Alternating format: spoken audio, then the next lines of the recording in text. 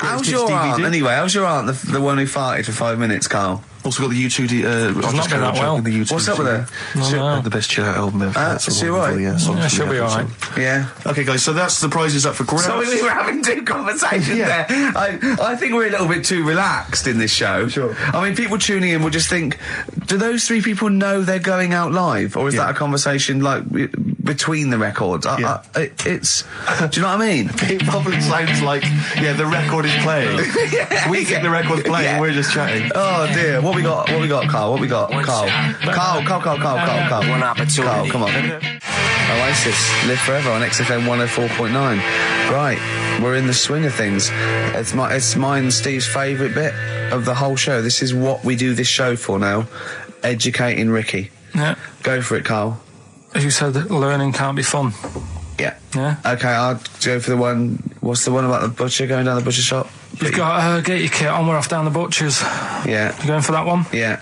Well, do you know the saying, don't let the cat out of the bag? Yeah. Do you know what it means? Yeah, well, don't give away a secret. Right. Well, do you know how it came about? No. Well, ages ago. Before, like... ages ago. 17th century? Yeah, before, like... Yeah, 17's good. Yeah. Before, like, proper butchers and Dewhursts and supermarkets and that, you used to get these blokes who sold meat. Right. Butchers, they were called then, I think. Yeah, but the difference was they didn't stay in the same place, they moved about. Right, so they'd turn up on a street corner, and he'd have, like, loads of carrier bags of, like... Carrier bags? Yeah, with meat in and that, and people would plastic be like, carrier bags. Yeah, with whatever. mobile butcher on them. Yeah. Right, so and an email address. Yeah, go on. People went, right, yeah, I need some meat. Right, so they'd go up to this bloke and say, what have you got? And he'd say, well, I've got a you can have a bag full of pig, or you can have whatever, a bag full of chicken, whatever. Yeah. And they'd go, how much? They go, call it a fiver, whatever. Yeah. And they'd buy them, and to make more money, they didn't always fill the bag with what they said was in it. Oh, and I thought that might be the case. Right. Yeah. So what they used to do? Put cats in there? Yeah. But I don't see what. Okay, so sometimes they would put a cat in the bag and pretend it was chicken or whatever else. Yeah. So why was a cat any cheaper than a chicken? Because cats are wandering around the streets, aren't they? Chickens aren't. So they'd get a chicken, they'd put a chicken on the top so that when they look in it, they'd go, yeah, that's all right. Got a bag full of chicken. They'd get home to make the dinner, and they'd be like, what are we having tonight? And they'd go, well, you'll never guess. And they'd have, like, well, you can have a chicken leg, and, But it would be a cat. Yeah. They'd have to defrost a pizza. Yeah. Did they mind that they were eating cat then, in those days? He didn't say. He just was saying about the saying, don't let the cat out of the bag. It's like, if they see that, they're going to go mad. I'm mildly disappointed with this story. It's all right if it's true, but there's something about it's just... I want to know more. He always leaves it... Is it Karl doesn't quench your thirst for knowledge, he creates more. I don't know if that's a good thing or not. Well, yeah, he's like the pot noodle of information. Yeah, do you know, he never... I want to go... I'm not nourished by it. It's like if for every fact he tells me, there's 10 others that spring up that I have to get clear. Well, so it was the people that were doing this, it was the dodgy butchers that coined this phrase. Were they saying to each other, don't let the cat out of the bag? I.e., what I mean by that, Jack, is don't let them see the cat, what we've stuffed in there. Yeah. Dodgy butcher, there's another phrase, isn't it? So that's the first one. Is that a euphemism, or is it dodgy butcher? As his meat delivered around the back. Sure. So that's that one. So let's get your kit on. What does that mean? It's a euphemism for homosexuality. Okay. And meat, presumably, in that means different things. It doesn't. It's a word that is also a male bird. Would it mean chicken or cat necessarily in that context? Or well, I suppose it could. Yeah. Karl's look at him. Karl looks at you like a cat. Yeah. Whenever we leave him behind, if we don't talk like straight at him and let him see our lips moving, and it's monosyllabic and very look, he's lost in that conversation there. He just drifted off, didn't you, Karl? No, I just was also thinking on animals and that. Something else I was going to use. Go on. Was this isn't a radio show, is it? I just suddenly caught myself. This is nothing. I told you that before. It's been bad today. No, but I mean, it's the way, this casual way that it's like we almost have no regard for our listener, and I'm not proud of that. I just don't know what to do about it. Do you know what I mean? I don't know how to do this properly. I mean, we're just chatting here. I mean, it's only Anderson who's seen through us, and that surprises me that more people haven't. I mean, what are the figures like? Do people listen to this show? I'll find out for you. You keep saying that. But, there's this parrot, and apparently it lives Rick, it's unique, if nothing else. I mean, when you wake up with Woken tomorrow, you're not even going to hear him start a line with there was this parrot. Go on, there was this parrot, yeah, go on. And it can talk and that. Someone's obviously, taught it out how to speak and that. And it flew away. And it's living in this church. Right? And people are at the church doing hymns and that. And then trouble's brewing. In between the hymns. That parrot was owned by an old miner who used to swear a lot. Yeah. Well, then the vicar is going to be really annoyed. That vicar, that vicar's going to go on. I just hope it stays quiet, Rick, during the vicar's sermons. Yeah, go on.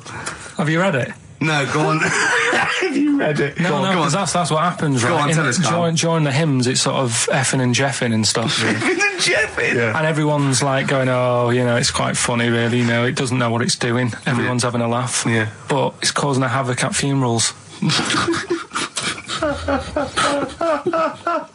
When did this happen? Not years ago. John was a much-loved man. He was a wanker! Yeah. So anyway, that was another story. What can you say about Uncle John? Bollocks. Oh, Karl, I love the fact that when you look at things, you go, that's interesting. A parrot swears at funerals. That'd be a nightmare. And it stays with you. You see, for a simple man, you retain an awful lot of knowledge. It's just all rubbish. Do you know what I mean? If you just replaced all this rubbish with good stuff, you'd be an intellectual. Yeah. Really. Because, your attention is fantastic. Yeah. So Did I lose you again there, did I? Was it the word retention? We've still got Wash Up With You. Yeah. Should we play a record and do Wash Up With You? Yeah, we'll play a bit of Aqualung then. Aqualung! Right, that's Aqualung. Good time's gonna come, innit? Right, Karl, come on in, educating Ricky. So, don't let the cat out of the bag, that's where that comes from. Comes from a crafty butcher. Right, go on then. So the next little headline is Wash Up With You. Wash Up With You, go on. You want to know about that? Yes. It's a survey that they did this week. They? Yeah, some university did some survey. Brilliant. Did a world test on washing up. Yeah. And each country were given 140 pots to clean. Brits were the quickest. Yeah. Yeah. Turkey were the slowest at washing up. The Turks. It's not because the little fellas that work in the kitchens with no... Is it? They can't reach. Spain were the cleanest, and the Germans were pretty good as well. So... I don't know where to start with this. Honestly, Steve, I don't know where to start with that. Look at his face. It was really light, right? We've had the parrot, right? These are things that I found. Found the parrot. Right, I've told you about the dog in the car wash. Right, you didn't tell me about that. You said there's a car wash for a dog. That's all you told me. Yeah, the but parrot, you said there's a parrot. What? It's a problem at funerals. Yeah. That's nothing. That's nothing. Do you understand? And they used to eat cats. What else have we got? There's an elephant in India with sore feet. Why? There's an elephant in India with sore feet. No, I'm interested. Why? Tap dancing. Why? I didn't write that He's much trying about to it. break Roy Castle's record. He's still going. Go on, what is it? Think. It's an elephant, and it was really old. It was about 76. Right. And it had sore feet, because it's old. And they don't make stair lifts that big, do they? Roads are bad and that. Yeah, go on. They said, what are we going to do? And the town was like, we're used to seeing it around. It's part of the thing, we don't want it to have sore feet. Yeah. So they got some slippers made for it. And it had like a picture of the elephant looking happy wearing some slippers. I love him! I love Karl, his world Think of it, where did you see this picture? That was on the internet. Right. That's a lesson, though, for any elephants listening. You know, don't wear stilettos to work every day, because it can do your feet in. So that But don't elephants have really bad memories? No, they're really great good memories. Oh, do they? Yeah. Oh, well, that's good then. No, I just thought they'd forget where they put them. I thought there was something about elephants having bad memories and that. It goes on, where's my slippers? Yeah. I'm sure I left them by the test. So, sorry, there's an elephant walking around wearing slippers? Yeah, that's in What India. kind of slippers? Those sort of old man ones with the sort of checkers? Well, round design. ones, I imagine. Yeah. Big round ones. There was that going on. And is it happening? Is it happier? I mean, does it feel No, more it satisfying? looked it. Did it look... How can you tell? How can you tell for elephants, please? What else is there? There was a woman who's had a breast insured for 150 grand. Right. Okay. Any more information there? What? Third party fire and theft? Don't know, it had a picture of her with them, like, you know, out. I just thought, yeah, he should get them covered. He's done another real joke! Brilliant, that's a proper joke. He's done, look at his little face, he smiles. I'd like to see you on one of the sort of TV panel games. If they could bring back sort of celebrity squares, he'd be amazing as the centre square. Oh, that would be Wouldn't incredible. That be or on that countdown in Dictionary Corner. I imagine him in Dictionary Corner. I've come up with cat. If that helps at all. Yeah. Memblent. Yeah, what does that mean, Karl? Just anything you want it to mean. What I've got, there's a dog that's got a cough in Singapore because it smokes 20 a day. Right, okay, another one. No, it's the last one in it, so we'll save it. The last one we've got is why don't they Sorry, what was that? Wash up with you, that was it? But was that it? Surveyor washing pots and I pans. didn't understand. You said Italy were the cleanest. No, Spain. No, Brits were the quickest. Yeah. We were the quickest, but Italy was the Spain was cleanest. the cleanest. Turkey were the slowest. Yeah. Spain were the cleanest. But why weren't we clean then? Because we were washing up. Why were we not paying attention to the We bits did it of dirt rubbish. We bristle? did it quick. We did it quickly, but I don't understand why it was being rated on. Who was doing it? Was it Lynette Newman or Ainsley Harriott? She's quick. Both of them are quick. Yeah. Well, they've got like kind of loads of slaves that do it for them. Did we use fairy liquid? Don't know. It didn't have. Did we use a whole bunch of Boy Scouts? Didn't say that. Just like said, Lynette. it just said, that. Who had the Who softest volunteered hands? for that? Who had the softest hands? So it didn't say. I didn't. Why is it we don't get notified that this is taking place? I don't know. When I was a kid, no one ever said, we need recruits because we're doing a survey on who can wash up the quickest. Are you disappointed in yourself with that one, Karl? It is pretty dull, to be fair, and that is why we've got to bring in either con merchant or a wine merchant. Or shut up at your face. Yeah. Would you be able to, if I put you on the spot in the next, sort of after the next record, would you be able to give an example of how con merchant would work? I mean, is there something you could do just to sort of experiment? Should we play a record? Play a tune. What do you reckon, I can do better than that. What? Ads. Go on. Oh. Travis on XFM 104.9 on Ricky Gervais with me, Steve Merchant and Karl Pilkington. We're doing Educating Ricky. Right, final one. Come on, Karl. Right, what was it? It was, why don't they just get a diary or some paper or something to write on? Yeah. Because snappy. I couldn't think of a heading for it. It's basically Go on. people who have tattoos. I've never understood it. Right, that they have something put on their arm. Right, sorry. Have we started the educate? Is this part of it? Are you educating me? This is something that will be useful in my life that I didn't know about. Yeah. Go on then. No, it's just that they've got a machine out, right, that does tattoos. Tattoos. You come up with a design you want, and you sort of this machine scans it, and you put your arm in this thing, and you press print or whatever, and then it does the tattoo on your hand or on your arm. Like loads of little needles that follow a pattern? Yeah, the computer, basically, yeah. Is it a real tattoo? It's a proper proper one. The fella said... well, as long as it goes out, it pierces the skin with a I just wondered if it's one of those kind of, those kind of... No, it must be lots of little needles or a moving needle that can go Sorry, along but it. how is this cleaned, like, in between each person? Don't know, probably... I don't know. Well, no, it's only that if it's one needle, it's just the head, isn't it? If it's one needle that moves and does it like loads of little... What are we gaining from a machine doing it? Just because they're going to sort of mess it up. But hold on, how do you keep your arm still? Because your skin moves slightly. So the machine it's won't... sort of strapped to your arm. Right, And so the it fella, spreads... the fella said that the tricky thing was in all this it was the fact that, you know, nobody would let him test it out on anyone else, so he had to do it himself. But did it work? Because the thing is with a tattoo artist, they can see when your skin's moved and they can see what they've done and they keep wiping it and looking, whereas a machine's just got to trust itself. Yeah. So I think one needle could go wrong. If it was a lot of needles that it just came down, like, you know, 1,000 needles that was an imprint. Yeah.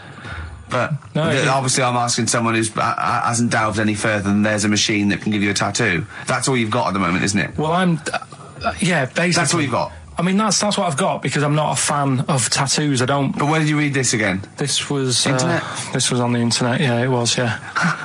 Okay. And I just don't understand why people do it. That's what got me attention. Because me... Sorry, what have I learned from this? That if you wanted to get one, you know, you can get one done by a machine now. You know, people say machines are sort of taking over and that, and there's another one.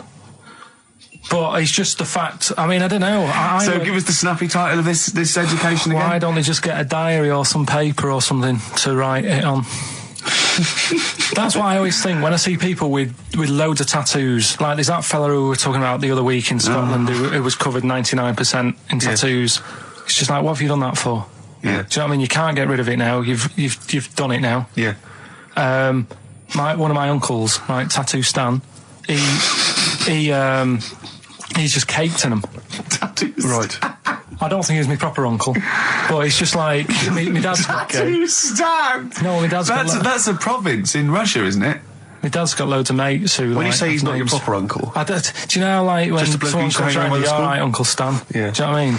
And there was my dad had loads of mates like that. There was John the Screw. Right. So he either works in a prison or he likes to have sex. Cabbie. Cab driver. Okay. There was Jimmy the Hat. I don't know what he Jimmy did. the Hat? Yeah. And, did he wear a hat? No. No. There was Fred the Veg. You sure he wasn't a relative? Sorry. Fred the Veg used to get us like big bags of potatoes and that. Fred Veg, okay. And there was Tattoo Stan. Right. And he was just caked in them. And I used to always look at him thinking, why have you done that? I must have only been like, 6 I suppose or 7. if you're born with a name like Tattoo Stan, exactly, you're destined, aren't you? Were really? they like a 1950s gang? I'm worried about. I'm worried about doing a bank job. What was his name? The Hat. What was his name? Jimmy the Hat. I'm worried about Jimmy the Hat. Yeah. Not having a hat. I don't understand it. Are you sure he didn't have a hat? Not when I met him.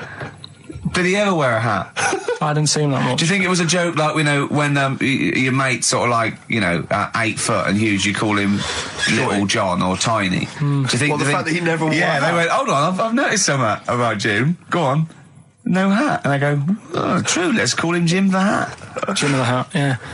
But my Uncle Stan, he had like loads of them. He did them himself. Oh dear! And it was always that thing. God. What was it? Things like he had like the cross cut here, made in Britain. And if you're going to do them yourself, I'd say at least make sure you're sort of a good drawer. Yeah, and don't do it in the mirror so it comes out backwards. Well, that was the other thing. But like, I remember he did. Names are all right. He had like all his kids' names down his arm. And, what are they called? Yeah. Oh, God, it's Tattoo Stan Jr. Yeah. And Paul shits the bed. I'm trying to. Oh, Wabbai Kate. Yeah. But he had, Frankie never amounts to anything. Oh, God. So he had like. Johnny, I don't think he's mine. So he did all this. I don't even know why I'm telling you about tattoos. No, nor do I, Karl. I was watching. Did you watch The Mammals in the week? No, David Attenborough. No. I was thinking actually, right, all this MTV stuff. If there's one reason why I'd like to do it, is I was watching Attenborough, the Mammals programme. I reckon I could do something like that. Right. And just have like me instead of Attenborough, like a young sort of fresh person. Yeah. Watching like. Certain animals and saying, do we need these? Do you know what I mean? Yeah. Oh, God! What's going to Death on Earth? Well, that's amazing! Yeah. Do we need these? And the audience at home would vote, would there be some kind of telephone like a vote-out system. Oh, the thing is like, it's something interesting that Attenborough was saying the other night on, do we need these? On Jonathan Ross's show, on his telly show, right? He was saying, he said you could take all the humans off the Earth and it would carry on. But take, like, some animals off it, mammals and that, you got problems on your hands. I thought that was quite interesting. Yeah. So it's like, the question is, do we need these? Is that part of the big thing? Right. Like jellyfish. Yeah. We've talked about jellyfish. Yeah. Yeah. So which mammals in particular were You talked about watching our that Zoe you Ball thought- show, haven't you? Hey? Which mammals were you thinking we don't need when you watched the show the other night? Any in particular that you thought they don't need them? They're not of interest. Well, I like whales, but I don't know what they do. And they're taking up quite a lot of room. Sure. But stuff like... Yeah. But like jellyfish, I looked into because Yeah, you know, well, I was I know you talking don't about know, them, and they were saying they've got no eyes, no heart. There's something like 97% water. Yeah. They're blind, and they do about 33 miles a day. Right. So it's like, do we need them? Could we clear them out? Yeah. Well, the big net. That would be the programme. What? Right, we'll get rid of them. Next week we'll be looking at Rhinos. I think it's genius. Honestly, I think it's genius. And like going along, sort of like picking up sea anemones and going and just lobbing them into the sea. Well, what do you think about MTV doing that? And then I just, in between the bits, Play music videos? I play music related relates to to it. fish, so I could play like Fish, Yeah. that rock guy, or the animals, Rock lobster. yeah, or what else could This I get could in run there? and run. What other songs have got animals in them? The Well, monkeys, could play the monkeys. Yeah, there's about 1 million, so let's not start this. No, but do you know what I mean? So do we need this? So MTV Carpet. flies you around the world And to the you- most incredible exotic locations. You sort of climb up a tree or whatever next to, I don't know what lives up a tree, some kind of rare parrot. You say, look at Sloth. that, it's colourful, Sloth. it's Oh, interesting. you like sloths, don't you? No, they just live up trees, but I'd say, do we need them? Why? Well, what do they do? What do you mean? What do they do? What do you want from an animal? Carpentry. What do you want? I don't like scorpions, right? Right. But then I found out they look after those monkey things. They're not monkeys, they're Whatever. lizards. Well, all right, yeah, then lizards. They look after the lizards. So there's a reason. But do you need the lizard? Could be your Well, next yeah, question. because the local people made shoes out of them. But not when the scorpion protected them, they didn't. All right, we don't need them then. So, and so ultimately, would anyone decide? I mean, do the animals kind of get a chance to mount a case for their survival? I mean, is there maybe someone that comes into their corner and sort of defends them? I'd have like a David Attenborough type character who says, Right. well, they do this, and I'll go, yeah, but do we need that doing? Yeah. Yeah. Okay. So what does an animal need to do in order for you to feel that it sort of gets a chance of life? I mean, like a pet, like an animal, like a dog maybe, or a cat, I mean, they give a certain affection to its owner. Is that a valid reason to survive? Not particularly for you. Not really. No, okay. I mean, saying that, though, blind people use dogs, so they are useful. So dogs are useful. Saint Farmers burners, use they often dogs. save people, don't they, in Yeah. snowy weather? Cats. I'd have to think about it. Okay. Keep the mice down. Yeah, but you got rent a kill. Okay. So what I'm saying is something that will affect the world. Right. I think you'll find everything does. Except Karl. I'm not sure what effect he's having on the world. I'll tell you what, though, Steve. Right? Did you watch the mammals? I didn't see the mammals. They had bison on it. Right. The weirdest looking things you've ever seen. Yeah. They've really Again, you're on dangerous ground here, Carl. but they've really got it's like, decide what you want to look like. It's just a mismatch of stuff. It's got a really big airy head. Yeah. And like you. Sort of bald at the back. Right. Sort of It sounds like thinner. someone you went to school with. Was there two of them? Ah, brilliant.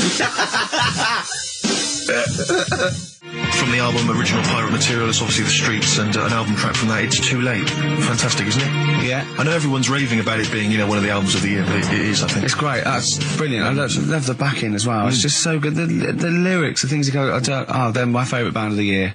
Next week then, we'll do all our favourite songs of the year, shall we? No, I think it's got to be 2 weeks' time, hasn't it? 2 weeks, is it? Yeah, We'll do I'm the away Christmas. next week as well. What do you mean you're away next week? What are you doing? Zoe Ball show? I'm going up north again. Why? So Claire's going to be here with you. Okay. Yeah, at least she... What are you doing up north? She does her job. Just Suzanne's dad's birthday. So I bet he's a party animal. I've read that they really kick off, don't they? Is it? Yeah. When, so you gonna be raving? can't concentrate now.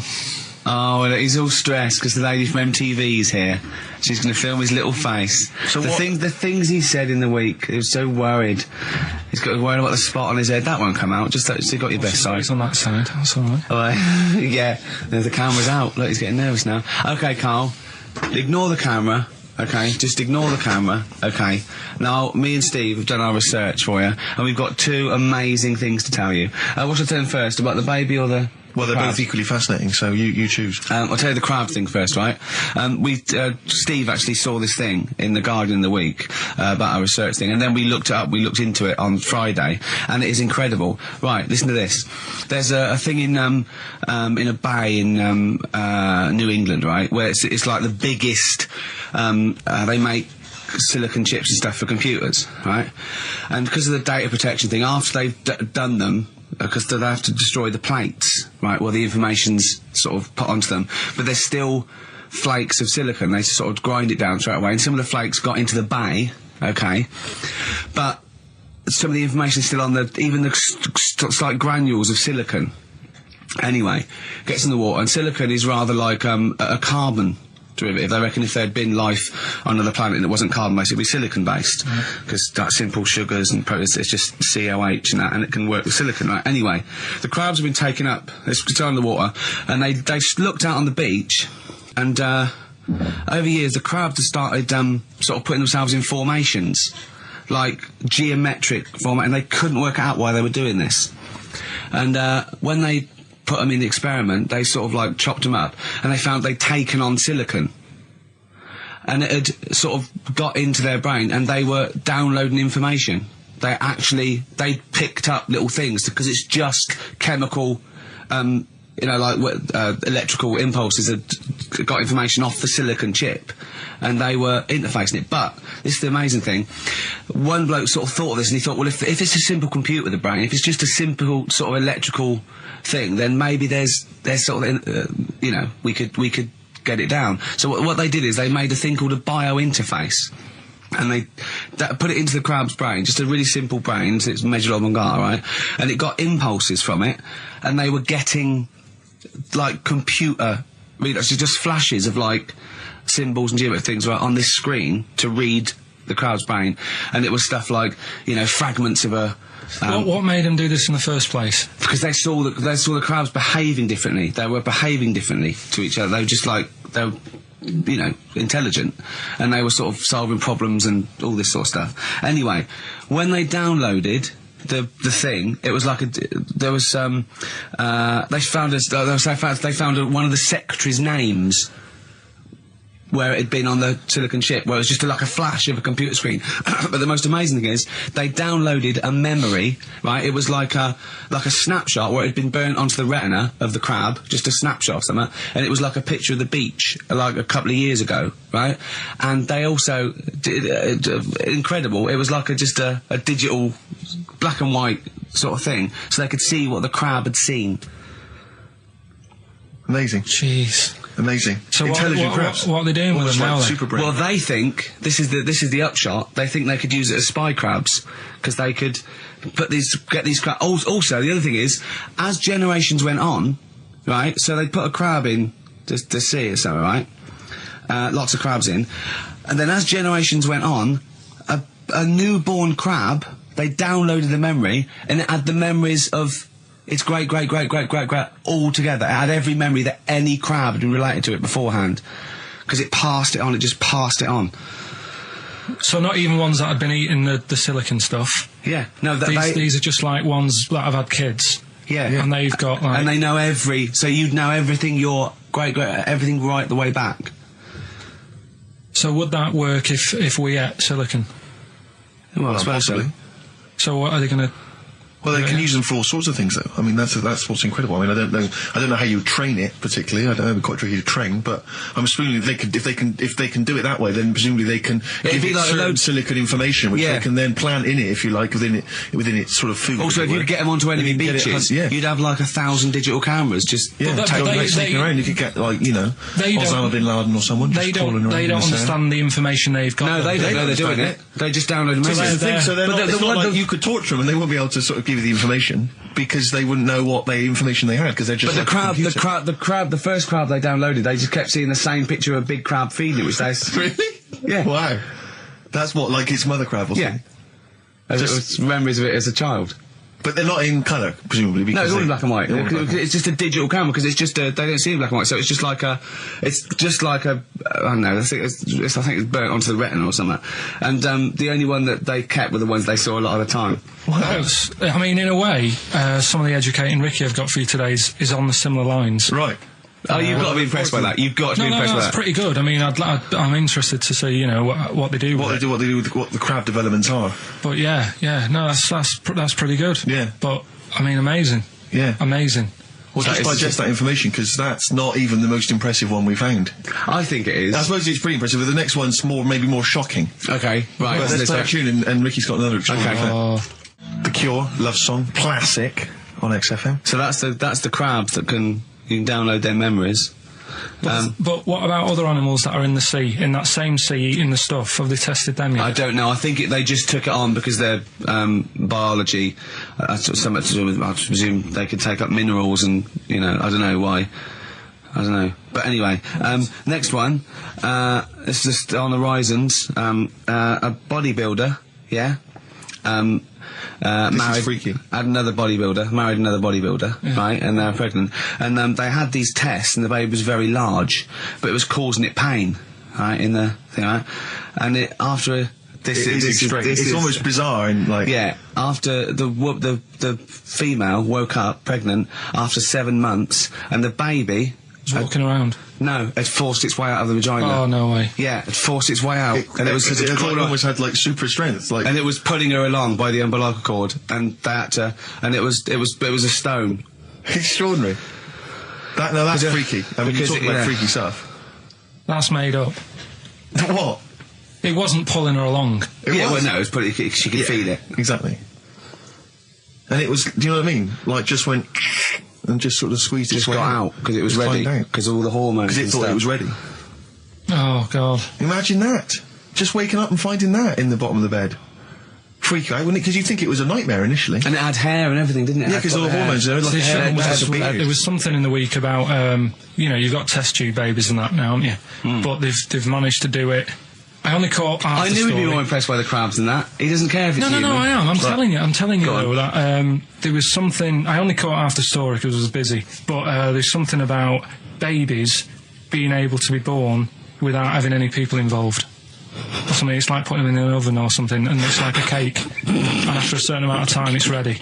I think you can buy those in Argos for kids at Christmas. It's my first baby kit. Yeah. There's Play-Doh, I think, that they can buy. Yeah. So what do you think of that then? The baby one. Yeah.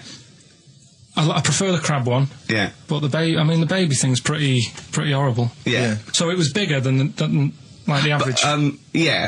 Both made up. We made those up. Yeah, they're both rubbish. They're both they are both rubbish. Despite the fact they're both rubbish. Yeah. They're interesting. We made those up. Both those stupid stories up. Yeah. Imagine downloading a crab's memories and seeing its mum feeding it as a child. Both are rubbish. I had trouble. Yeah. I know I was going to have trouble with pushed its way out of the vagina. Yeah. I practiced that about 30 times yesterday with Stephen. I was going, I'm not going to be able to do it, mate. Yeah. I'm not going to be able to say that. Yeah. Are you disappointed? A little bit. I mean, the baby one's a bit sort of out there. Yeah. I wasn't really having that one. No. But the crab one, See, now, what's interesting, I think, is a useful experiment, Karl.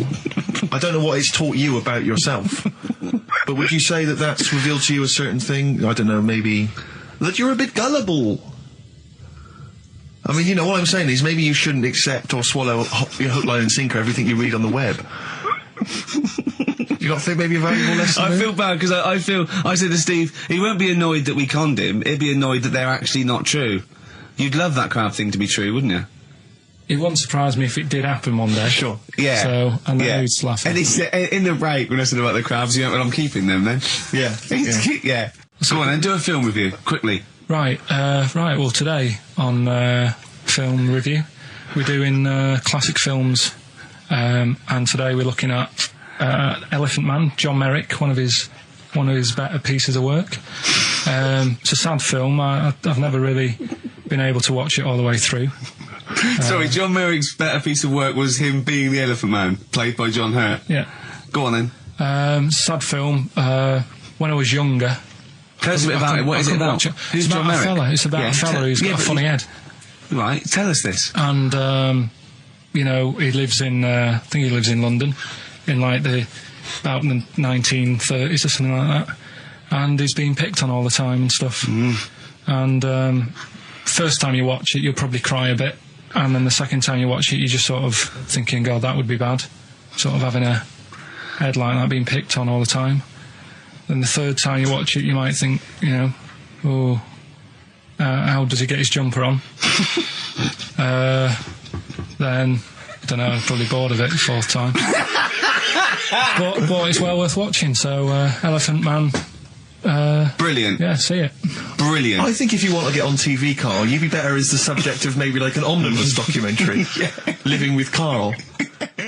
He had some Germans laughing at him on the tube because he recognised him. You don't think of that? Well, obviously Ricky doesn't travel on the tube anymore. He's too rich for that. I never did. I always thought it was beneath me. Sure, but I used to walk everywhere, didn't you? But I'm still forced to take the tube, and I sat on the tube, and it pulled up, and outside the window, just happened to be on the station, was one of the posters with us. So I was kind of there, not realising it was behind me, and these big kind of fat German or maybe Bavarian guys. Well, they're in lederhosen eating sausages. Yes, they were. They're Bavarian. Yeah, they were.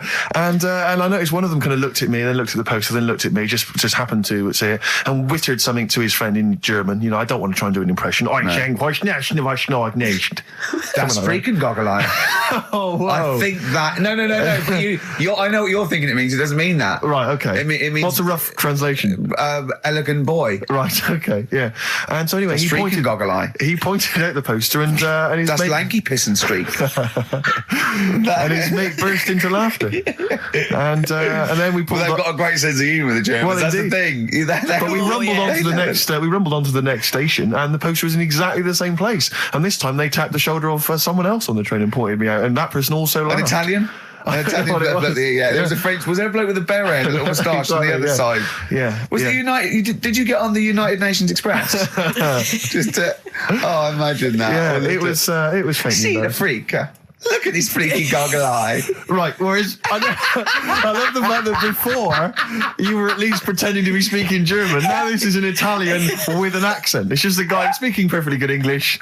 So you've not even disguised the insult there. Oh dear. That'd be lovely. Try and insult me in other cod languages. You could bring Europe together if they just instead of Esperanto, that there was just one common language. The language of freaky goggle eye. I'll tell you what would bring Europe together is you maybe representing England on the Eurovision Song Contest. That would be great. With a self-penned tune. Should I do that? That would be magnificent. It's got to be worth thinking about. Just about everyone being the same. Yeah, like just about people being equal. Everyone, not and also mentioning the euro. Yeah. Just doing that. I like all different cheeses. Oh, je t'aime la musique pop. Yeah. La baby belle. Et le cheddar. I mean, I'm not a fluent French. Le grand fromage. Yeah. Oh, it'd be lovely, wouldn't it? And they'll all be there, all in their different. Well, every uniforms. line could be maybe in a different language. Yeah, and what would I wear? I'd wear sort of like a kilt. You'd wear a kilt, but you'd also have on your head one of those kind of big, what are they called? Those big furry hats that beefeaters or whatever wear. One of them. Is it kind of a busby or something? A busby. Yeah. Wear one of those, or maybe a policeman's helmet, a Bobby's helmet with the kilt. Yeah, you'd have the clogs. I'd wear the policeman's helmet under the kilt, so they just thought I was really enjoying the show. Yeah. Good idea. Hey? Excellent. I think we talked for about 3 minutes without having to mention some kind of genitalia.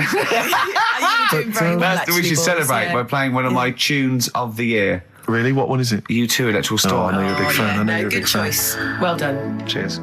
I've said in the past to you, Rick, that my grandparents, so I love them dearly, but it's like for the last 30 years they've been waiting to die. I know. It's like they just sort of, it's like, the novelty wore off of life. Life in the 50s. Yeah, they got kind of bored of it. Life, in the 40s, it was brilliant. All sat around the old Joanna as the bombs fell, singing. They loved that. The 50s, that was great as well, because that was the post-war years. It was, it was a bit tight in the pocket, but it was all right. Everyone pulled together. And then the 60s came along, all the crazy music, the funny hair. Let's stay in bed. Exactly. They basically stayed in bed. And it was one Christmas when my grandmother said to my dad, what do you like for Christmas? What do you fancy for Christmas? And this must have been, I don't know, 20 years ago. She said, what do you fancy for Christmas, Ron? And he went, well, I could do with a nice big kind of warm winter overcoat. She said, don't worry about that. Don't worry about that, because your father will be dead soon.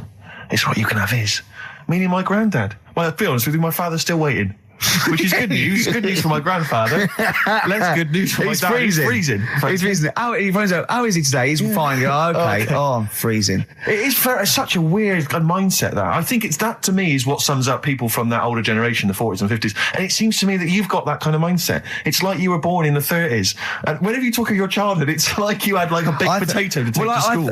And a hoop and a stick as a Christmas gift. The other thing is, I think that that sort of generation, it seems that the man is dependent on the woman. There's a total dependence. Oh, absolutely, If she dies, he's done. Yes. He's done for. He'd just pine away. If he dies, she's got 30 years of pottering. Absolutely, yeah. Do you know what I mean? Yeah, and going to, like, you know, the youth club and the church. I know what you mean, yeah. It's sort of like that. It's sad. Of course, it's sad for them, but it's sort of not the end of their life. No, sure. And it sort of is the other way around. I don't know why that is. Yeah. It's terrible. That's a little melancholy thought for I know, Christmas I've really brought it. You brought it down. You've brought it down. I've brought it. This isn't a nice show at all. This is terrible. Well, we're going to have people just killing themselves. What? Well, I didn't really want to make it a Christmassy type show because I don't really like it. Oh, he's done it again. What, you did Christmas once, didn't like it? No, my dad always said... Oh, right, steady on. Dad said Christmas morning was for, like, you know, for me. So he used to stay in bed. So he never... That's brilliant. That's a great thing to say, isn't it? Yeah. Christmas morning's for you. Run wild. Do what you want. Just don't bother me. I'm going to Honolulu for 2 weeks. That's great. Dad, it's Christmas. Do I have to do anything? No. So my mum used to get up because she used to like to see my face light up, you know, when I open my presents.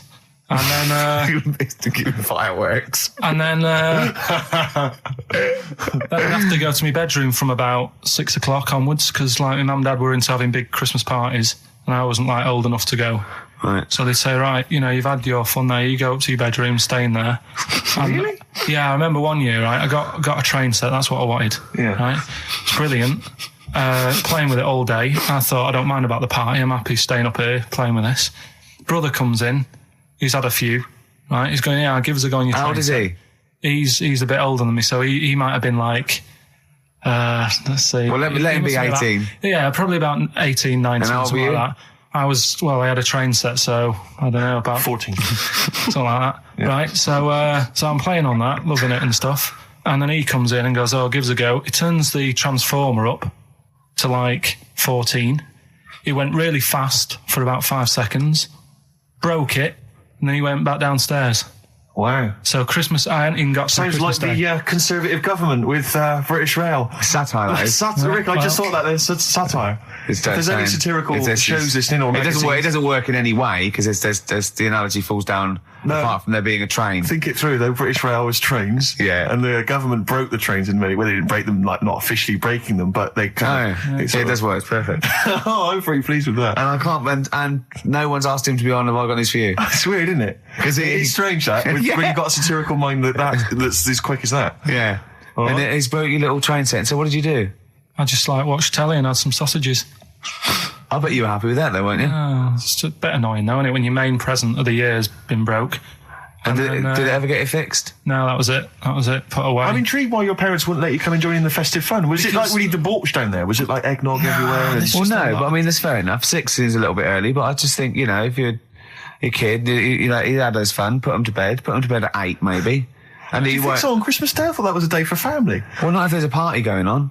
Well, don't have the party on the Christmas Day. Well, that's another option. Yeah. Your parents are weird, aren't they? A strange breed. Well, I think that was the year, right? You're talking about buying presents and stuff. I think I did treat my mum to... I didn't buy my dad anything. I think that was like when I got a bit older, I used to get my dad something because he wasn't that bothered anyway. No. So, got my mum, there was a cheap shop, right? Of course. Thank God for that. Called Snips. Right? So I went in there and I thought, let's see what I can get her. And remember Victoria Plum? I don't think so. Well, it's like a fairy character. Right. And my mum's into gnomes and stuff, right? So I thought, right. She must be pleased with you, then. Victoria Plum. I was thinking, is that one of the neighbours? Is it like a brandy liqueur? Do you remember Victoria Plum? Victoria Plum. Victoria Plum, yeah. It's like a little fictional sort of character, right? Okay. So I saw it. I thought, yeah, she'll love that, right? So I did my paper round, saved up for 2 weeks, right? Aww. Got that sorted. Went to Snips, bought the Victoria Plum.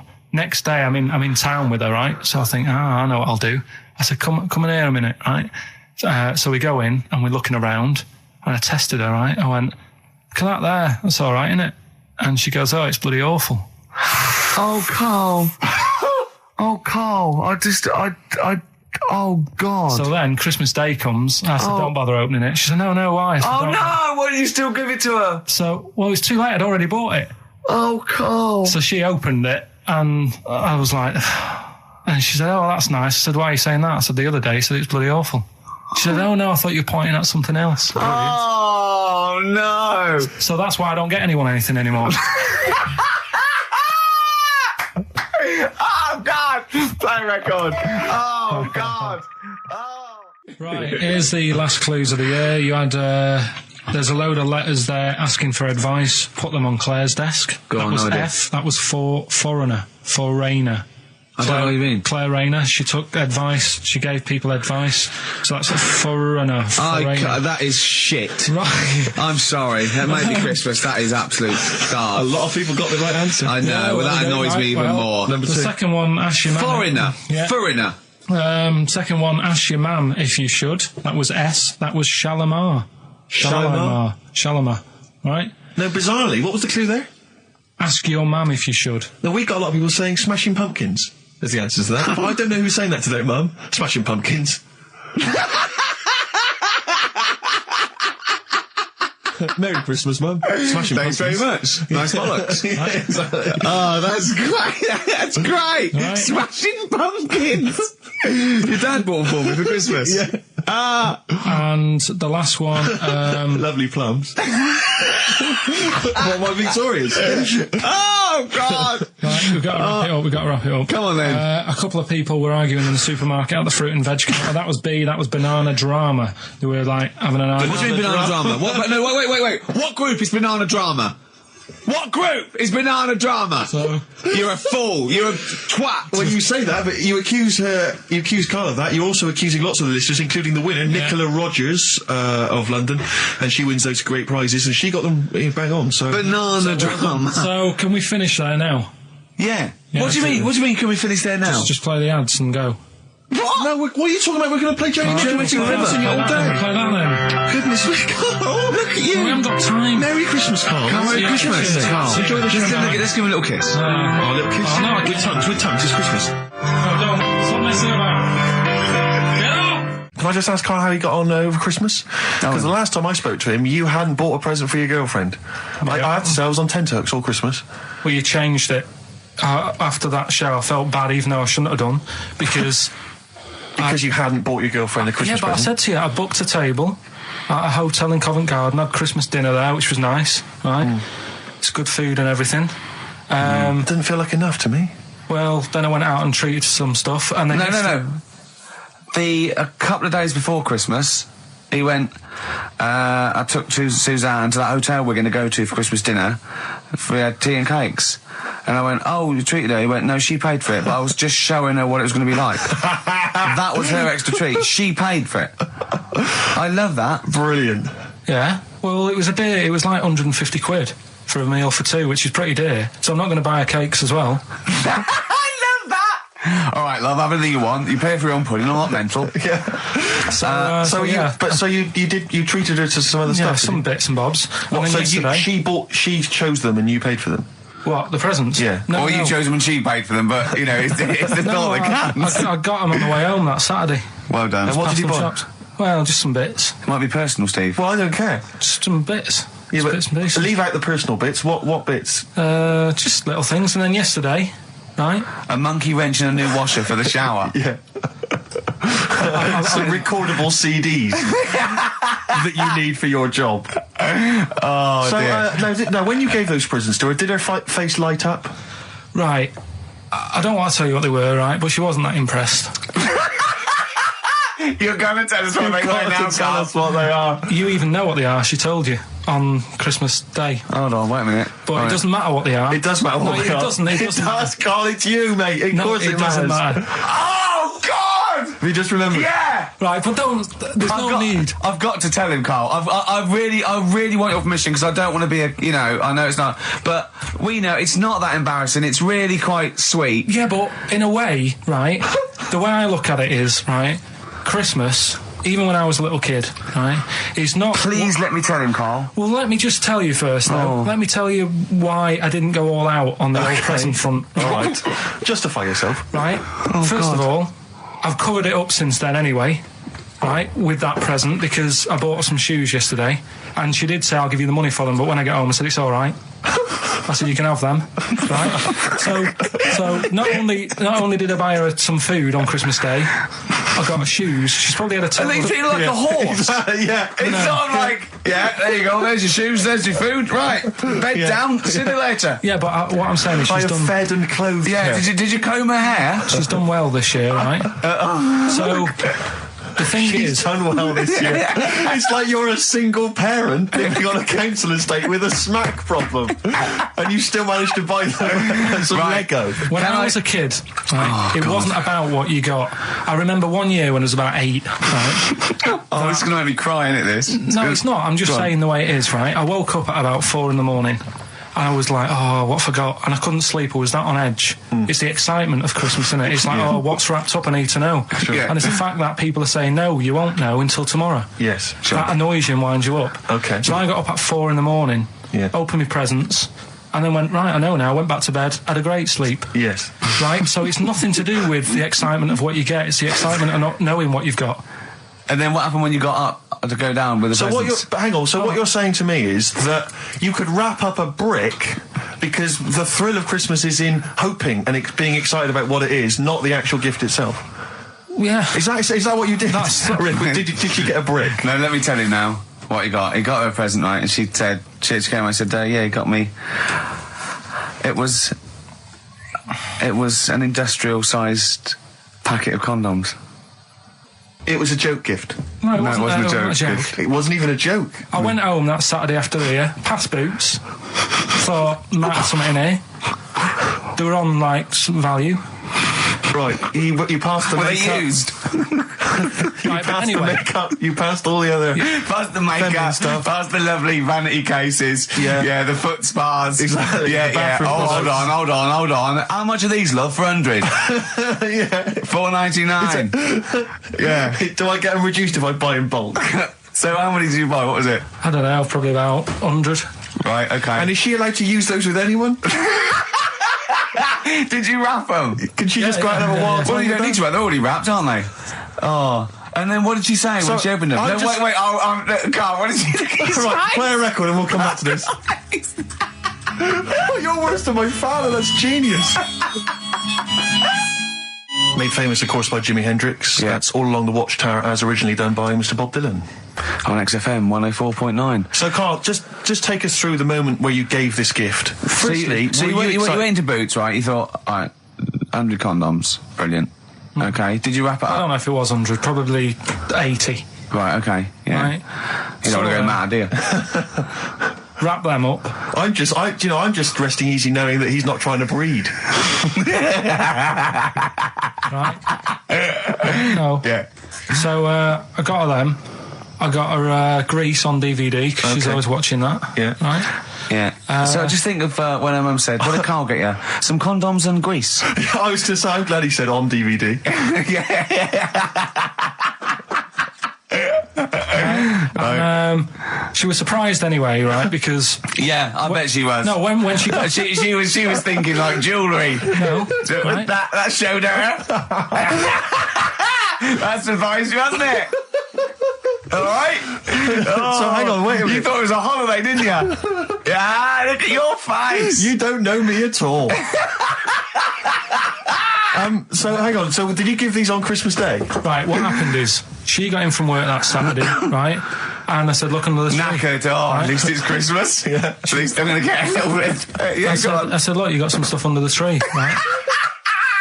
So Did you give her a sugar lump? Right, she was really chuffed with that. But she said she was a bit puzzled because I didn't know we had any wrapping paper, right? So I ended up using wallpaper. You didn't take it off the wall though. You had some. No, it was some left over, right? So she said, why have you used wallpaper? I said, well, I didn't have any paper and you were getting in a bit and I wanted you to have a surprise. So she said, can I have a feel of them? I said, no. Presents. You thought, right, I've got the right thing. Yeah. Right. And then Christmas Day, I said, no, don't get carried away. It's nothing really good. You know, we said we weren't going to buy each other much. So there you go, open them. Yeah, go on. And Can I just ask, had you received your present from her yet? yeah. So what had you received? What did he have? Had some shoes, Nice. right? Getaway game for PlayStation. Nice. Which is all right. I'm just totting up Just the value of value this. of those, Go on, yeah. And So- just also think about how much fun and pleasure you get from them. Yeah. Although, of course, condoms, I can see the Well, do it. see know. the appeal. Well, okay. Yeah, so yeah. I think But I can. also add to that bit 150 quid for a meal. If you're going to start Minus. totting up, 150 quid for a meal. I bought her some shoes, 72 quid. Yeah, that was after the event, though. Doesn't matter. All right, so you'd received these, dare I say it, thoughtful and nice gifts. You handed over the box of condoms. They were wrapped up. She Well, unwrapped them. yeah. Go on, take us through it. Walk us through it. Well, it's not something you play with on Christmas morning. Oh God! Oh, right. But when she opened What them, did she her say? What did face she say? She's, well, I wrapped them twice as well, so she thought it was something really good. Extra It was like, protection. do? Right. oh. And, So she thought it was something really good. and then So the disappointment would be doubled. Yeah, go on, yeah. then she just opened it and went, oh yeah, so what's on the telly? And that was Cool, that. ungrateful. That was What an ungrateful woman that is. that. Well, she got stuff. Fancy not wanting I told her. a box of economy condoms from Boots. I said to her about the thing about, you know, it's all about the surprise and that, innit? Yeah. You explained that to her? Yeah. What, after she'd unwrapped it? Yeah. Thoughtful. And she was all right about it. Yeah. She understood. Rick, you know I suggested to him that he buy his girlfriend a gift. I'm worried I've done more damage to the relationship by suggesting that than if he had just forgotten. Next time you've got to go shopping for her yourself, Steve. I think I might do. You've better go shopping for her yourself. I'm glad it's all over though. It's mental. Yeah. It annoys me. The whole thing annoys me, and she knows that as well. Yeah. She should know. What? She still insists on having Christmas once a year. Well, Wow. I'm you know.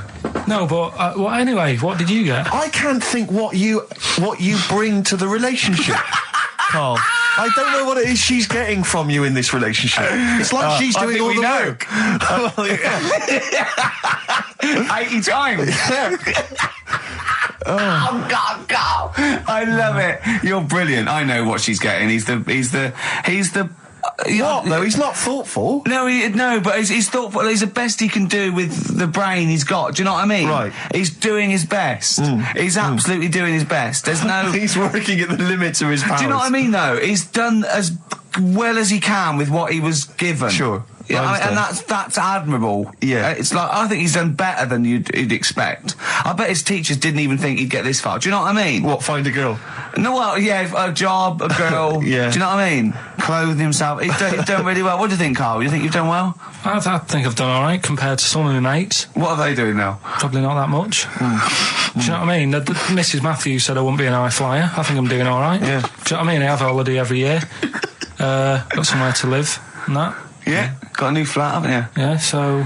So where are they then? The condoms? Are they? Did she show them to her family and friends? No, Take no. them into work. Look what I'm Carl got me. surprised she told Ricky, actually. I was a bit disappointed in that. Yeah. Because I didn't go shouting around. Well, she was what so I got. excited, Carl. Clearly, she was just so pleased and proud. All right. Play records. We come back to it. No, that's it now.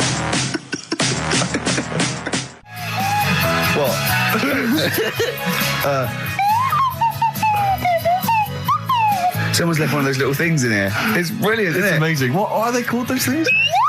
I imagine they're just there. I was thinking of being in the front row at a Morrissey concert and going, can I just play along? They are brilliant. I don't know what kind of sound that is. I don't know. It's only used for when Kenneth Williams Yeah, exactly. sees someone undressing. Yeah. That's the only time that is used, that noise. Exactly. That is But brilliant. it's like it was specially created for the Carry On films. Yeah, we need... I don't know what it is, but we need something when I walk in and see someone changing. Well, what about this? There is a light that never goes out by the Smiths. I phoned Karl up in the week, yeah, and I said, what are you doing? He went, well, even though it's one of my days off, I'm just doing some research on the web. Found anything that said, yeah, I'm doing science. And then he said, you can get wigs for dogs in Tokyo. That's his scientific fact. And I went, what do you mean? Dogs, if they need a wig? I said, if they need a wig, what? Dogs going bald? And he went, like, this is fine to him. He went, it's a stressful city, Tokyo. The world's all right with Karl. He's always got an explanation. I've only ever seen him confused once. When in Edinburgh, he looked out of his window one day and he saw a bloke putting a parking ticket on some rubbish. Yeah. And that genuinely confused him. Yeah. He couldn't work out, could you? It's a bit weird, isn't it? And the woman breastfeeding her 8-year-old child, you didn't like, did you? I don't like that. But the what's the name? Animals with wigs. I kind of thought, after I put the phone down to you, I kind of thought about it, thought, yeah, it's a bit daft, that. Are you sure he's not the ageing pop group? No. The Animals? But when you think, have you ever seen, like, a bald pet? No. It's weird. What do you mean? Because my mum, we had a cat, we used to get through loads of cats because we lived on a... Oh, God, it started early today, innit? What do you mean you got It's through only a lot 10 of cats? past 1. What were you doing? Running a restaurant? We lived on... Oh, God, what do you mean? No, we lived on, like, a main road. Oh, yeah. Right? So Yeah. we used to get through a lot of them. My dad It was kept their saying, risk. you know, stop wasting money, you know, it's not Stop good. wasting money, not wasting cats. Right, so anyway, we had this cat that was ill all the time. And It's just bag of nerves, probably. Yeah, malingerer. Yeah, I'm terrified. I'm going to which house? Rome. Oh, God, bloody hell. Rome. Don't let me go to the Pilkington. and it, for some reason, it kept being sick all the time. Right? Yeah, that is nerves. That's definitely nerves. So my mum kind of thought, I've had enough of this, and she shaved it. Whoa, whoa, whoa. Whoa. Now, I know you're not vets in your family, but what correlation did your mum think there was between you being sick and shaving it? Because it kept being sick, and it was a pain to wash, because it kept getting So caught she up. wanted a dry wipe cat. So Why didn't she just varnish it? What? it's weird. It's weird. Though. So now he's cold and sick. No, but not all of it. She left sort of the back half, but sort of from its waist, sort of. I love that. Shave it because it's sick on itself. And That is it was the genius. weirdest looking thing. I mean, normally I like cats. I'm always like giving yours a stroke on the head and that. Yeah. But as soon as she did that, it was like, oh, Yeah. can't touch it. And then So now it's sick, cold, and hated. Yeah. Karl. It must have, I mean, the other cats must have been taking the mick out of it constantly. It's just making things worse. Did it get, I'm hoping that it got run over and was put out of its misery. no, I think it got all right, that one. Or is that the? Yeah, it did get run over. It did. Oh, God. Oh, dear. How many cats do you say you've got through? I'd say whilst I was living at home, I mean, it's still on the increase even though I'm not there. So whilst I was there, probably 5. God. Wow. Oh. Yeah. And were you upset each time, or you just got used to it? It's one of them things, isn't it? Like I've said before, when you first see something, it's a bit of a shock. Do you know what I mean? It's like the Elephant Man or whatever. Yeah. First time you see him, it's that sort of, oh, look at that. Do you remember the first time you saw Steve? No, I'm not being funny. Do you remember the first? Yeah, but I've said this before. It's always, then you get used to how people look and you don't... No. I'm going to burst. You have to play a record. No, but... Because I just see Steve's face. No, but I've got used to it. Shut up. It's a long time since we've had any white van Karl. For those that don't remember this particular hot feature, we basically ask Karl some of the questions that are asked of a white van driver in the Sun. They always have this on Saturday afternoons. Anyway, here's the first one. They're not fascinating, Karl, but I'm just interested on your take, really. Yeah. What do you make of Cilla Black quitting Blind Date after her husband sent a message from beyond the grave? Are you familiar with this story? I didn't know that. What's that? She went to see a medium, and supposedly her husband passed on information through the medium, which was incredibly vague, but persuaded her to quit live on air. Well, it's about time, isn't it? If even dead people are saying... enough's enough. But I'll tell you what, though, talking about ghosts and that, do you know how I'm into them? Yeah. Right? How weird do you think this is, right? Well, it's not true. Before you say it, play a record. No, go on. Go on. Right, it's this woman. I don't even know if it's ghost, really. It's just a bit weird. Sure. Yeah, sure. There's this woman, and she's Well, she's not a woman, she's a kid. Sure. Okay. Sure. She's walking down like a street in her area. It's a nice day and everything. Everything's normal. She's walking down and a woman comes up cycling past, right? The woman on the bike looks at the kid absolutely terrified, right? Got a really scary face on her. Yeah. The kid's thinking, why is she doing that? Yeah. Right? So anyway, she thinks nothing of it, goes, I think she was playing in the park or whatever, goes and has a nice day. About 15 years later... Oh, right, yeah. She's, I don't know, I think she was going to work, right, on a bike. She was riding her own bike. Riding her own bike, cycling down the road. Oh, yeah. Looks at the kid. That's the thing that happened, like, 15, 20 years ago. Right. It's her on the bike looking at her as a kid. Right. Not another child. No. So it's her. She's seen herself. What, Carl? I mean, I don't know where to start. Firstly, where's this information come from? But I mean, why do you ever... I mean, I don't know what part of that you think can be true. I'm honest, I'm speechless. I don't know what to say. What are you talking about? Bit weird, though, isn't it? But it's not true. It didn't happen. Nothing happened like that. She said it did. Well, then she's wrong. She said she saw herself. She saw herself as a kid, didn't she? Did she carry on riding and as an Puck? adult when she was a kid. Did she stop and talk to herself? Or did she ride on by and think, that's a bit weird, there's me as an 8-year-old. I won't stop, I'll be late for work. Yeah, if I'm late again, the boss said he'd be in trouble. Yeah. Oh. Well, And where is this information? Did it happen to someone you know?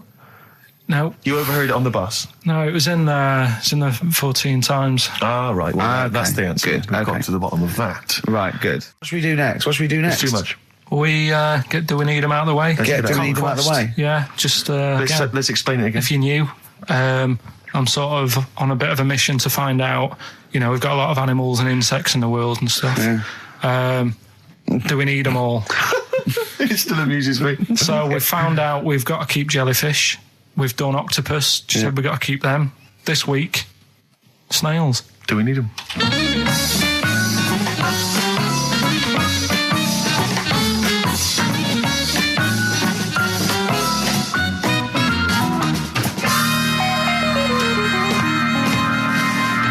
Just doing some research, right? I'm sort of working my way through different creatures and insects and stuff that's on the planet. Yeah. Right? And finding out if we need them or not, right? Yeah. Do you know much about snails? Well, sea snails. Well, yeah. Snails in general. Don't know much about snails, land snails. I know a bit about sea snails, like whelks, top shells, that sort of thing. Would you say they're important? What sort of sense do you mean by important? Say if we had to sort of get rid of some animals and insects and that because we're running out of room.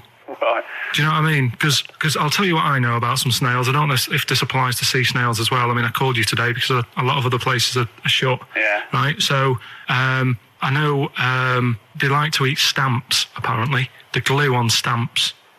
They love it, right? Right. Apparently a lot of letters and stuff aren't getting to where they're meant to be getting because snails are crawling into letterboxes and eating the stamps. That obviously doesn't apply to the sea ones, but that's a problem they're causing. All right. Were you aware of that? No, I didn't know that. Bet you're glad you answered the phone today. Right? They love beer, Beer, yeah, who doesn't? and also, I don't know if this is right, but I heard that they sleep for 13 years, or can do. Right, I wouldn't know if they can sleep for 13 years or not, but... I mean, sea snails are pretty important. Yeah, they do quite a good job in the sea. They graze on algae and But they provide food for other animals. I mean, you can say that about any fish. Any animal. Why do they exist? would you be upset if someone said we're getting rid of them? Oh yeah. You would be. They're an animal, I wouldn't. Forget being like favouritism and all that I get for them, right? There'll be other things knocking around you can sort of spend your time looking after. You'll still have a job. Don't be worrying about that. Because I'm not going to get rid of all the fish. Jellyfish need looking after, so you're safe. Yeah. But do we need them? Come on, there's loads of people saying, come on, we've got to move on through the animals, and you're holding them up saying, well, I want to keep them. Well, who's saying we need to... That just sounds a bit crazy to me. Just imagine. Do you know what I mean? And they would come to you because you work in an aquarium, so they'd be asking for your advice. Right. and you're slowing it down. Well, they asked for my advice and I'm giving it to them, so, that's what I think anyway. Yeah, but snails, I mean, like I say, they drink beer and that, What do they do apart from some food for a whelk? They were around, their descendants around a lot longer than we have been. Yeah, they've been around a long time, but what have they done?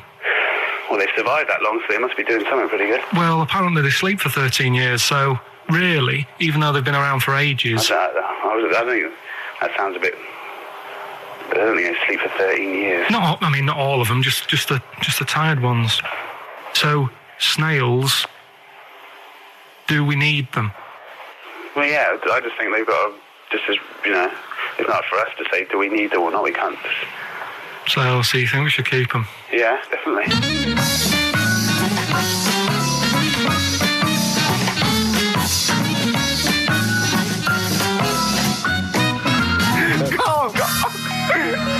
Carl, I'm proud of you. That was getting really quite annoyed. I know. What did he think he was doing? What? I don't know what you tell these people. I mean, you don't get their permission to play this out, do you? You just don't say the that. thing is, right, I sort of told him what it was about, but we won't say who he is or where he works, because it doesn't matter. I just needed to speak to someone who knows. I know the fact that you were trying to get an answer out of him by suggesting that he would be safe, because he could look after jellyfish if he gave the okay to destroy snails. He was getting livid, you can tell. Oh, God. Brilliant. So they've been around a long time, but what have they done? That was great, Carl. Play a record. Well done. Bit of Amy Man. Oh, I'm obsessed with this song, Red Vines. It's brilliant. XFM 104.9, Ricky Gervais, Steve Merchant, Karl Pilkington. Tell us about this monkey, Carl. You're going to love this one, Steve, right? So last week we were talking about how, a lad left his family because there was problems at home and that. He went and lived in the wood. He got airy. Right? No. Leave it there, Rick. We haven't got time to go into it. Right, so... That's what happened. And that's what happened. He lived with the monkeys. He went airy. That's what happened. Looked into some other stuff about, airy kids and all that. Yeah. Came across this story about a bloke, right, who worked in a zoo. Oh, dear. Right? So... Trouble's brewing. Loving his job and that, but it's quite a lonely sort of job because you don't see many people. You're just dealing with animals all the time, right? So anyway, he gets a bit pally with a monkey because it's the closest thing to a human. Well, that ape is. Right. Yeah, but you can't really go that close to apes. It's dangerous. What do you mean? What type was it? Do you Just mean let him tell the story. Was it a chimpanzee? I reckon it was a chimp, yeah. Yeah, it was you a don't chimp. even know, so it was it's a an chimp. ape. It was a chimp. Yeah, but it doesn't matter, does it? So he It's gets the story. pally with him. Right, so he gets pally with him. Have they gone on holiday together? Well, no, I mean, it starts On the off pool together. starts off just checking each other out and, probably sharing lunch and that together. Yeah. Right? Anyway, this goes on for a while. They're getting on well on that. And then after a while, right, the monkey starts sort of imitating him a bit more and sort of walking upright. Oh, God. Yeah. Right? So he thinks, that's a bit weird. Anyway, they get on really better and what have you. So he thinks he could live at home with me, because we're getting on the storm. Yeah. Right? So he takes him home, and before Is you this know the it... beginning of Beneath the Planet of the Apes? I think it is. I think you've seen this on video. I'm worried, because he's already imitating him and they're moving in together. I'm thinking it's maybe a bit like Single White Female. Single White Zookeeper. Oh, brilliant. Right, so anyway, so it's moving in and it's getting used to sort of the normal human life. He's having a cup of tea in the morning. Yeah, PG tips. He finishes the day off with Oh, dear. Finishes the day off with what? It doesn't have him move a piano at one point, does he? He finishes the day off with a little brandy. Yeah. He pours himself one. Is he wearing a smoking jacket? I'll tell you what, Carl, you're a maniac, mate. No, this is why it attracted me. It's amazing, right? So he's having his brandy and that, loving his life. Next thing you know, he sort of, I don't know if he loses it or he gets shaved, but the top half of his body is hairless. Right? Apart from his head. Right, so he's got a nice... So it's the opposite of the kid. Well, yeah. This is what I'm saying. That would happen. Right. Well, hang on, but so you don't know if You he's don't even shaved know. or if it's How did it say? Then the hairless... What? I'll bring it in for you, the story, and then you can see if I've gone wrong. Keep going. Anyway, so this is going on, and he's having a great life. Then the zookeeper starts getting a bit annoyed because he's having a better life than the zookeeper. The zookeeper's in the zoo. This is such So the zookeeper's still got to do a day's work. The monkey's at home, he's partying, Well, he's it got gets his to other a point when he chipmates says round. there's no point you coming in to the zoo because the whole reason of you being there was because you're being kept there. Right. And he didn't want to bring the memories back, so he said, you stay at home. So You're talking such... Just let him finish. God, I don't know if I can sit here and listen to this drivel. I'm fascinated. It's nearly over anyway, right? It sounds extraordinary, Karl. So he's walking up, right? He's having a tea in the morning, finishing the day off with brandy.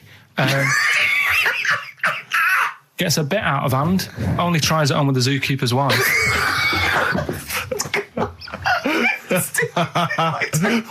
Make him go away, Steve. How does he do that? Well, because he's around humans a lot, he becomes a bit of a charmer. And, But what is it that he could do to seduce her? Pick fleas out of her? he didn't say. He's but- built. He was built. Yeah, he is well done. So what about that?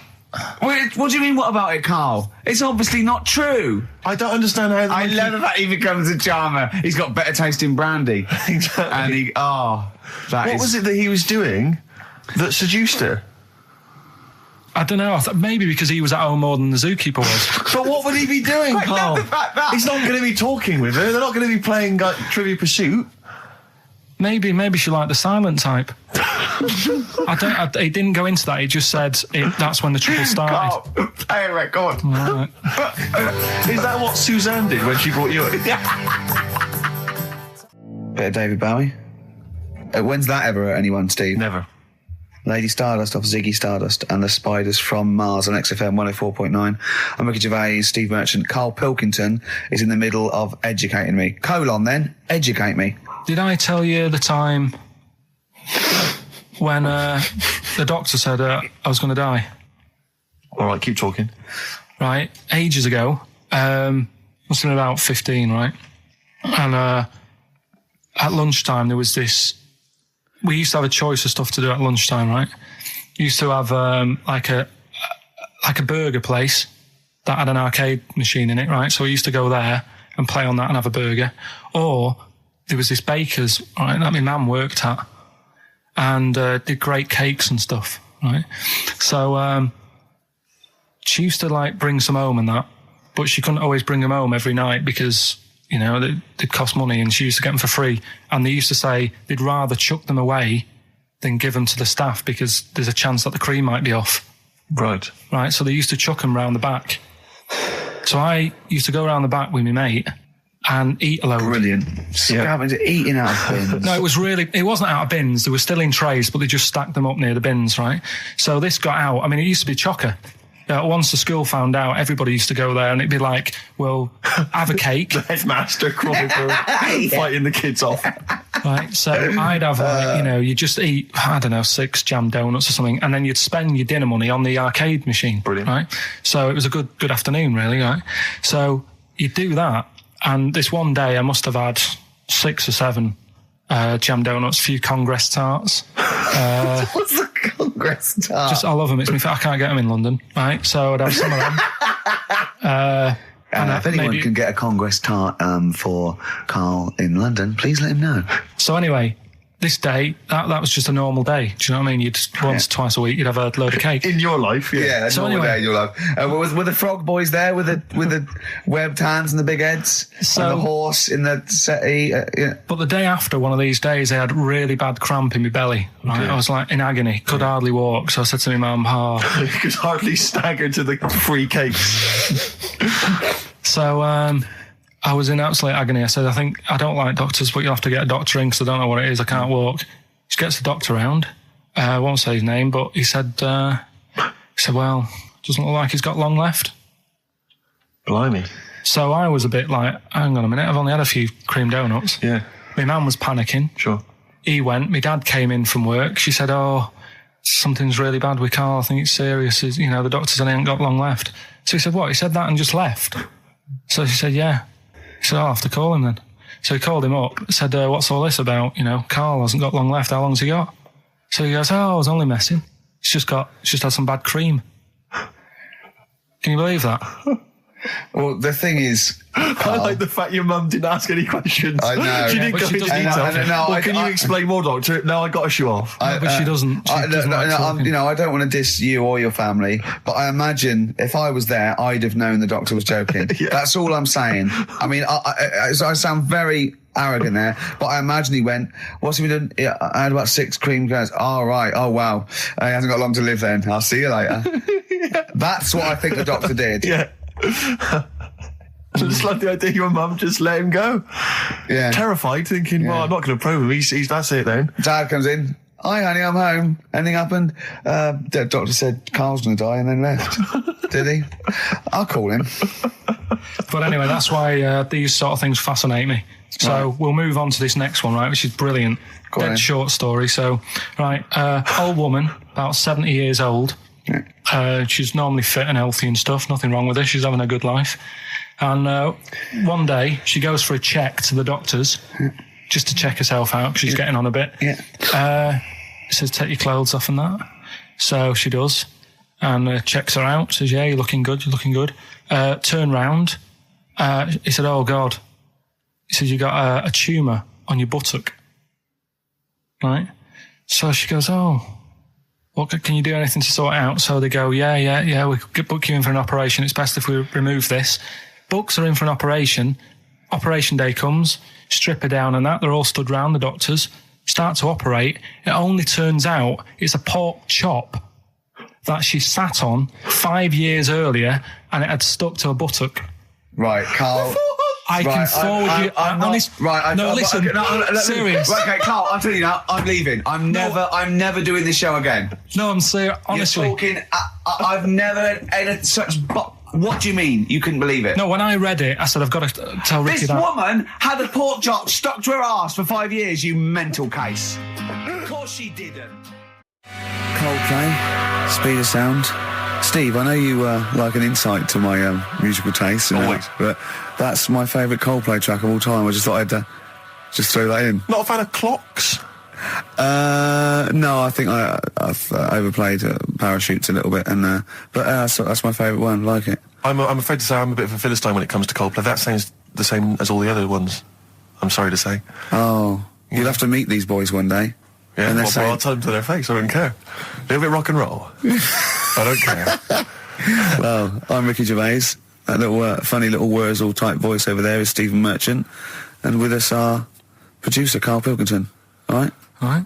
Whenever we say producer, of course, that is in inverted commas. Yeah. Done with the fingers. Well, he didn't have it. I wanted to play some off my iPod today to record it because they didn't have it here. It's a great track called Anthony and the Johnsons. He didn't even have the lead. He went, right, it's difficult. And he went, is it any good? I went, yeah, it's really good. He went, well, why haven't we got it here already then? That's the paradigm, is it? If XFM hasn't got it, it's no good. Four Non-Blondes doing well, is it? That's still in the cupboard, is it? Unbelievable.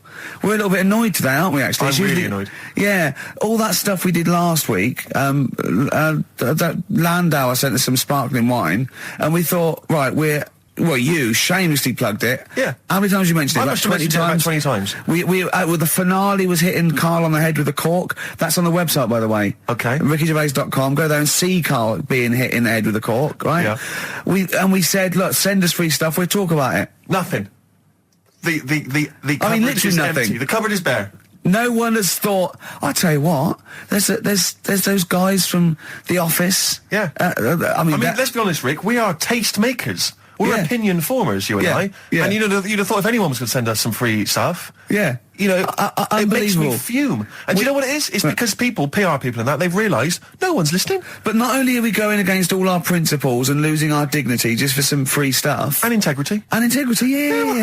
We're going against XFM policy because obviously they would have got thousands of pounds for Landau to be mentioned last week. 20 times. No, it wouldn't. It's 40 quid, isn't it? It's 40 quid. Yeah. 40 quid for a 9-minute advert. Exactly. So advertise your quality stuff here. Yeah. Jeff's Garage.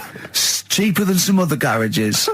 Anyway, actually, if Did we play an advert once for a tattoo parlour? Yes! Do you remember that? I'm sure we played an advert for a tattoo parlour.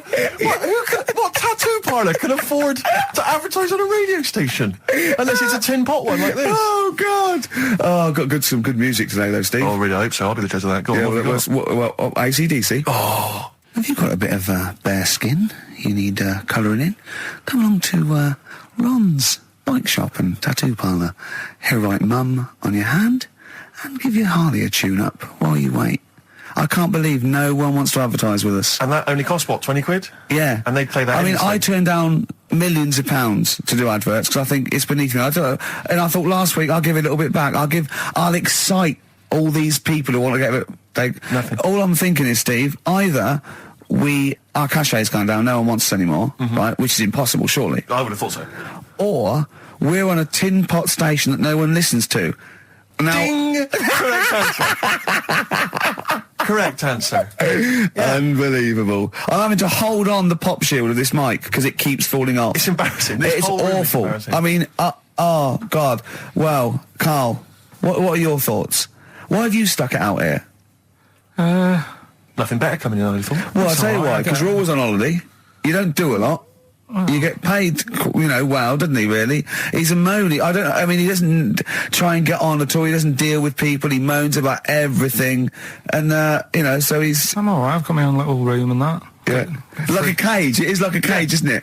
And he can shut the door. If people walk past, he goes, shut the door. He doesn't want them looking in. He's like a miserable old chimp.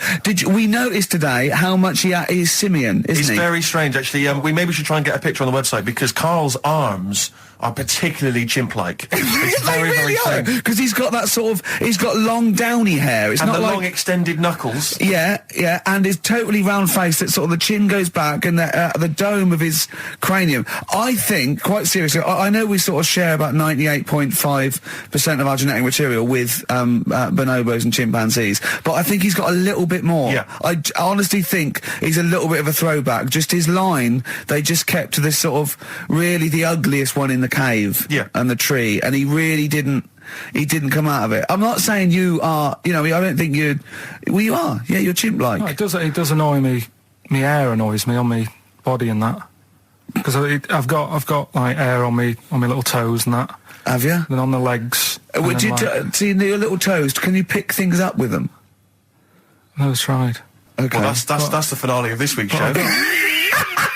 We're going to see if he can play a record and put the fader up From a tyre, while swinging in a tyre. Just using his hairy toes. Yeah. I've sort of got hair all the way, but then it just runs out where it should be. On the top of your head. Top of your head. It's And just- is this part of the reason why you're always uncomfortable about, being nude or around naked people? Is that partly the reason, do you think, because you look so grotesque?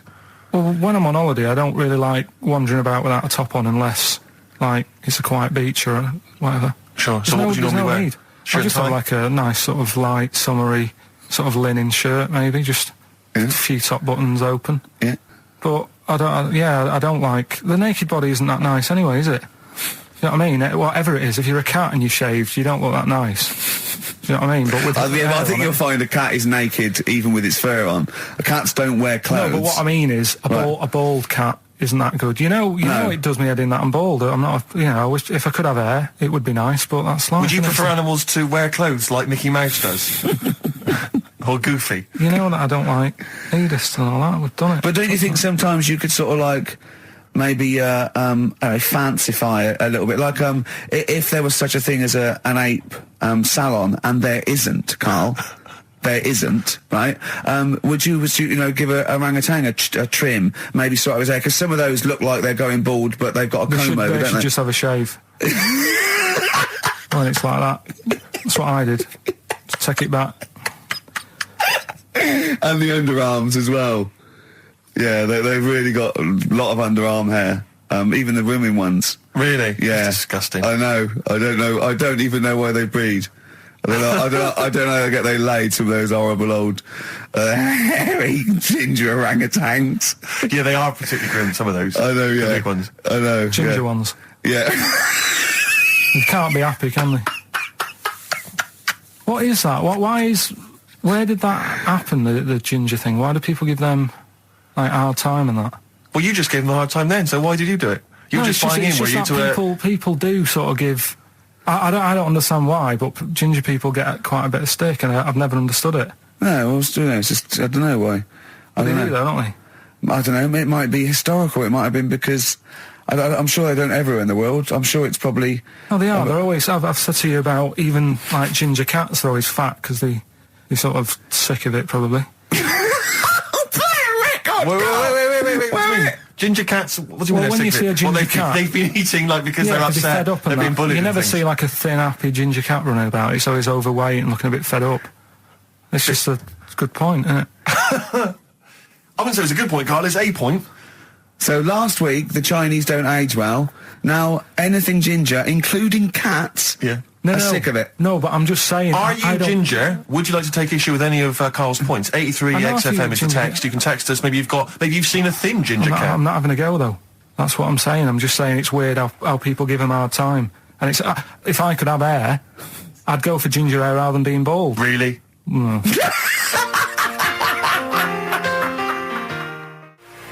Landed from Ben Folds on XFM 104.9. Ricky Gervais, Steve Merchant, Karl Pilkington. Had a fax. Never mind champagne and freebies like that. Forget that. We're not doing that anymore. It didn't work. Okay, but we are still in demand. Got a fax here, right? So a guy says, I produce a programme for the BAS scientists, right? Wintering in Antarctica. Now, what this bloke is saying is, there are scientists, right, researching in Antarctica, and they're already locked away and sort of like out of touch because they can't get to them, right? But they're soon going to be living in 24-hour darkness, because through the midsummer here, it's darkness for 24 hours for like 3 months, and they're totally cut off, and he's trying to get some stuff together, and he wants us to record a message, and it said every year they choose a celebrity to do something, a message of their choice. They had Rolf Harris, David Attenborough, Jonathan Ross. This year, Ricky is the popular choice. So I'm up there with Rolf Harris, David Attenborough and Jonathan Ross in terms of the vote amongst some scientists stuck in a hut in Antarctica for 3 months. I think they just got cabin fever. So that's another poll. So that's another poll I've won. A British Antarctic scientist in a hut poll. If I was trapped in a little room with several other men for 3 months of pitch darkness, sexist. Or indeed women. Yeah. I can't imagine why I'd ever want a message from Rolf Harris. Why would Rolf? I mean, David Attenborough, fascinating. Well, I assume it is it's the animal. I assume they're researching penguins or something, aren't they? If they're stuck there, or maybe seismic activity, or maybe polar shift. I don't know. Possibly if he were researching kangaroos. Yeah. He knows about all animals, doesn't he? You can take him a budgie with a broken wing and he'll sort it out. Or he knows a man who does. Sure. He can, he'll sort that out for you. And he'll do a picture of it. While you wait. Yeah. So, but anyway, I thought they want a 5-minute message. We can do better than that. Let's dedicate the whole show to them, Steve. Okay, what? Dedicate the whole show to them. What was it? Trouble with my diction? A little bit. I'm just thinking again, we've got to slow down because these guys are there, they're working, they're busy. They're used to speaking eloquent English. Exactly. They were used to talking to intelligent, educated people. Yeah. So Karl should be something of a surprise to them. I imagine they'll just flood back early and come back to study him. So this is this show is dedicated to all you I know nothing about them. I don't know how many there are. I know they're just, as I say, in a hut somewhere, presumably with a laptop, drinking hot chocolate out of steel mugs with just looking up porn. Well, they're not on the internet, are they? Oh, are they not? Well, no, there's no phone line. Well, how do they charge up the laptop when it runs out? Well, they've probably got generators. They must have other stuff. They got a telly and that, haven't they? Of course they haven't. No, for DVDs and things. Well, they could probably have a DVD player that would run off a generator and stuff, so they can play. I don't know what we're giving this on CD or something, but and what are they? How can that enhance your life though? That you like 2 months has gone, you've sat there, you're chewing Kendall mint cake and just looking around at white walls, right, thinking that the Thing's going to come in any minute and put you out of your misery, right? And you go, all right, lads, it's here. What? A 5-minute message from Ricky Gervais. Yeah. Who? The fella from The Office? Oh, yeah. Go on. I mean, I don't know how I can enhance. I mean, one of them's going, I voted for Ricky Martin. What? Yeah. But I don't understand what they're researching. You say penguins, but that's just a hypothesis. Well, I'm assuming that because it's Antarctica, where the penguins live. Is there anything else there? What else is going on? There's presumably climate differences and... Well, yeah, because it's a land mass, isn't it? Arctic's just on ice, and Antarctica is actually a continent. It's a land mass, so there's stuff there. But presumably not in the winter. I imagine it's like 10 foot of snow, and really not a lot happening. Sure. I don't know what they're researching. It could be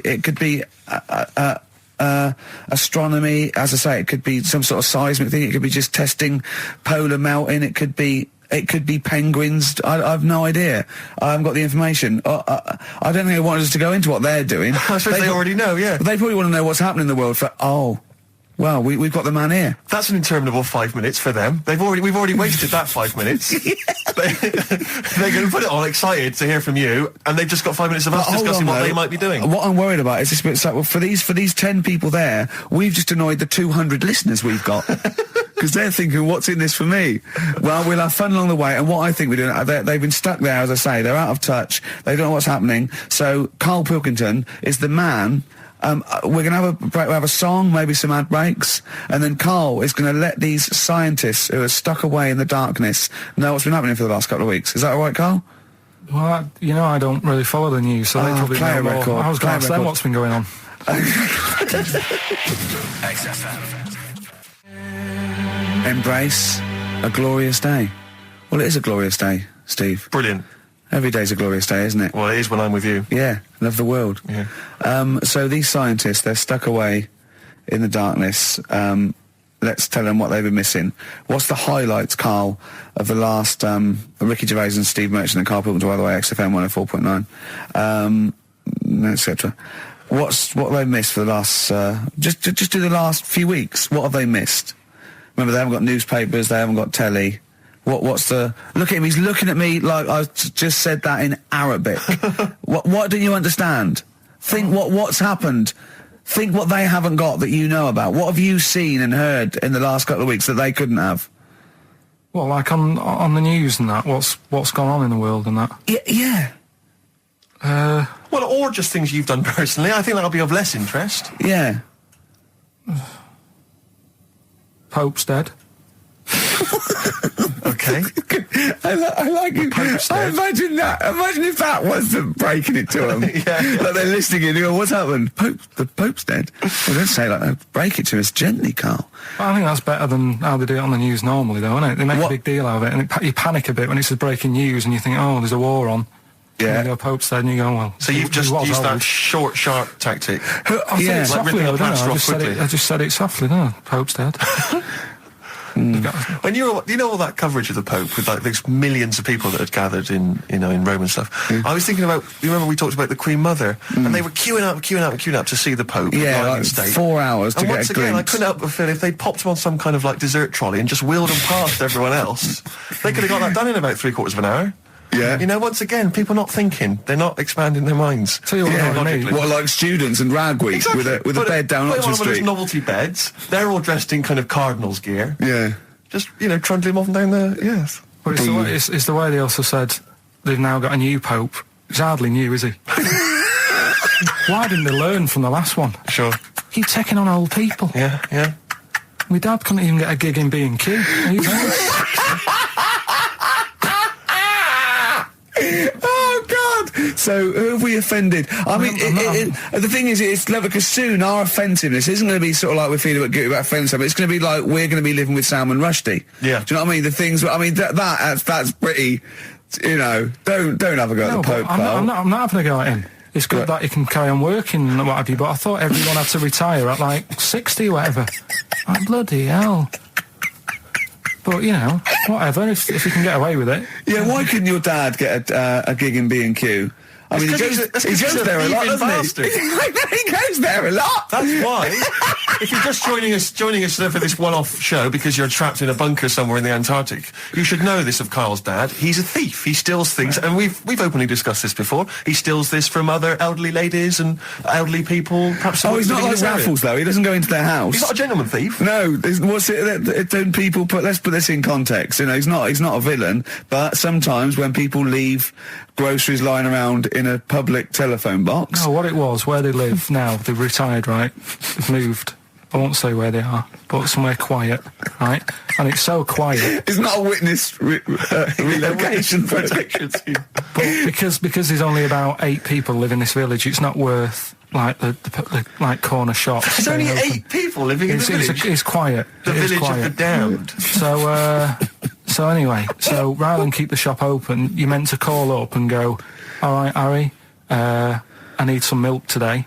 Right. And they stick it in a phone box outside in the shop, and my dad found that out.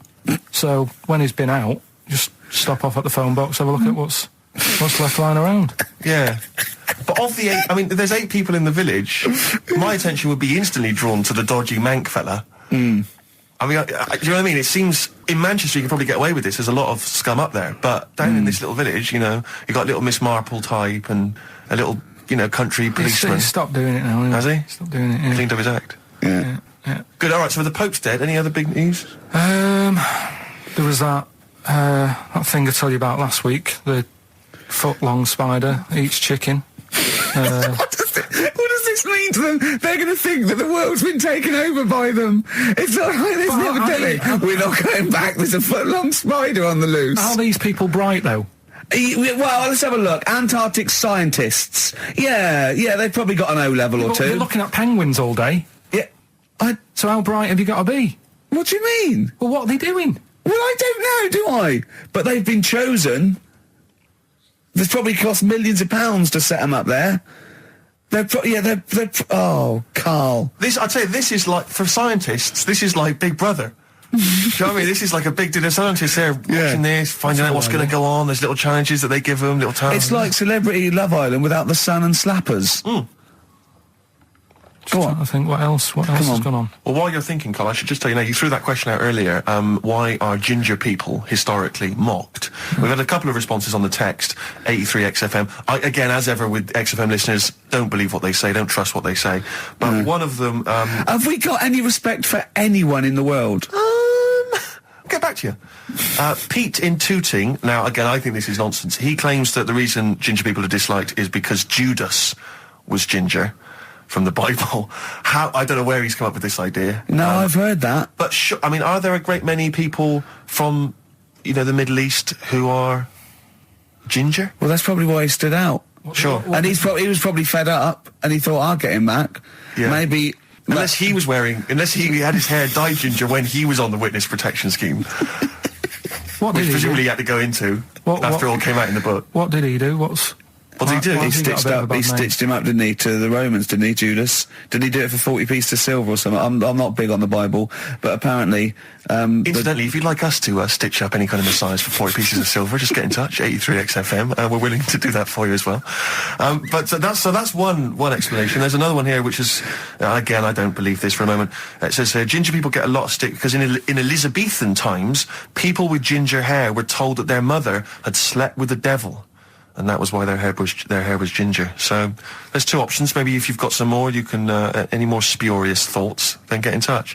83XFM. But yeah, I don't know. Karl? No, there might be truth for both of those. I mean, the point is that if either of those are true, they were already being picked on. If you know what I mean. Right. That's the point. It's sort of like maybe that's not the total root of it. Well, the Judas thing might be the root of it. The first big ginger to do something a little bit. So if he was bald, then old bald people would be like, yeah, get a hard time on that. Yeah. Well, we do mock you behind your back anyway, Karl. That's going on, don't worry. So play a record and think of something that's happened to tell these poor scientists what's going on in the world. All you've come up with so far is the Pope's dead and there's a big spider. What is that? That eats chicken. The Pogues, rainy night in Soho. I hope there isn't a rainy night in Soho tonight, Rick. I'm sure you're one of those who agrees with me. So we just had an email here from a guy called James Lee. He says, hi, just writing a bit of info on the scientists in Antarctica. I'm a scientist who's just come back from one of the Antarctic bases called Halley, or Haley. There are 15 people staying there over the Antarctic winter. The scientists are looking mainly at the atmosphere, things like the ozone hole and meteorology. Right. I think there are 6 scientists staying over the winter, as well as a doctor, electrician, mechanic, and a carpenter, and so on. And so he's saying they do listen. They have the internet, so they maybe could listen to the show on the internet. And if you get the chance, say hi to Francis and the rest of the winter is for me. Sure, no problem. Yeah, thanks, James. But yeah, there they are. That's what they're doing. That's what they're up to. But why are they asking you for a message though? When I mean, have these people got families and that, or are they convicts, or?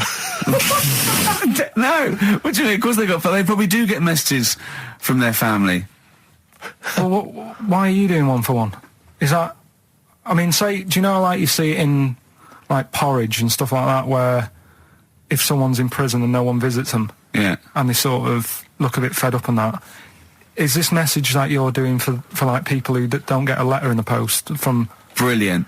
So they put this on the shelf until someone doesn't get one. All right, Hargreaves? Yes, sir, I didn't get a message today, sir. Yeah, I've got a message, Hargreaves. I've what, sir? Hargreaves, you have got a message. Really, sir? From Ricky Gervais. Really, sir? And I give it, don't talk, please, there are scientists listening. Try to keep the talking shit down to a minimum today. What's annoying me is, right, they're saying this stuck over there for months, but it seems to me like they're wasting a lot of time. Right? Why? Well, you're saying they probably watch DVDs, they're saying they've got internet access. Yeah. Yeah? They're Well, I'm wrong. Listening to messages, Yeah. get the job done and go home. Well, well, then we don't have to tell them anything then, because they listen to the internet. If they've got the internet, then, yeah, it's a waste of time. Good point. Play a record. Well, hang on, before that, here's a good point. You've had a long time to research what's been going on in the world. We just had an email here from Nicholas who says, why haven't you told them about the recent pig Olympics that just went on in China? You've missed that one, Karl, once again. Who won? XFM. First of the game to die, Morrissey, XFM 104.9. I'm Ricky Gervais with me, Steve Merchant and Karl Pilkington. Well, Karl, you failed miserably. The scientists stuck away. Right, one more chance. What's happened in the last couple of weeks? Just one more chance to... What have you seen in the last couple of weeks?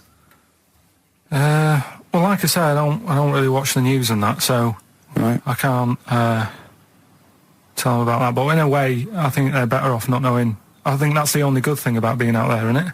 Not knowing about the bad stuff going on. Yeah. So I can't help them there. They don't need to look at the weather, do they? No, don't enough. No. But tell you about the Pope and that. Yeah, pretty extensive. What about the EU Constitution and the no votes? What do you make of that? What are your views? What's the problem there? Oh, this isn't No, but it's better this isn't not knowing. broadcasting, It's though, better is not it? This is knowing. nothing. Come up with something. Well, the fat baby then, the fat baby that they found that was on the telly. Right. Well, what was that? It's just a little fat baby. That I don't know what. It's just a little fat kid and that. What? Tell what? It was What on is? the telly. It was on the telly and But that. what was on the telly? You just said fat baby, fat baby, fat baby, fat baby on telly, fat baby on telly. You're meant to be telling them what's happened in the world. Tell me about the fat baby on telly. It's just they've found some. There's this illness called Momo, right? And they've just got this woman had a kid. It's really sad. It was on Channel 4 and that, right? And kid's born. You sure it wasn't Jimmy Carr?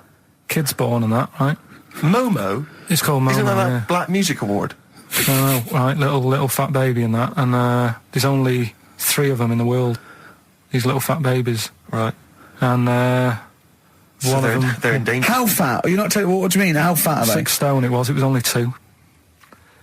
And there's 3 of them in the world, and there was this one, and there was one in Brazil. Are they like endangered? Is that the problem? Because there's only 3 of them in the world. I'll be worried. Is it like a conservation campaign? They're hunted for their flesh. No, it's sad. If you, I know, it's easy to shouldn't joke, laugh, but if you you'd could make seen an it, you'd interesting go, oh, handbag it's for a bit sad and that. Well, I haven't seen it, and I know nothing about it. Well, I've told you, there's 3 of them in the world. Okay, what else was on telly? Something I watched the other night, that was just good. Again, you know, I learn stuff from the telly. I don't watch the news. Yeah, well, you don't learn stuff from the telly. You know, I'll tell you what, though. you told us there's a fat baby in the world. Forget about them. There's a spider eats chickens, and there was a fat kid. That's All right, forget them in Iceland, right? Yeah. We'll give them Rockbusters later to do, right? Iceland. But what's the name? I tell you what is interesting, Steve. What? I didn't know that much about it. Autism. Okay. Oh, good. With some more entertaining stuff on XFM 104.9 No. just to cheer up people. Go on, then. What? Go on. No, right. Have you heard about it, Steve? What Autism? It is? It scares me to death when he comes up, when he touches on a serious subject. We've been talking about wheeling a dead pope round, the Chinese don't age well, and ginger people are hated. And now we're going to touch on a really, I mean, No, I said- my heart's in my throat. Go Yeah, on, I Karl, said- then I tell said me, the little tell fat me your baby. insights to autism. Right, well, there was this, again, Channel 4 coming up with some good stuff at the moment, right? It might have been Channel 5. But what's the name? It It's was the attention span I like. these people who, they've got like this autism thing going on. Yeah. And they sort of take in a lot of information. They get sort of they get so into it that they know everything about that subject and what have you, right? And there was this lad who, he knew everything, right, about EastEnders. Right. He sort of, the cameraman was saying to him, so, you know, why EastEnders and that? And he said, oh, I don't know, I just like it. And he said, I remember when I first watched it was a Thursday, it was 5 to 8, Pauline Fowler walked in, she had a pink jumper on, she said, all right, love. And he remembers everything from that moment on. Yeah. Right, and everything, which is great, but then the way the programme was making out, it was almost like they were saying it's a disability. Right. When in a way, it's more like a superpower. Sure. Like Rain Man. But if you can take It's Rain Man. No, I'm he not. has special autistic powers. Oh God! We must send for Rain Man. I don't know what to do. So I don't know what to do. So he would be a great contestant on Mastermind. So if autistic Mastermind, he'd be Well, what I'm dynamite. saying is, don't be watching EastEnders though. Sort of, why didn't they give him an encyclopedia and say, get into that? Sure. That'll be useful. Yeah. Keep him away from EastEnders. Wasting his time there. But I don't think it is a disability. No. Yeah, there are other things, and they're not. It's also autism is a matter of degrees. From what I know, and I'm sorry to have to do this, but I feel that I have to at least be the voice of reason, as ill-educated as I am on the subject. But I think there's degrees of autism. I think some are higher performance than others. There's other issues with it. It's not they're just got good memories. They don't go around doing tricks for people because they can remember stuff. There are other issues with it. Do you know what I mean? Right, well, I mean, they seemed a bit... But you watched the programme. What did you learn? That he knows when Pauline Fowler came in.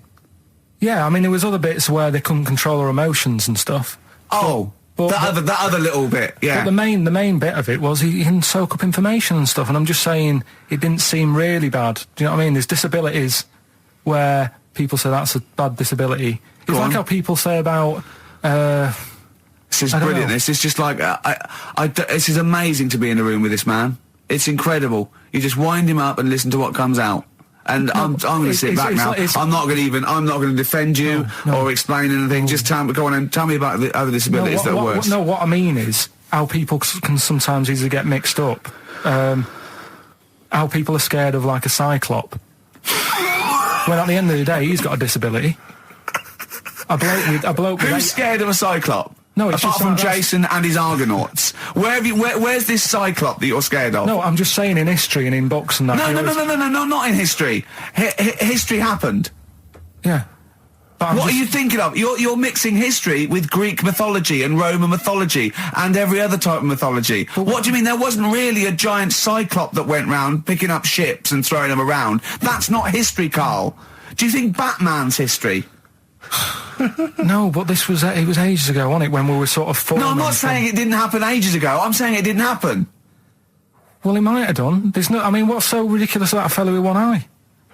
In the middle of his head, and he's big and scary and lives in a cave. Why is he scary? Because he's got. What if he had 8 eyes? I'd be scared of him. At the end of the day, he's got a disability. We'll talk about it in a bit. Bobby Womack across 110th Street on XFM 104.9. I'm Ricky Gervais, with me Stephen Merchant, and over there Karl Pilkington. Can I just remind people that... A man so stupid, it isn't actually offensive. I just want to put that out there. Yeah. Okay, good. No, just wanted to remind people that they can get in touch on the text, 83XFM. You'll need that text number shortly, because we're going to be playing Rockbusters very soon. Gav has texted in, and he says quite simply, what's happened to the webcam? All I can see is a bald monkey. Well...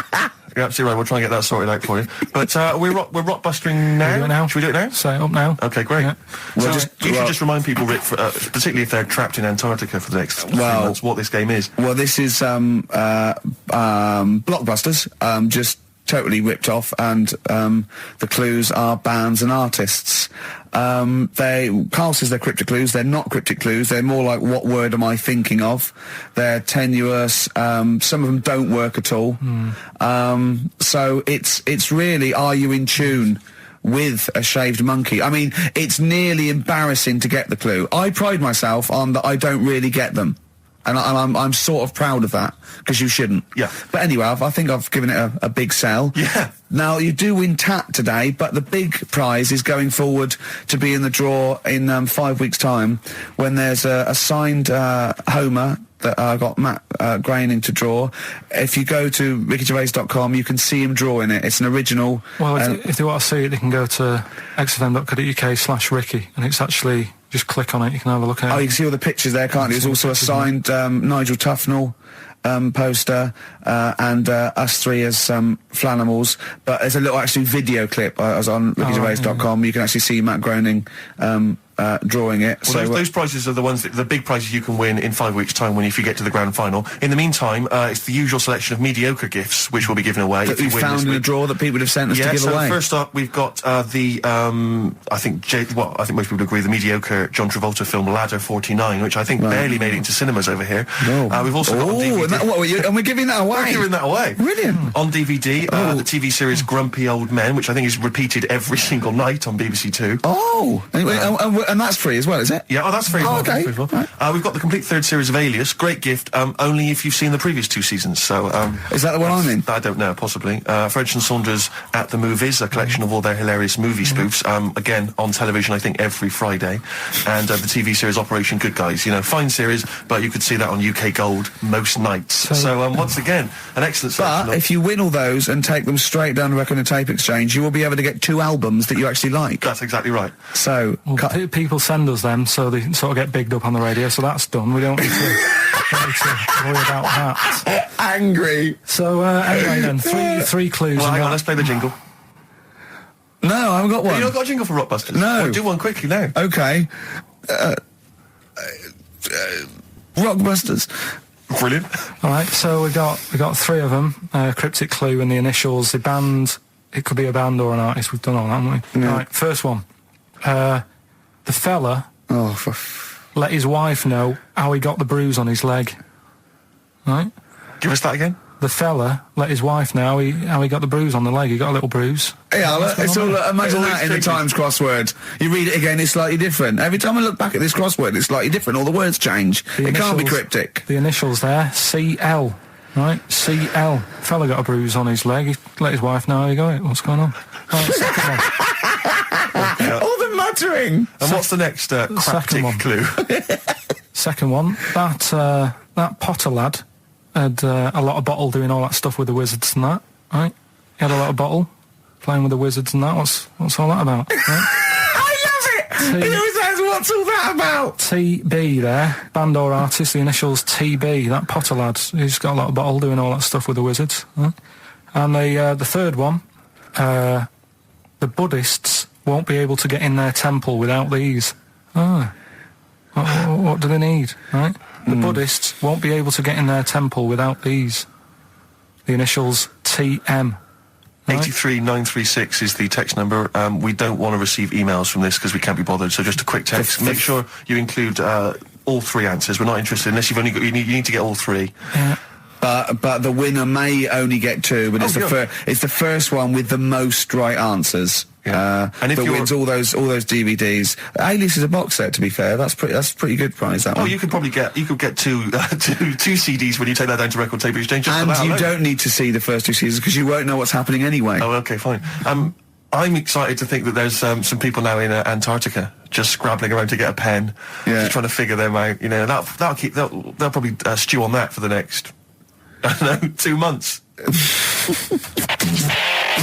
XFM. Forward Inc. Gorillas on XFM 104.9 on Ricky Gervais with me, Steve Merchant and Karl Pilkington. Karl, okay, we've got to sort this out. We didn't meet again this week, and this is a shoddy show. I thought we had a sort of framework for it, but do you know what I mean? No, I thought it'd be, Karl could sort of tell him what was going on. He doesn't know anything except watching telly, late night telly on strange channels. Like he gets all his information about the news on Anna Nova, and I mean. I even tried to help because Monkey News last week was awful. It wasn't Monkey News. It wasn't Monkey News. It was. I can't remember it. I've been away on holiday. Brilliant. Yeah, and Monkey News stops. I phoned him up. There was a front cover of the. I think it was the Telegraph one day this week, and it was an ironic story. It was a fluff piece, but it was a funny story. It was about a monkey in a zoo that had a ruck with its father because it's adolescent. It was like the equivalent of like 16 to 18, and it had a fight with its father, and it escaped. It ran away, and it was like, an interesting story. Yeah. I phoned Karl up and said, "This is Monkey News. A monkey has escaped from its cage after an argument with its father." And he said, "What was the argument about?" I mean, he thinks like Homer Simpson. Yeah. What was the argument about? Like the zookeepers are going, oh look, oh no, he's brought up his untidy room again. The father, oh look, he's caught him smoking again. I mean, what do you mean, what was the argument about? They have fights. They have fights and then it ran away. His dad wanted him to go to college, but he just wants to quit and get a job. Yeah, and he fancied a monkey in the other cage, and the father was saying, she's not good enough for you. Yeah. Oh. So what we've got was some it monkey about? news today? Yeah, I got a little bit of monkey news. You got a little bit of monkey news, right? You've redeemed yourself then this week. We've got some stuff there and that. What else has been going on? What are we going to talk about now? Sort of head's gone now. Your head's we've got gone. monkey news. Yeah. And, why is your brain? Why is it? It seems like since we've come back on air, you have become dimmer. I mean, it is extraordinary. It's like BSC has kicked in. Or and did you we really just are. forget? We just forgot. Maybe what? it's been a long time. We've forgotten just how stupid he is. Yeah. It's proper. Do you mean it's the silences? You know, he forgets we're on the radio. There's just I know, dead air. it's unbelievable, and it's our name on this. They put up, but as I said before, you know, he is. That's no offence. He's not a bright lad or educated or anything like that. But some things he says does border on the retarded. I've been trying to take in too much information though. That's the problem recently. Well, I said to you last week, I've been like reading more books and what have you, and trying to take in too much. But the problem is, like even watching telly and that now, Suzanne said to me, you know, stop doing that. Stop watching telly late at night and going to bed, because it's making your brain too active. And I'm sort of heaven forbid. And you know, I'm trying to get to sleep and I can't. And then when I wake up, she had a go at me the other day, right? Because it was the night after watching The Fat Baby, right? Woke up in the morning and she had a go at me because as soon as I woke up, I said it was something like, "How can you freeze time?"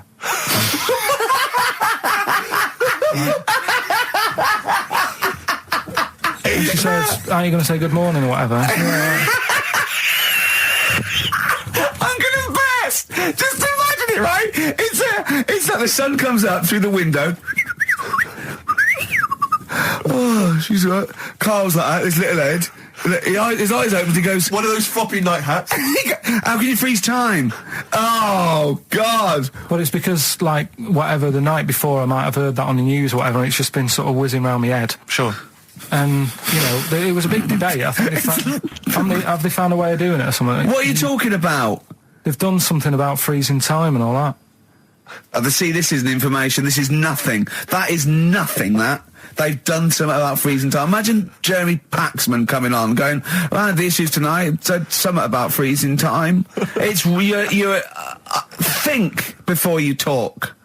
No, but I don't worry about how to do it. I just think about what affects that. Oh, they haven't asked you to get involved. Well, this is what I'm saying, though. You can't explain it. It's a tough thing, isn't it? But what's the point in me worrying? It's not about a question. Do you know what he said to me the other day? This is unbelievable. This is one of the most stupid, incredible things I've ever heard. He was talking, and he suddenly stopped, and he was thinking about it, and he went, "Oh," I went, "What?" He went, "You'd never see a black ghost." Extraordinary. True, though, isn't it? I've never seen a ghost, full stop. There are no ghosts. There aren't ghosts. No, but I mean when you just see them in, like, magazines and that. Play a record! Anthony and the Johnsons. Isn't that beautiful? Interesting. Hope There's Someone on XFM 104.9. I'm Ricky Gervais with me, Steve Merchant and Karl Pilkington. Well, Karl, more revelation. We were talking about it last week, but Karl brought it up again just now. Didn't want to go to the doctors, didn't want to have a full sort of body checkup that may save his life, because he saw on the website they do a test where they have to insert a finger in his arse. Oh, don't tell me about it. Why? Don't put it on the website. Just we look at your heart. Yeah. We check your blood pressure out. Yeah. And then they could just do it quickly. Could just sort of say, right. How do they do it quickly? No, but what I'm saying is it's worse, isn't it? Going in there knowing that, I mean, they've got it on the website. So you're on the journey on the bus thinking, in about 20 minutes I'm going to have a finger up my arm. But they're doctors. Yeah, but just They're not doing it for a laugh. They're not filming it with a two-way screen. They're not putting on boxing gloves so it hurts more. They're up. Oh, his prostate's all right. Out again. Out again. I'm just saying, in the day, the sort of... Do you think they're in the pub going, "Here he comes"? It's Pilkington. I had my finger up his arse today. Do they allow ladies to do that? Do they allow female doctors to do it? Of course they do. They're doctors. No, that's worse. Though. You're sounding like him. No, I'm just interested because, you know, do they allow female doctors to do the finger up the arse thing? Well, of course they do? They're doctors. Forget the female and male. They are doctors. Right, do you know any female doctors to do that? But what I mean is, isn't it a bit like if you're being searched at an airport, you know, and you're a woman, they send in a woman person to search you. They don't send in a bloke to do it. Is that the same thing? Yeah, they probably trust someone who's gone through 6 years medical college not to be taking the piss as opposed to a fat security guard who couldn't get anything else. Do you know what I mean? You're talking about there's doctors all the time coming out in the papers, they gave them this so they could look at their boobs or whatever, or, you know, it's always, you're always hearing stuff about dodgy doctors. But what I'm saying is, the reason why they do that security, because there's lots of security people, and they can, you know, for your own, you know, for your own modesty, there's a female one to search females and a male one to search males, and that's fine. But there's not like 4 or 5 GPs to choose from, and you go in there and you go, is it you arse and testicles? Do you want a bloke or you know? What about you accept what if they've it. got long fingernails? They don't have long fingers. What do you think this female GP looks like? She's sitting behind the desk like Cruella de Vil with cleavage and long red false nails, going, "Hello, love, bend over. This may hurt a little bit." There's gloves and Vaseline. I don't believe there's 2 of you now in the room, Karl. They're doctors. They have to. What would you rather do than put the hand down your throat and round your alimentary canal to feel your arse? It's a quicker way in. You seem to know a lot about these doctors and stick fingers up people's asses. You're a very well-informed gentleman about this sort of thing. Well, say if they did find something, Yeah. would you then have to get like a second opinion, so someone else's finger? Well, no. They test it to see if there's anything suspicious. That it's usually a swollen prostate, which can be anything. So you know, they catch it early, and that's it. They feel up there. But if you want a second opinion, then the same doctor will just stick a thumb up and have a feel around them. Yeah. So it always works in the same way. Yeah. Well, if there's a doctor who can, I don't know, put me at ease. I mean, surely there's another way around it. I don't believe that. I mean, what is this? 60 million people or something in the world, isn't they? 60 billion or something? Well, 6 billion, something? Yes, you got it. Right. You hit it. Well done. That's good work. Right, so yeah, there's 6 billion, did I say? Yeah, what's 6 billion then? Loads, isn't it? Yeah, but... So if you want a doctor to phone up to assure you that the finger at the bum thing's not painful and that it's necessary, and Just that that it's it's not just someone necessary, trying to really. get kicked. Just that it's not an easy way round. All right, what's You know the what I phone mean? number here? It's, changed, haven't they? Oh, You're the producer! Hang on, here it is. 0871 222 1049, and I think you select option 1. It tells you anyway what to do. Please, if you're a GP, or you've, you know, even if you've completed medical, I mean, we want a qualified doctor, really. Anything else is not good enough for Karl Pilkington. We'd love to. You can ask him all the other questions, because you know, Karl, as I said last week, he doesn't feel his own testicles because he doesn't like the feel. Yeah. So, you know, I'd like a doctor to explain to him how necessary that is. And this is truthful as well. I've got very slight pain around the genital area at the moment, and I think it might be some kind of groin strain, but I'm a little bit anxious, not entirely sure Yeah, what it is. you've been with me twice when I've gone along to get them checked. Yeah. And I go, oh, what's that? Yeah. It's terrible. I mean, but, you know, it's usually... I think you're in a pretty low risk, aren't you? I'd hope so. You're coming out of the 20s. I think testicular sort of... I shouldn't be doing this, I'm not qualified. They told... All they said was to me, sort of like, it's 20s and 50s. Mine... So we're in... Mine sort of felt like they dropped a bit the other week when I was on holiday. I don't know if that's... like when you're relaxing, or I was wearing shorts a lot. How far? If it's 2 foot, it's too far. I was having problems walking. What do you mean? Why? No, it was just a bit, I had shorts on all day, I'm happy and walking about on the beach, what have you. And then at the night, when I put some long trousers on, I was sort of walking like a rickets. They probably like stretch a little bit. Sometimes, I told you when I was about 18, I was scared. I went to the doctor. I felt a pain, right? And because I was doing biology, I thought I'd show off this doctor. I said, I've got a pain. I think it feels like it starts in the epididymis and goes up through the urethra either. And he went, finger up the arse. He said, your jeans are too tight. They're squashing your balls. So we want a doctor like that. So what's the phone number again? It's 0871 222 1049. A qualified What do you doctor. mean your balls drop, though? We've got to come back to this. I don't know, they just felt like... it's not too bad at the moment. I was all right on the way in, but it was I feel twinges all the time, but you never know whether it's just because they're no, in... but they felt like they weren't my own. Do you know what I mean? They sort of felt a bit like these are... There wasn't a bloke standing really close to you, was there? And You didn't get them mixed up, did you, on the way back? On the flight back? Someone else has got them. Well, take a leaf out of nudist books. They just walk around, they've got nothing on it. it. About nudists. Why? Well, let's play this ad break and that. And Have you had another encounter? if we've got time, I'll tell you about it. Have you really? Oh. XFM. Right, we've got who's that on the line? It's Rob. Rob, and are you a doctor? I'm a final year medical student. I'll be a doctor in 2 months, touch wood. That's close enough, isn't it? Yeah. Excellent. So, where do you study? Do you want to give more details, or do you want to remain anonymous as you're calling in to I talk? study at Barts Hospital. All right, great. So, why do GPs sometimes put their finger up a man's anus?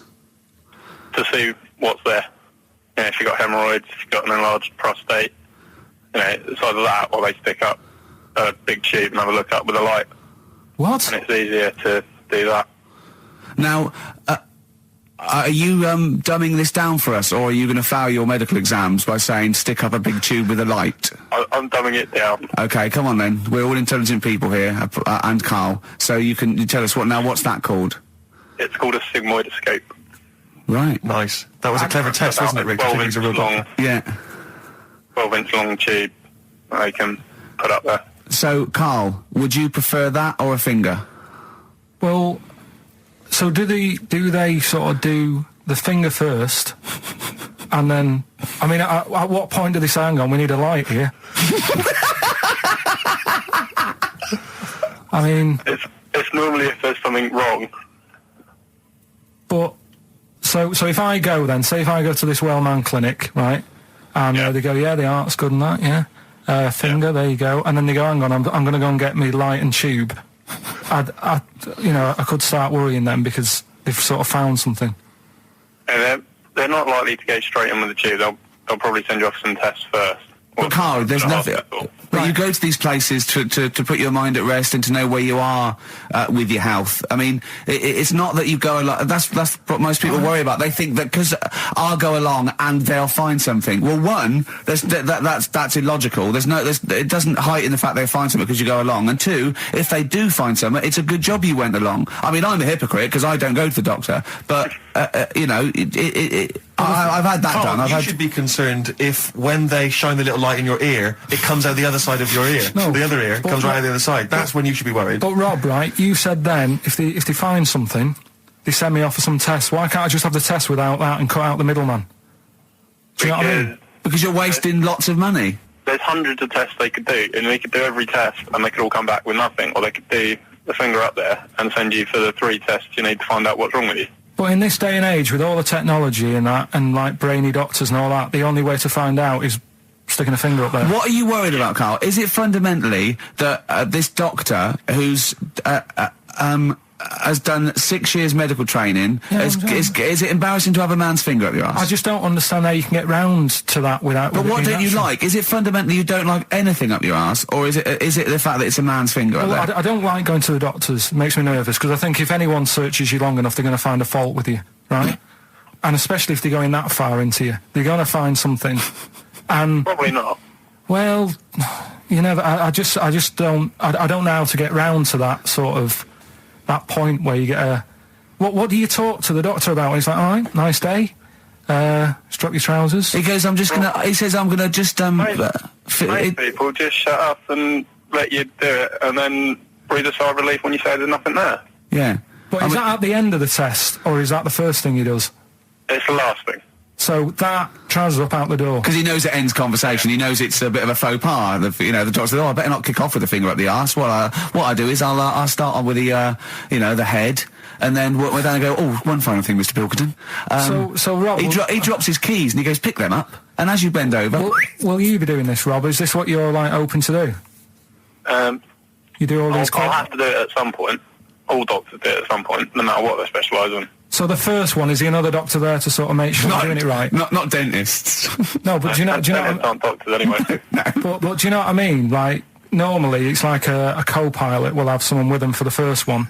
So when you put your first finger in, Yeah. will someone be there going, right? You just want to move to the left I've of it? already done it. Have you? Yeah. So that's the thing with a student. You're learning. So you get people teaching And you learn on... these things. Can I just point out, Rob, I think I'm right in assuming that you have a glove on Yep. And there's lubrication. Yep. And it doesn't hurt. No. There you go. What are you worried about, Karl? Who's this person who everyone's testing on in your class? It's not one person. One person. There's like, when a patient comes in and they've got a problem, your boss, the consultant, he does his finger up, and if he finds something, he goes to the patient, is it alright if the student has a feel as well? Then the student puts on a glove, puts the bleed on the glove, and sticks his finger up and sees what he comes out with. Rob, I wish you could see Karl's face. I mean, his face when you said, and he says, can this fella have a go as well? He looked horrified. That he thought it was a free-for-all, like there's a queue of people trying on gloves and going, let's have a go. That looks good up there. What have you found? No, I mean, how come you had to sort of... Is it not something you could test on yourself rather than waiting for other people to come in? Because then you know... It's an awkward position to get to, really, isn't it? Well, but you can have a good rummage then without feeling too awkward, but to sort of have a go on your first patient when you don't really know what you're looking for anyway, do you know what I mean? Never really thought about it. Because you don't, if you've never done it before, you pop your finger in there, and you've got to sort of look, you've got to have an expression on your face like you know what you're finding. Well, they can't see what you look, they can't see your face. There. You got the big boss consultant man going, now move your finger there and you'll probably feel this. But he's just done it, he knows what's there. Well, what? Oh, so he's already had a go. He's had a feel, and he's going right. If you feel to the right, that's the conglomerate or whatever. The conglomerate, yeah. His conglomerate is in perfect working order. Well, that's. I'm still. Thank you, Rob. Thank you. I'm sorry you had to go through this. Karl is probably the worst patient you'll ever encounter in your medical career. Good luck with your finals, and thanks very much. And do you know any female doctors who do this? Or? Thank you. XFM 104.9. Thank you. Josh Rouse, it's the night time on XFM 104.9. Steve Merchant, Ricky Gervais, Karl Pilkington, and what is it time? I think so. Yeah. Oh, chimpanzee, that monkey news. Right then. So there's this monkey, right? In Canada. It's in a zoo in Toronto, I think it is. His name's Pascal, right? And what happened was all the people in the zoo sort of said, you know, what can we do? Sort of spice the day up a bit, right? Yeah. So they left... Embellishing. No way this is a news story. Let him do the news. Okay. So they left... Any dates? Just let him read the news, all right? You wouldn't interrupt Moira Stewart. There's about 2 weeks ago. No, because she always says today, so you know it's news. She doesn't say... Right, there was a monkey, right? In Canada, right? Just finish the be all night. A couple of weeks ago, in this zoo in Canada. Right. Jesus. They got a camcorder. Right. And they said, let's leave it for the monkey to have a play with, right? So, anyway, they passed it around. Won a BAFTA. And a couple of chimps and that were rubbish at it. They were, like, filming the floor and all that, and the fingers were always in shot and stuff like that, right? But anyway, there was this one chimp called Pascal, right? Who annoys me that he calls them monkeys, though. They're not monkeys, they're apes. He was a dab hand at it. Right? He was like filming stuff, really good shots, you know, sort of nice mood and that. He used the lighting properly and all the rest of it. No, he didn't. This is the news. What are you talking about? This is the news.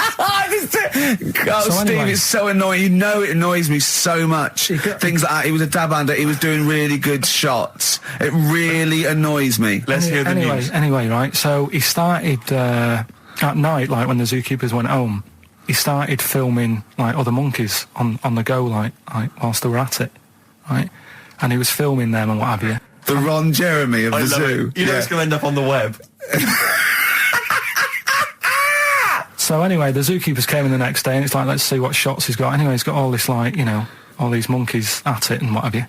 So, this is honestly, you don't know what this is doing to me, Steve. Can I stop him now? So they thought, like, actually, there's a few monkeys who aren't at it enough. Do you know what I mean? They have problems, what have you. So let's give them the videos. That is so untrue. This is so untrue. It's so untrue that it was filmed by a monkey. So it's so untrue. Right? Rick, I don't know who to believe. Oh, Karl, you're talking so much shit again. You must know that's not true. There's no way. There's a load of tapes out. Look at me. Don't keep talking. Look at me. Yeah. You must know that's not true. Can we just hear the end of this news? You had to go at me last week because I didn't have the full story. I've got the full story. You're still not happy. There is no way that by chance, what should we do? Let's give him a camcorder. That could happen. Right. He then films him at it. That might happen. It might happen, but I don't think he'd keep the camera still. Two, they go, hold on, this is good stuff. This is good shit. This porn's good shit. Anyway, look at that. He's got a lovely shot. Yeah. So this is ridiculous. Let me just recap, because I lost my way there. So the monkey has filmed the monkey porn, and now they're showing it to the other monkeys. Is he directing? Can you hear him saying stuff? Can you hear him go... It's just like, Chimp Pimp 1, 2 and 3 and all the rest of it, right? But anyway, so they've got all these other tapes, because what happened was, they said he's quite good at this. Oh, and the animals, God! And the animals are happy having him around because he's not a human, he's just one of the gang, do you know what I mean? So they started putting him in with other things like, ostriches. Right. And talking shit. There was and do you know they have a problem with pandas in Japan? So they've sent him out there, filming a bit of. Where are you going? Honestly, you really annoy me. There's no way this is happening. Can we just hear the end? Why can't he just find a real story about a monkey? Let's hear the end. The end is really that he's going to China. He's filming the pandas and whatever. No, he's not. They wouldn't send a monkey director. They would not send a monkey director. Thunder Road by Bruce Springsteen, possibly the greatest rock song of all time. I don't know. Big words. Big words indeed, but I echo them. Well, we're running out of time. We've got to get on with the show. It's near the end. I hope you've enjoyed it. I hope the scientists stuck in a big, hut in the middle of nowhere in pitch darkness, 10 of them.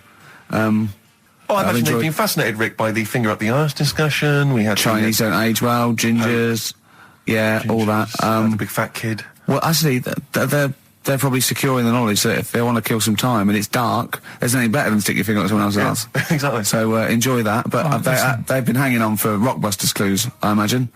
Here's the answer. So give us the clue again quickly. All right. So the first one was the fella let his wife know how he got the bruise on his legs. Go on. Right. That was Courtney Love. Yeah. Courtney Love.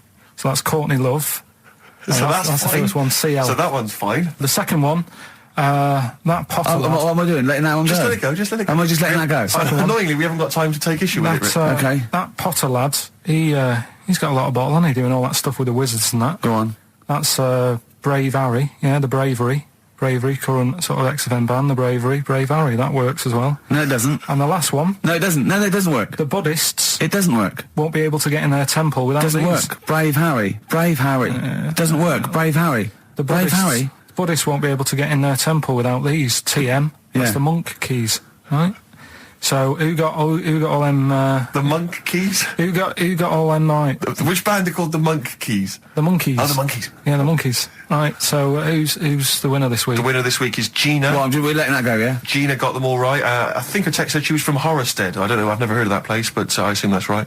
But Gina, you win that selection. I can't believe she got them. I cannot believe she got them. But she wins those, and also goes into the prize draw. We'll have 6 people competing for that original Matt Groening thing. If you go to rickygervais.com, you can see Matt actually doing that. We've got a signed Nigel Tufnell and original drawing of us as Flanimals. If they want to see it, xfm.co.uk/Ricky. If they want to have a look at the picture. And well, that's it. It's 3 o'clock. I'm Ricky Gervais with me, Steve Merchant and Karl Pilkington. More drivel next time. A shaven monkey. Right.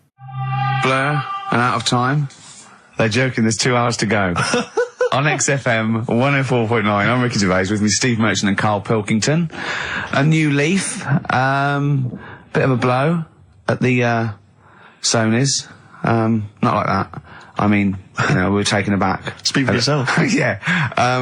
And we've got guests. Jonathan Ross won, and he has guests, so we're going to have guests in. One of which is sort of a tie-in. He's going to explain himself. It's Dr. Fox, Dr. Neil Fox.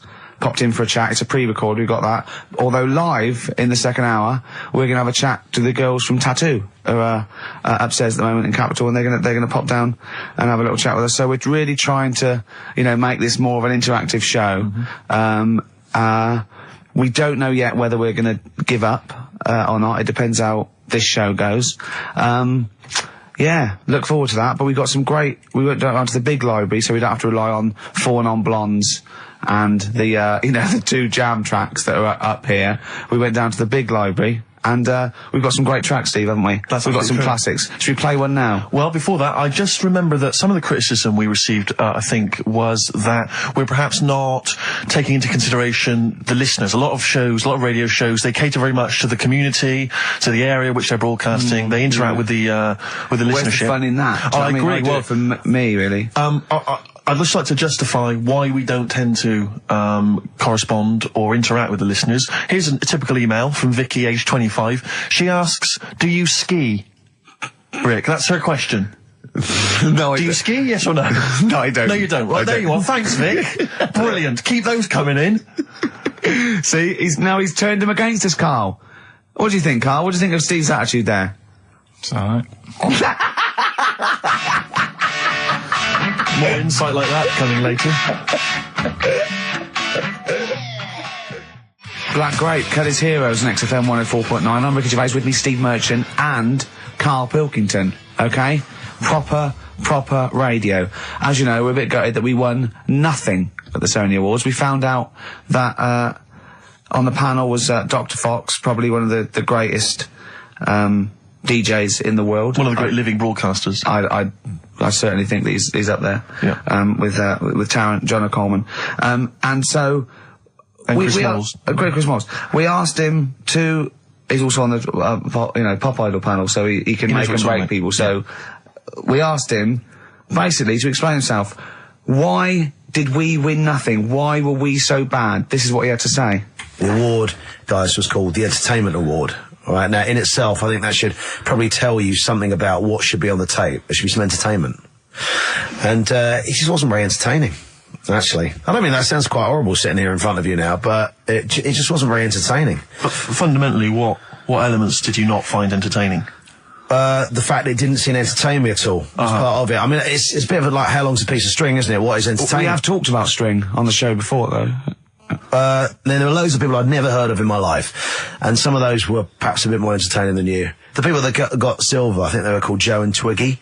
They worked for a station in the Midlands. I think Trent FM. They were actually pretty funny. Funnier than ours stuff. Yeah, they were actually. Yeah, they were funny, and they seem to sort of understand their local. They seem to understand their market a bit more. And then I got onto yours. I think, oh, great, Ricky Gervais. Yeah, he's really funny in that program, isn't he? I must watch that. I'm going to absolutely die laughing here. And oh God, it was painful. How would you have improved it, just listening? Bit of humour, be quite good. Bit of humour, essential, I would think, for an entertainment show. A bit of prep, a bit so get in there and actually think about what it's going to do, perhaps. Right, okay. Well, thank you, Dr. Fox, for your honesty. We've got to the bottom. While you're here, can I just show you this? That lump. Do you still do prescriptions?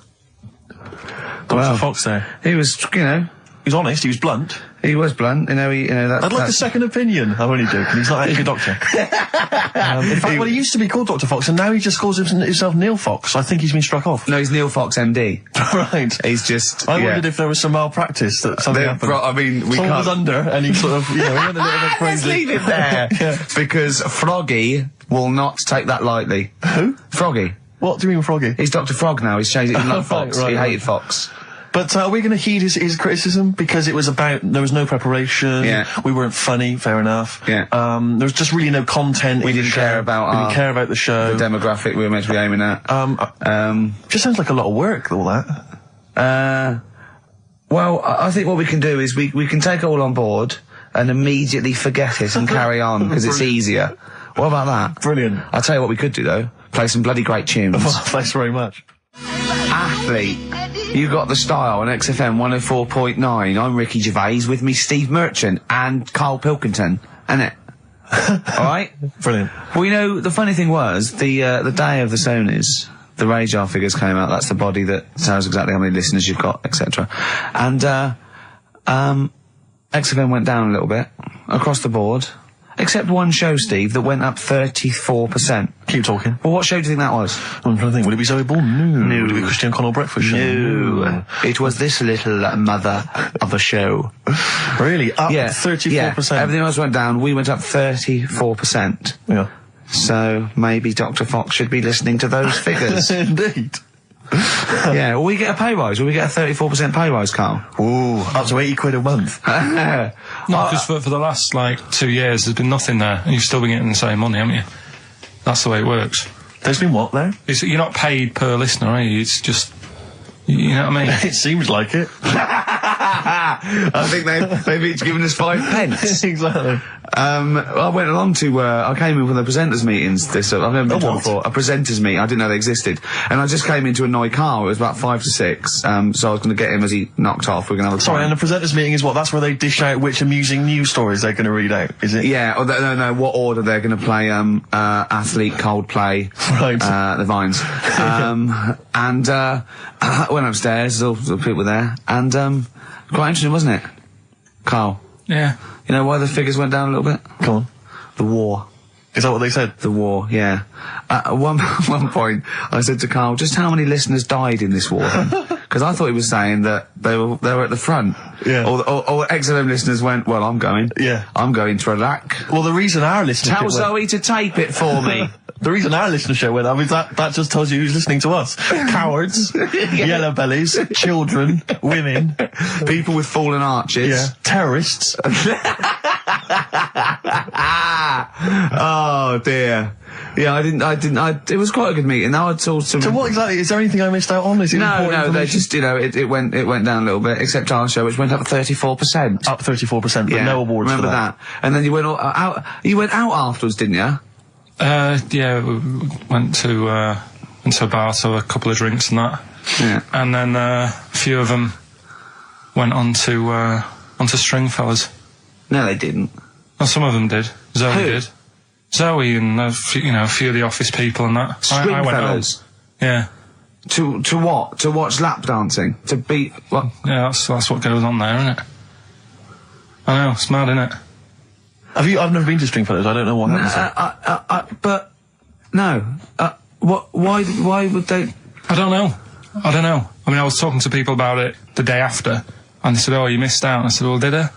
I said, "Well, how does it work?" They said, "Well, you pay." Never quite understood lap dancing. Never quite understood it. It's basically someone dancing naked, rubbing their arse in your face. Yeah. That's basically the gist of it, is it? But you can't. The rules is you can't touch. Do they do a home service? I just think it's nearly. I've got to be careful what I say here, but it's sort of. I'm not dissing Stringfellas or anything, but is that not sort of like one step down from prostitution? That's such an antiquated. What are you from the 19th century? No, but I mean, what? It's like it's. Well, I don't quite understand it. I don't get it. I don't get it. Because the thing is, I said, how does it work? They said, you pay 20 quid, you get some clean money, sort of like little vouchers that you stick in the knickers or whatever. Oh, God. Clean money? Yeah. Disinfected money, okay. Well, just like vouchers. Can you put loose change in there? Because I got a lot of that. But, I owe you. Yeah, go on. 20 quid it is. Right. And, I just don't get it, because, I mean, I'm not tight with money or anything, but no. You pay your 20 quid, they dance in front of you, but you're not allowed to touch, which to me is like going to a restaurant, ordering a nice big warm dinner, they put it in front of you, and it's like, well, you can't eat it, and you're saying, but it's going cold. I love the idea of some bloke sitting in Stringfellows, businessman, right, pays £20, there's an arse waving in his face, and he's going... Can I not just... They go, don't. So he goes, it's going cold! Look at it! It's going cold! Oh, that is brilliant. It's going cold. That is... I mean... See, Karl in the week was saying that he doesn't like sayings and phrases and metaphor and analogy, and I was going, and he thinks it's sort of like, one step away from poetry. But he comes out with the most evocative phrases. That is a straightforward... analogy. Lap dancing is like being given a meal that you can't eat. See, that's great. That's how you saw it, and that's so much better than saying it's mad you can't touch or it's a waste, or you see what I mean? We were trying to inflame his enthusiasm in the week, and I said about different phrases, and he goes, well, why not just say the actual words? I was going, well, it's more poetic, and I told him the Isaac Newton one. If I have seen further than any other man, it's because I've stood on the shoulders of giants. And I said, well, that's because, you know, he's saying, I'm getting lauded for being this great scientist and all these discoveries and being a genius, but I'm saying, you know, if it wasn't for those scholars before me that had come up with what they come up with, you know, I wouldn't have got this far. Karl went, what did you say? I just said, well, I prefer him to give me a name check. Do you know what I mean, though? If he stood there and he's saying how good everything is, don't just class me, don't sort of put me in with a load of other people. Give me a mention. If you were one of the other scholars? Yeah. Yeah, I think there were probably people that died sort of years before him. I think he's saying more that he's thanking the body of work these scientists and these great men had handed down, you know, through either books, material, teachings. He's not giving a big shout out to the collective science posse. Yeah, yeah. You know, thank you. Actually, I copied Nigel's. He's not saying that. I was like earwigging. I heard what Nigel said about it, about the third law. Do you know what I mean? Yeah. I mean, I look into science and stuff a lot more and see if they work. Well, one that happened a couple of weeks ago, right? You were talking about the you can't have your cake and eat it. Is that what you said? Well, I never understood that because I thought, well, what's the point of having your cake and not eating it? Rather like your lap dancing analogy, but it actually means you can't have eaten your cake and still have it there. Yes, obviously. Exactly. Well, the time that I saw that saying work, right? I was in Asda with Suzanne. Yeah. And you know those big binders you get with nice cakes in them? Yeah. For birthdays and that, you can get one with like David Beckham on the front of it. Yeah. You can have one with, you know, Thomas the Tank Engine if you want. Ricky Gervais. Yeah. You can have one of them. And I saw one of those comedy ones where it is like a big pair of breasts. Yeah. And that is when, you know, you can have your cake and eat tit.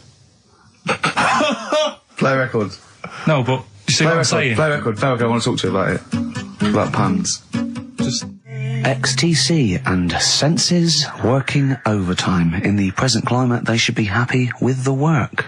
On XFM 104.9, I'm Ricky Gervais, with me Steve Merchant and Karl Pilkington. Karl, you're poised there. I know what you're dying for. I know what you're dying to do now. You're dying to play some adverts, aren't you? Placebo. This picture with the androgynous vocal talents at the helm there of Brian Moloko on XFM 104.9. Informed broadcasting. Excellent. Did you see, I don't know if Karl saw it, I know you watched it, Rick, it was extraordinary, it was a Sky One TV show the other night. It was something like reality TV. Oh, I don't know what it was called. Yeah. Excellent. And it was about basically what the fortunes of various... I cannot get enough of it.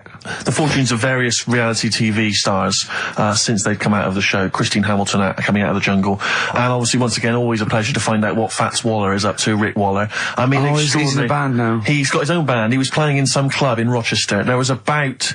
It's sort of gospel, people in the sort of gospel rock, that sort of soul gospel rock thing, like somebody you see in the Commitments or something. And when it cut to the audience, it was like it was in Butlins. It was just a big dance floor, and there was just people like watching indifferently. And he went, the people that were here loved it. I mean, it's really sad. I have to say, I know. the size of the man, his leather jacket, Karl, was extraordinary. I don't know how many animals had to die to make it. It was like... You know, it was. It looked like if he'd have fallen off, it'd been like the Hindenburg. Yeah, because it was like a Zeppelin. The humanity. It was extraordinary. I still think when I see him wearing a coat like that, it looks like he is stood on the shoulders of two other people, and it's just a joke. It's just like a circus act or something. Yeah, because his head doesn't make sense. It looks like it's one of those things that you steam yourself in. Exactly. You put your head out that. And is that a machine you're in? No, it's a coat. One of those old-fashioned iron lungs. Oh dear. There were some magic moments. But there was a great, because once again, I mean, I missed a lot of the first series of I'm a Celebrity, Get Me Out of Here, but it showed once again the moment with Darren Day. Darren Day, a lovely guy, but that moment where he went off and sat on a rock and came back and he'd written a song. I know. Which he just, and I can't, it was also things like, I'm in a hotel room in another town. I know, don't. And it was like something you'd write when you were 14. It was unbelievable. They showed it again. It's just stunning. I love songs you write when you're 14. It's like your first sort of like song where you know 3 chords, and it's always stuff like, there's a man, he's a lonely man, take a look at him, he looks a bit like me. Yeah. It is me. It's that sort of thing, like when you want to play it to someone and you want them to go, my God, you're deep. Yeah. My God, you're brilliant, aren't you? And that's about you, is it? Oh, yeah, it is, yeah. I have to say, this is such a terrible confession. When I was doing a school play once, when I was about that age, 15, right, there was a girl who was in the cast with me, right, and she sort of, she was giving me the eye. I was thinking, well, I kind of thought she was, right? And it was class. But there was another guy there as well. I was sort of competing for her affections. Oh, no. And he was quite a witty guy. His name was Scott Hansen. He had long blonde hair. Exactly, yeah. And I thought, well, the way to impress her, because I was 15 or whatever, I thought I was pretty smart. I sat in one of the adjoining dressing rooms reading a copy of the philosophical book Zen and the Art of Motorcycle Maintenance, which I didn't understand, but which I sat there reading it in the hope that she would walk in and think, my God, you're reading Zen and the Art of Motorcycle Maintenance. You don't go with the crowd. You don't want to come next door when we're talking about nonsense and people are flirting. We're talking about the bangles and curly whirlies. You're in here saying, look, just, if you want to come and talk to me, you're welcome, but I'm not... I'm a thinker. I bet you thought you were Kwai Chang Kane, didn't you? I thought it was like she'd think, Jesus Christ, I've never met anyone like him. That is genius. And I remember the one time she accidentally walked in, she went, oh, sorry, wrong room, and left again. And that was it. Sorry, at 15, so this is about the time you took to wearing a bow tie to impress slightly people. Younger wearing a bow tie. I love that.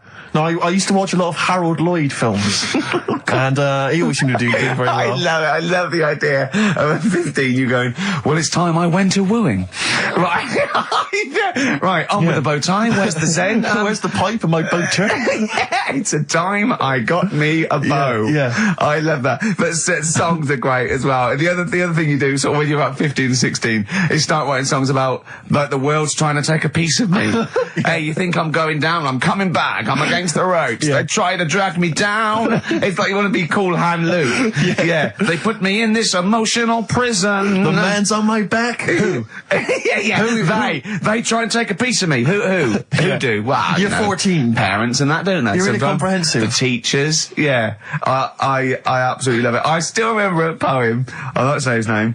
We're about 14, 15, and we had to write a poem, and obviously everyone's was pretty rubbish, but we mercilessly took the piss out of this bloke because I still remember the poem, and how he did it is he went through a dictionary and found things with that, and this is a poem, right? Okay, remember? I've remembered this for 25 years, right?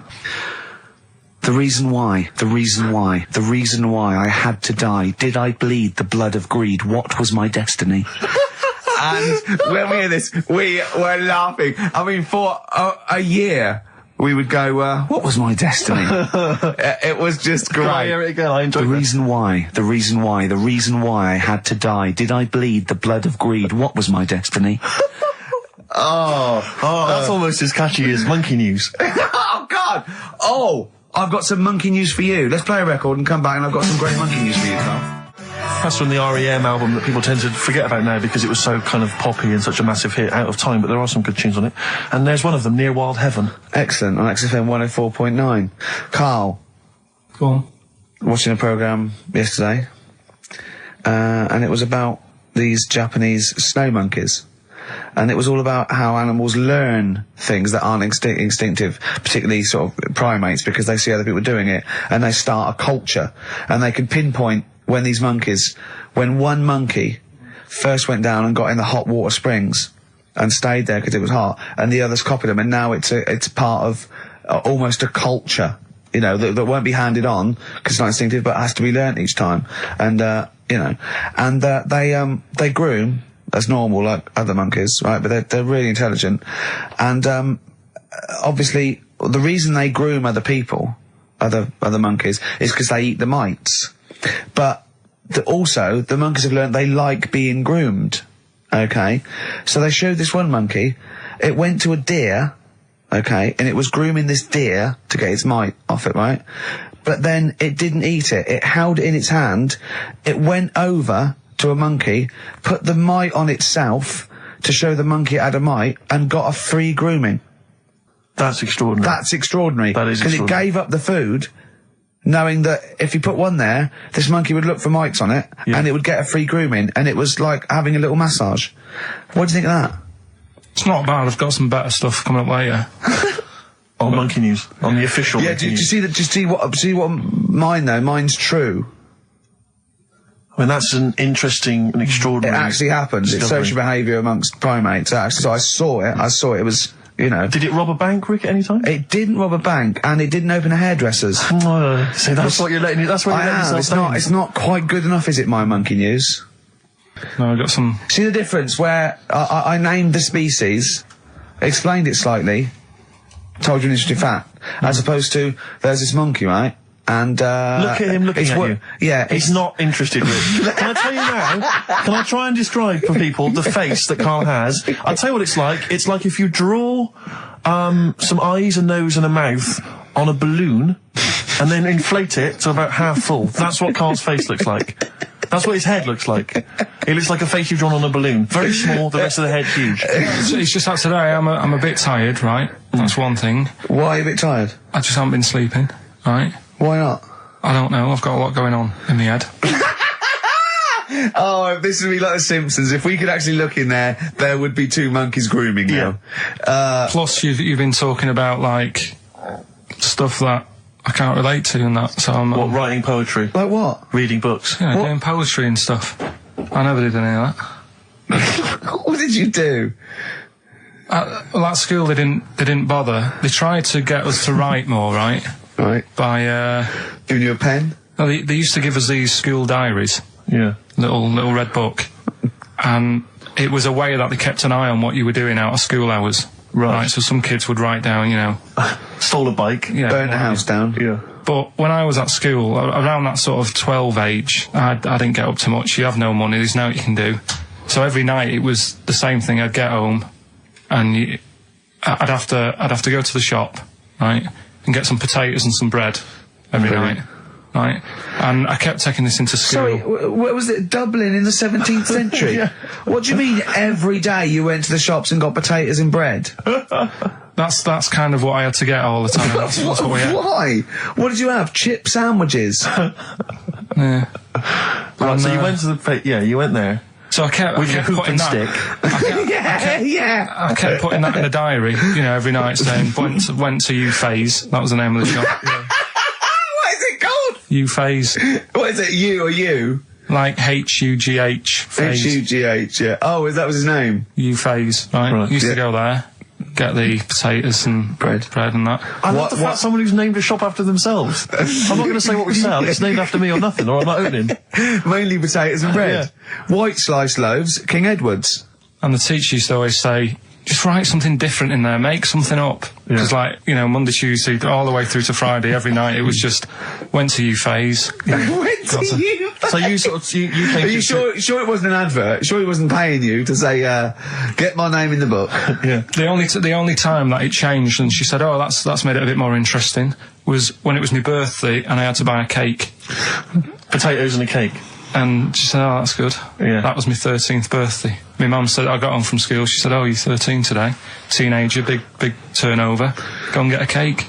That's your experience of writing? No, what? Well, no, that's your experience of your 13th birthday. Oh, by the way, you're 13 today, go and get a cake. Yeah. Brilliant. Big surprise? Was it a big surprise? yeah, that is brilliant. So I love it. That's the only sort of writing. What, and they never asked you to write essays or stories? Did you never write a story or a poem or a... The stories I did earlier on were, you know, you made them up, but it was that thing that I'd always end them with, and an alarm went off and it was all a dream. Every single one of them. Yeah. But they didn't, I mean, it was a bit of a... I bought some potatoes and some bread, then I woke up and it was all a dream. Then I went to shops and bought some potatoes and bread. But did you ever do anything to write about an adventure when you were a spaceman, or you were you were a cowboy, or... No? All the teachers, like, had scams going on, so, like... In English, right, you'd go in there and the teacher would say, right, what we're doing today is, got a load of brochures from Thomson, but they say, like, 1983 on the front, so I've got a load of stickers here that say 1984. Let's see how many you can do in half an hour. You are joking. Did you go to school with Oliver Twist? Sorry, you are joking. I'm not, that's what they did. So the teacher must have been getting, like, a freebie or something for helping them out. Honestly, yeah, that's what it was. That is fantastic. They were all after it. Other than Mr. Fagan, you had... Yeah. And then when they saw Karate Kid, they had every kid washing their car going, wax on, wax off, hurry up. Yeah. I'm teaching you something. Wax on, wax off. Paint the fence. So I'm just saying, you know, that's why I'm a bit quiet, because you're talking about stuff I can't relate to. And why didn't you sleep last night? I haven't slept well since I was about 12. Do you sleep well, Steve? Oh, wait, you can't let that go. I haven't slept well since I was 12. What do you mean? Do you know, like, a proper... I used to love going out of bed as like a kid. Yeah. Whereas now it's like, oh, am I going to sleep tonight? And I sort of wake up about 4 times. Right. Whereas when you're a kid, I remember really loving, like, going out of bed. There was one time where I actually laughed myself to sleep because I couldn't believe me luck. Is so wrong with him? What do you mean you laughed yourself? Have you ever had it when you're really tired and you get in bed and the pillows feel it's all cold, yeah. And it's like, I can't believe this. Yeah. And it happened twice. Once when I just went to bed and I was really looking forward to it, and also when I helped my dad out once, like, through the night. He worked at this paper company, right? And I helped him out, and I got in at about 4 a.m. with him. Got in bed, and I just was like, I was laughing my head off. I had to put the pillow over my head because I couldn't believe me luck. Like, I was like, oh, this is great. I'm going to sleep. I just have to say, life up north is so extraordinary. No, but you must be the easiest kid in the world to please. No wonder she knew she could just go get a cake. It's sort of like, what was he expecting me to say? He were expecting an extra hour in bed, but we got him cake as well. Go to bed without any supper. Brilliant. Brilliant, yeah. Your own bed. How long was it before you got your own? What did you used to do before? Just some straw in the corner? No, it's just that thing of when you're really tired and... And do you ever do this with Suzanne now? Do you ever laugh yourself to sleep with her? No, that's what I mean. She can't sleep because you're chuckling away. I don't know what's up with me. I've got a lot going on. What do you mean you've got a lot going on? I don't know. I was talking to the security bloke before saying, do you sleep? Have you got much going on in your head and stuff? And I don't know. No, he wasn't insulted by that, I'm sure. Going up to someone and going, have you got a lot going on in your head?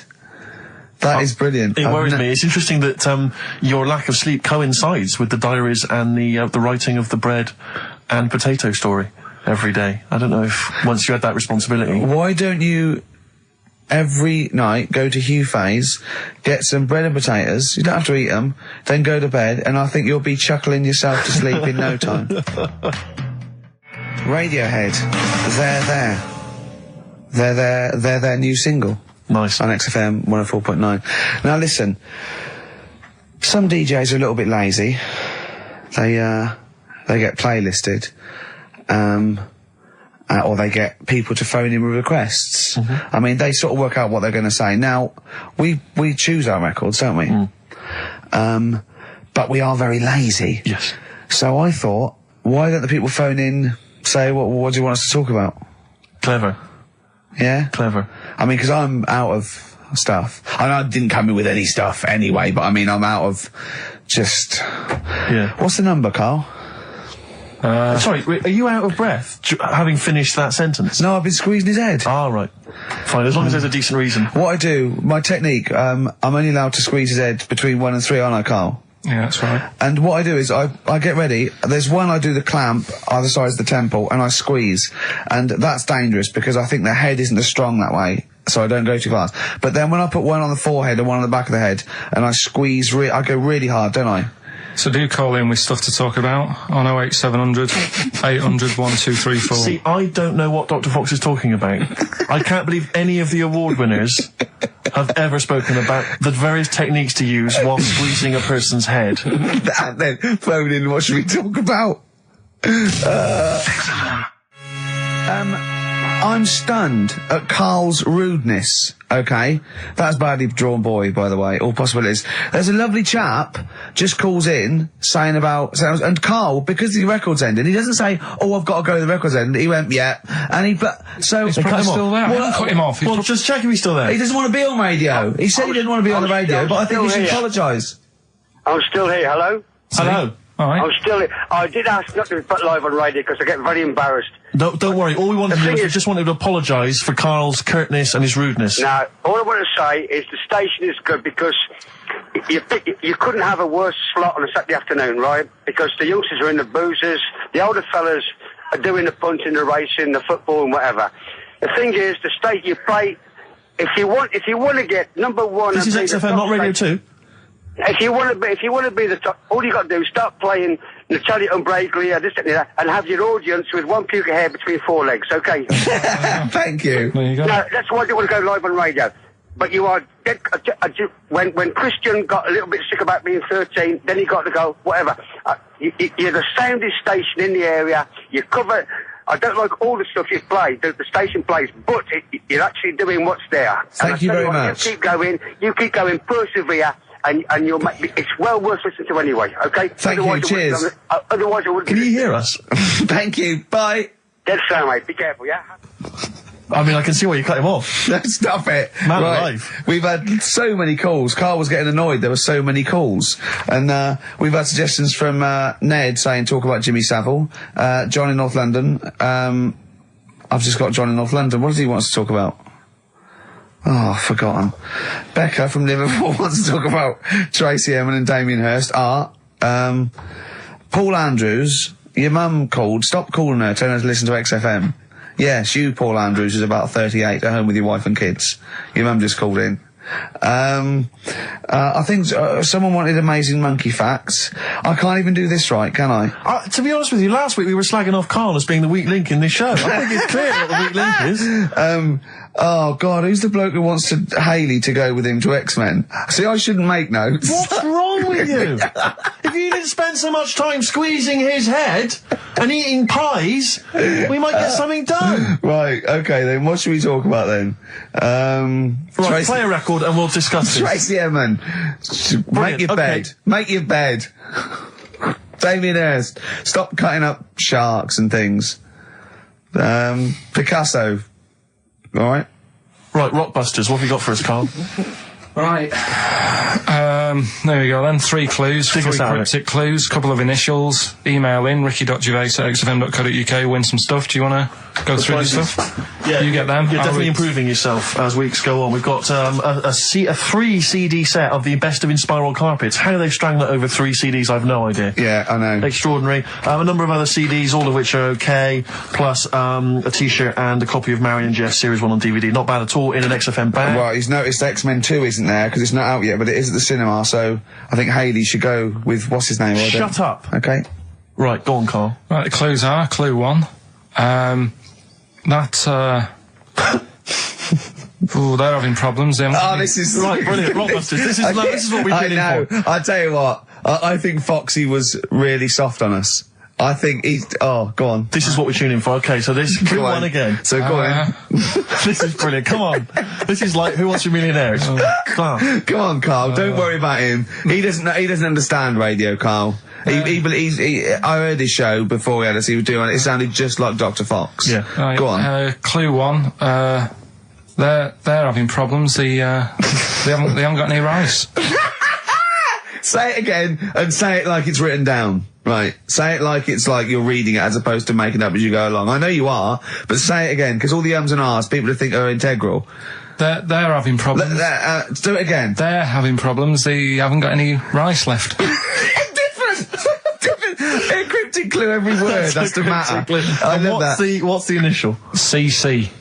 CC, and the clue again. They're having a few problems in that. Because they haven't got any rice left. Different every time. Go on, that's number 1. Second one, the Geordie fella doesn't know what he's been charged for.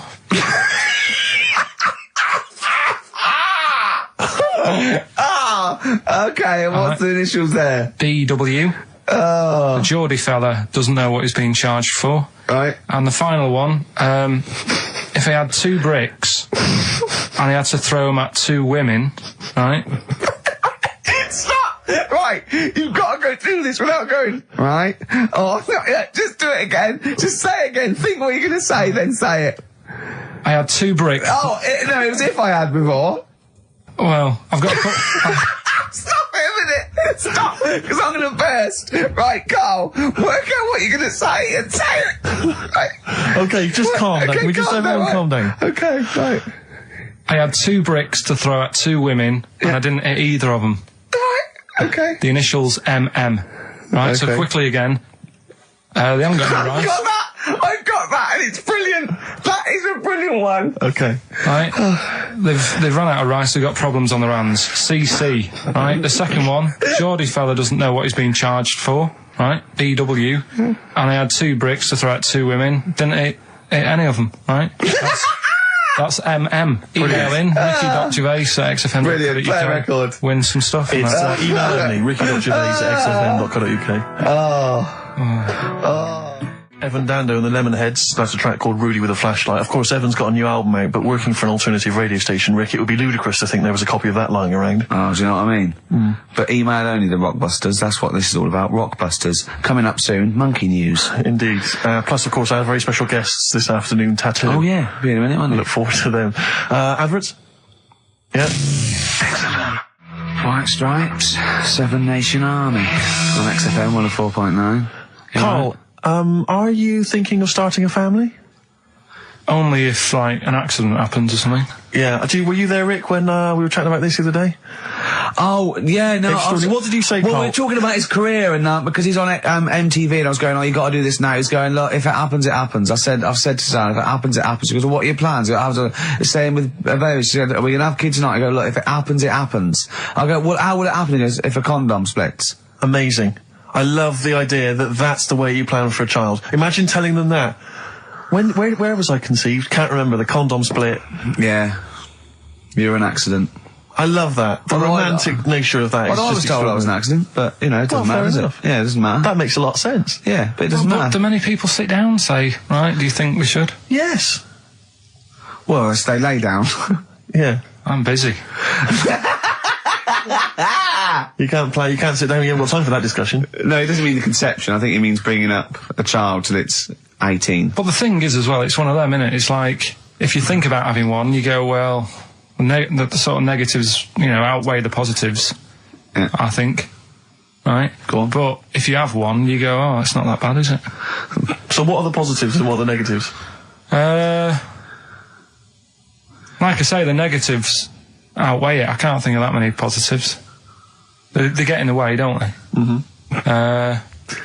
Cost you a lot. Cost a lot of money. Same with marriage. Like Suzanne's saying, we'll get married, so what for? Well, marriage doesn't cost anything. Well, it does. Well, no, if you go to the registry office and then buy a house. But then what's the point? Well, tax breaks, you know, presents. I don't think you get them anymore. Do you? I looked into that. You old romantic. Would you rather have a ring or a 3% saving? Yeah. Oh, I love it. Well, I don't see the point anyway. I got down on one knee and presented her with some inland revenue forms. yeah. Just to show the benefits. That is great.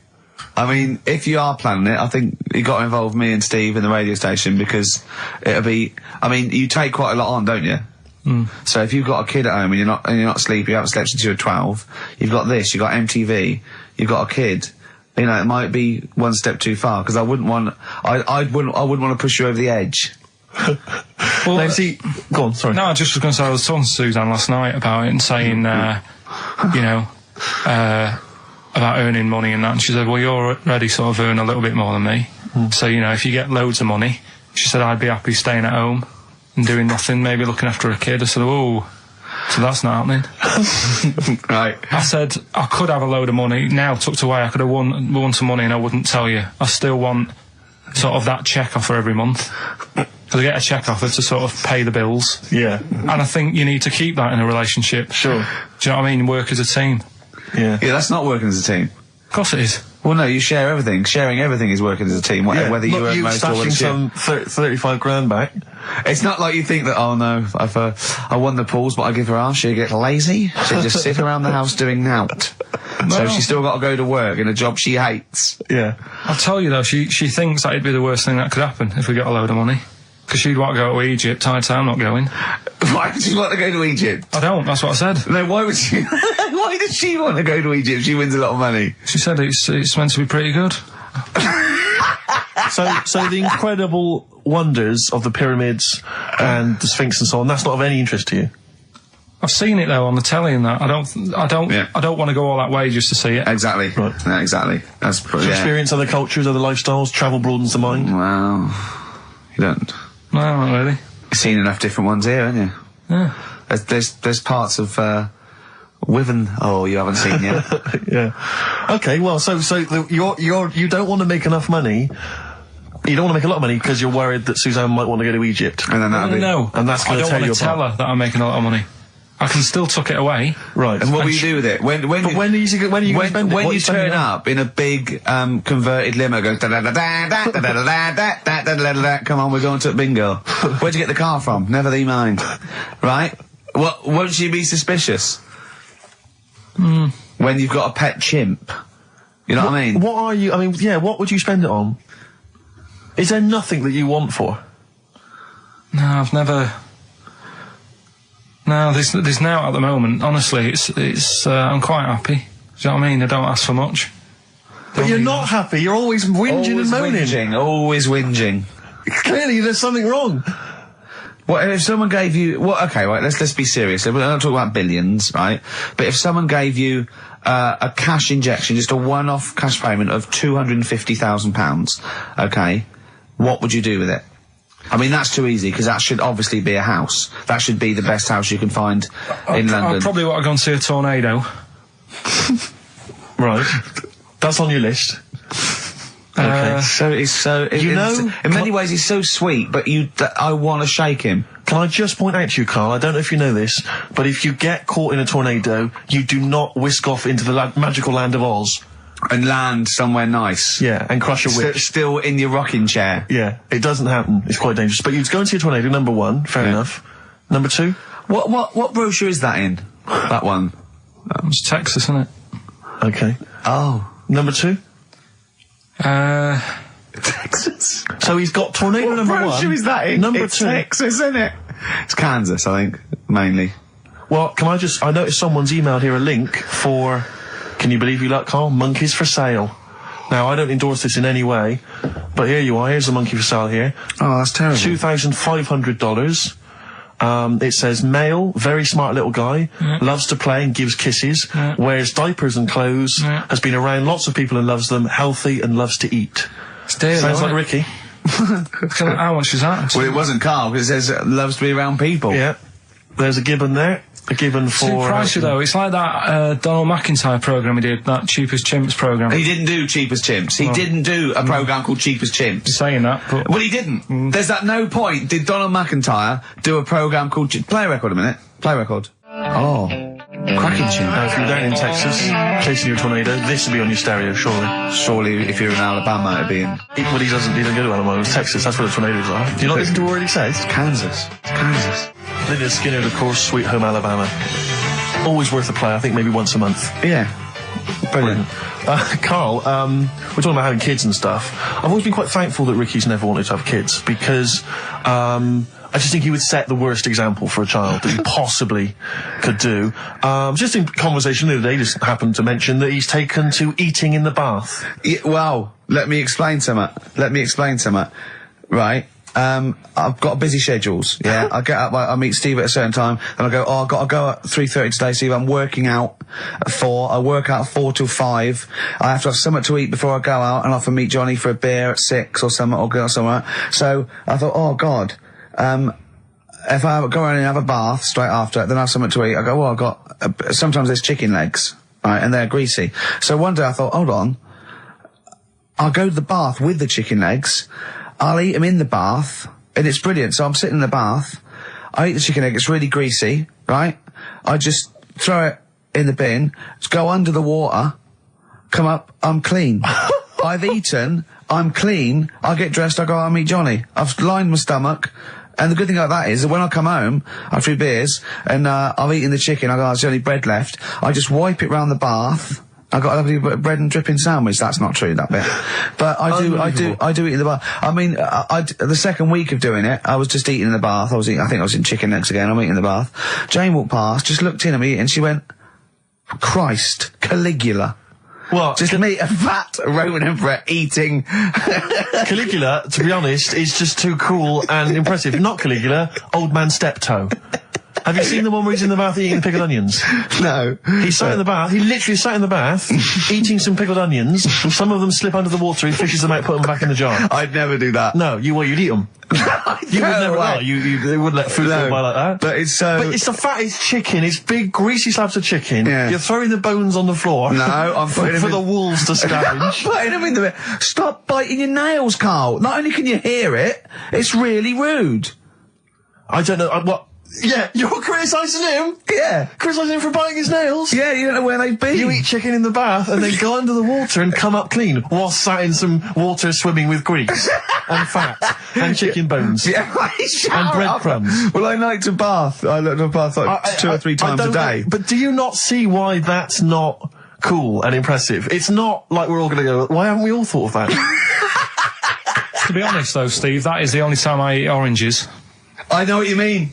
Yeah, that's, I've always thought that, an orange, I go, oh god, this is too annoying, and I don't bother eating oranges, unless they're tangerines, you can peel them in one and put them in one. I don't have big jaffas, there's just not, it's not worth it. What is wrong with you?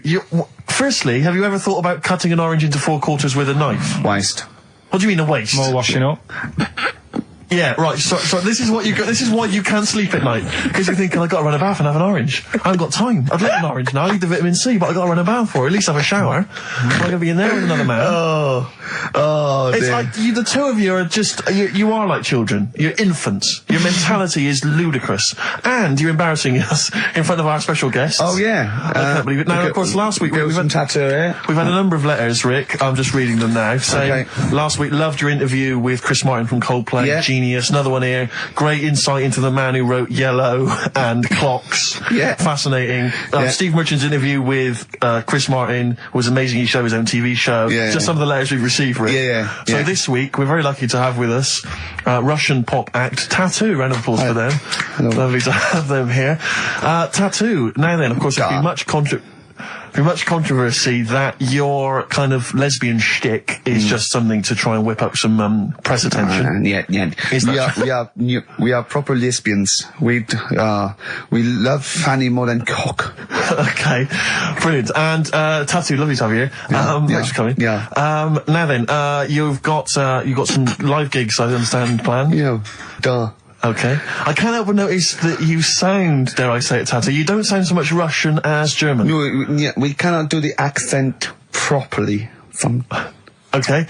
And, Tattoo, it's a joy to have you. Thanks for coming down. And finally, your lesbians would, for instance, either myself or Karl be able to convert you from your lesbian ways? We like the muff so much that the knob is no good for us.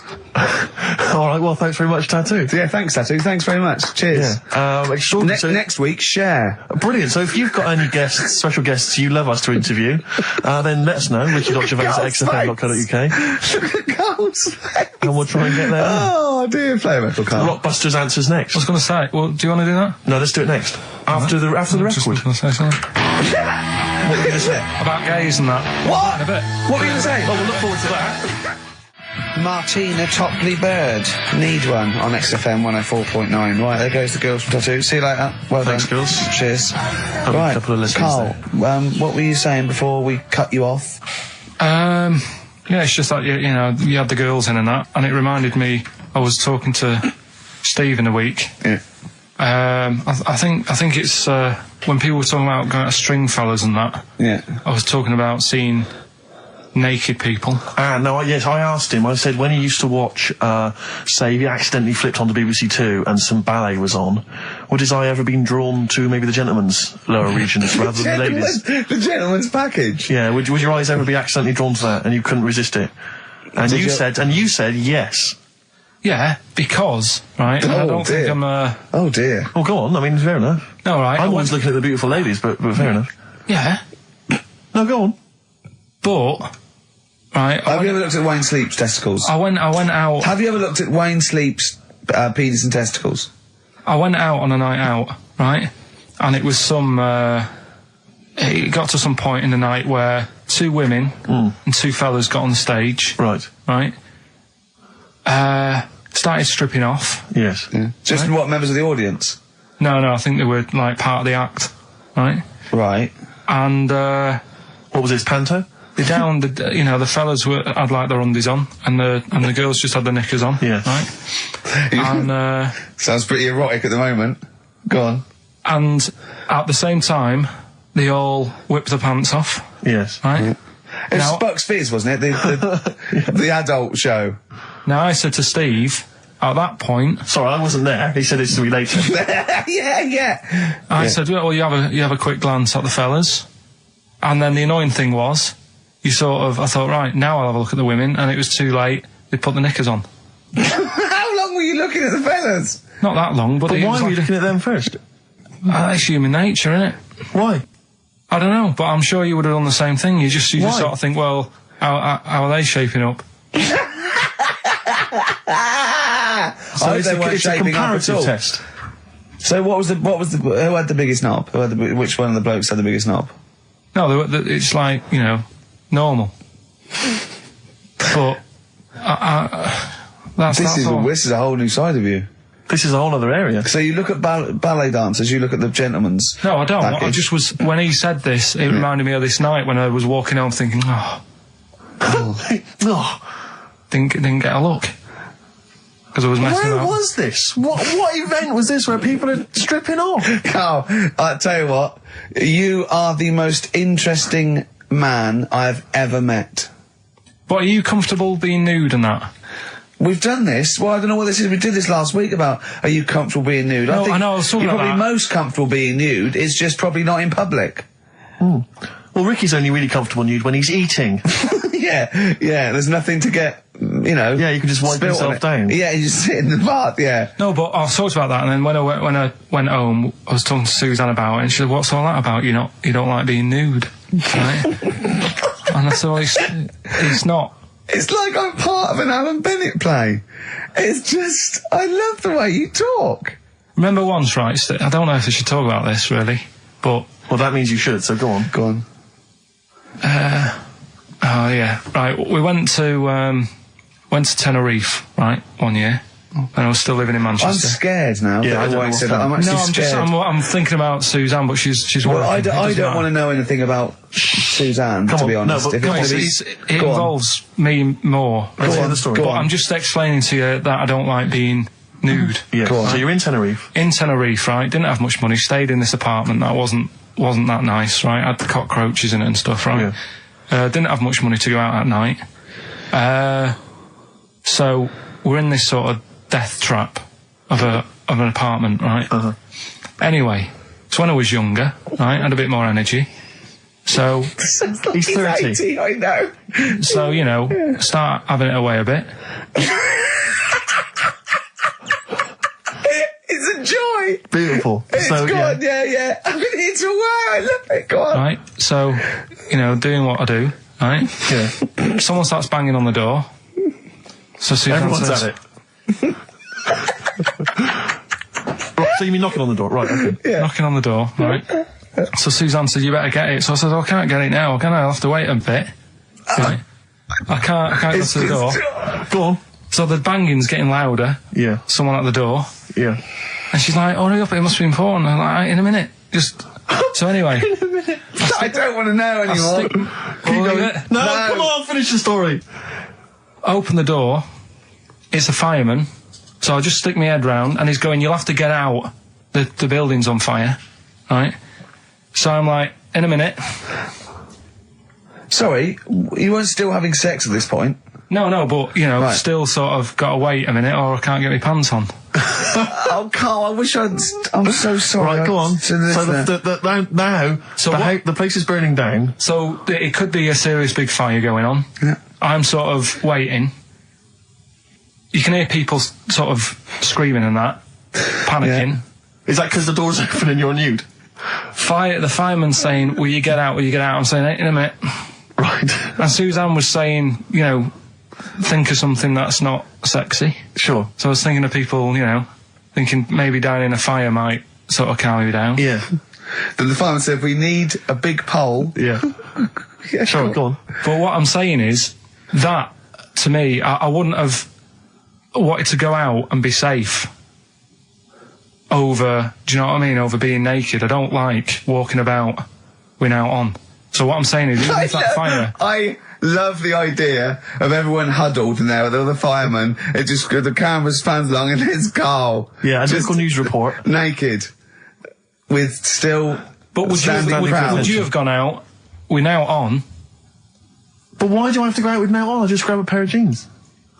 All right, but you've just, What? There's a fire, Karl!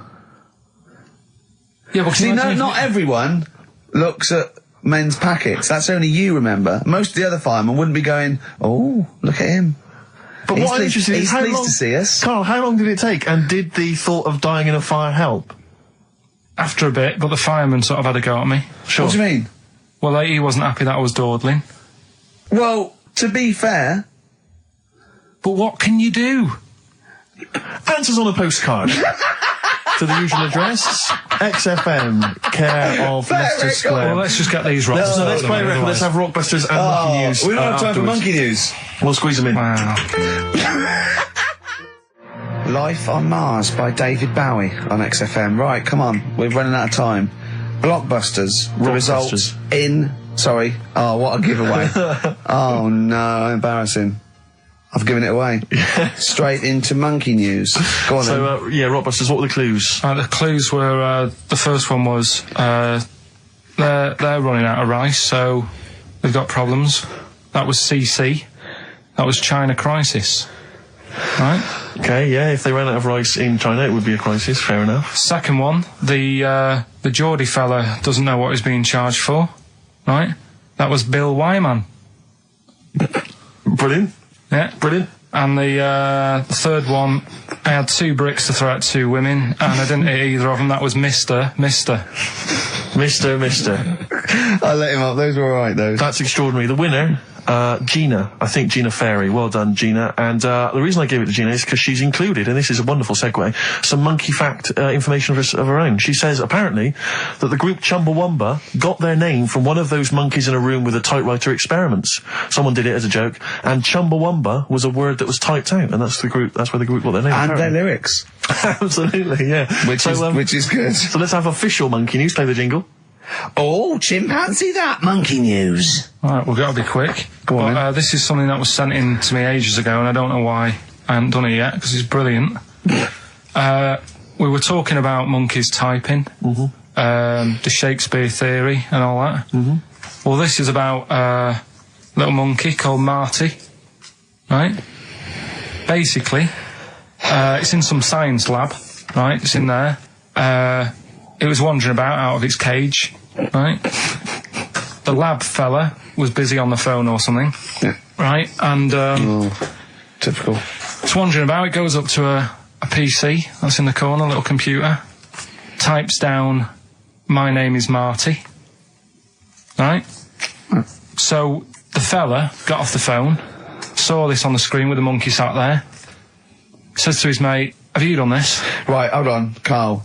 Let him finish. Before you question, always let him finish. I don't know what to do. Time's against us, come on. He said, "Have you done this?" He says, "Done what?" He said, "This on the screen here saying, 'My name's Marty,' right?" He goes, "What are you talking about?" As he's having an argument with his mate saying, "You're lying, you did it," monkey's sat there typing, "This isn't a practical joke, my name is Marty." Right, and that's the end of the story? I'm not coming in next week. I think we need a week off. I actually think we need a week off. He's doing a web chat or something. You can go online and have a chat with it. The monkey's doing a web chat? I don't know. Has he got his own website yet? His favourite Buffy the Vampire Slayer? I've looked at that. Right. Do you believe that, Karl? It's all there. No, but do you believe it? Do you believe that monkey could type that and then say this is not a practical joke when he's still arguing? Weird, isn't it? Oh. What do you reckon, Steve? Yeah, well, it's obviously a wind-up. It's a joke. It's not even... You haven't even got some of the facts wrong. It's just a wind-up. Have you noticed the date? Is it April the 1st? It is April the 1st. You are joking. That it was sent. You're an idiot, Karl. It was sent on April the 1st, Karl. So you're saying the monkey knows it's April the 1st, but you don't believe... doing a wind-up, yes. Yeah, I think the monkey has thought, I'll do it on April the 1st so that people think that it's a wind-up. In actual fact, I am a monkey that can type and read. It's a shame you never went into investigative journalism. You could have brought down, you know, the Watergate scandal. Poor Karl. Well, I was thinking of a song that sums us three up. Yeah? What are we? What do you think? How would you sum us up? Tricky. Well, young, gifted and black. True enough. Apart from a couple of them. Yeah, well, we're not gifted. No. And we're not very young. No, I'm certainly not. Shall we take a week off? Yeah. Should we maybe just knock it on the head altogether? We'll take a week off and see what happens. Okay. See you next... No, let's not see you next See you week. in a couple of weeks. Yeah. Cheers then, Karl. Hickory dickory dock, some lads there just wrote a song called Clocks. The lads are Coldplay. And the song is? Clocks. I'm Ricky Gervais, with me Steve Merchant, Karl Pilkington, pressing the little buttons there. XFM 104.9. What's that little Well, I think I do more than press the buttons. Right, see, this is it, right? Karl has had a little strop on since last night, okay? And it's... He's had a little strop on? Yeah. You said strop on. I just wanted to clarify. And, I don't know why. He says that I'm an annoying person. He says that I wound him up, right? Which I don't know. He says that you're winding up because you're sort of like negative about everything. Negative? Yeah. And, but what I think it is because we pointed out that his lateness is unacceptable. Yeah. He said, meet you at 6. He turned up at 20 past. He said, well, someone stopped me in the corridor. I don't care. I've got stuff to do. We had stuff to do. I think we're a bit busier than you, Karl. You've got one job. We've got loads of jobs. I keep telling you that. You got one job in a little room, a 9 to 5 there, that you don't even get done in 9 to 5. That's why you're late and mucking around all the time. There's loads of work to do. Yeah, one job. No, cool. It's not. It's one job with a lot of other jobs in it. It's like those little Russian dolls you get. Right? Well, it's not, is have it? a go. Yeah, it is. Yeah. Everyone thinks, oh, he only sits in his studio messing about, making songs a phrase. That's what I do in my free time. Which we've got coming up later. Super slick. I still think 20 minutes late is an outrage, though. Yeah, Karl. 20 minutes late is... Yeah, but I didn't say bang on 6. I said around 6. No, you didn't. You said 6, which means 6. Well, it doesn't. Wait, sorry, it doesn't? If it was a newsreader, I'd say, yeah, you've got to be on time. Do you know what I mean? If it was a 6 o'clock news, I wouldn't want to be late. But it's the fact that I said to you, I'm busy, I've got stuff to do. No, you didn't say that. You said 6 o'clock to sort out tomorrow's show. I didn't. I know what I said. So yeah, well, you don't, because I remember you sent me a text. You didn't even, it wasn't even a phone call. You didn't even have the politeness to call. Stephen has stitched him up by being a little bit more precise than him. It was a text and it said, see you around 6 tomorrow, question mark? Around. You just said it. Well, yeah, but 6. That doesn't count. That doesn't mean anything. Well, yeah, no, he does. What? So, all right, you told me he said 6. Well, he did. I'm paraphrasing. 6 o'clock, Rick. To me, even if it was around 6 o'clock, that would be 5 to 6 or 5 past 6. It would not be 20 minutes after the event, because that is late. Yeah. Well, you've got nothing. You see, you haven't even got an excuse. Yeah, but then I turned up, right, and I said, right, well, let's not argue about this. Let's come up with some good new features, because we've been in Cheap as Chimps. That's gone today. Good news. He never liked Cheap as Chimps, Karl, did he? Right, he never liked it. Do you know what? Do you know who's took it further? Donald McIntyre. What? He's doing a programme, Cheap as Chimps. No, he's not doing a program. Well, we'll see. Again, I'll prove you right. Again, he's not doing a programme, Cheap as Chimps, is he? He's not. What do you mean? I saw a trail on Channel 5 and it was saying, you know... Is it 5 or is it about 20 past 5? He's doing this, he's done that, you know, now see him on Channel 5 because he's moved to Channel 5. Right. He's saying, first big problem, chimps, you know, they're deer and that. And, no, they're not deer. He's getting confused. No, 50 odd grand for a chimp and it's saying, you know, he'll look into how much you can get gorilla for. What are in the name of God are you talking about? We'll talk about that later. But I don't know. I'm just saying that's another idea. And then, so go on, you got off, this is why you never get stuff done and you're late. You got off the point, you were talking about arriving late. Yeah, I know, but I'm just saying to you now, I turned up late, so I said, right, well, let's not argue. Yeah. I said, let's do some stuff. Yeah. You weren't having any of it. I think at one point you were trying to be sick on my leg. I do remember that. Yeah. Why? Just for fun? Yeah. All right. That's when I started getting annoyed. He was very annoyed last night.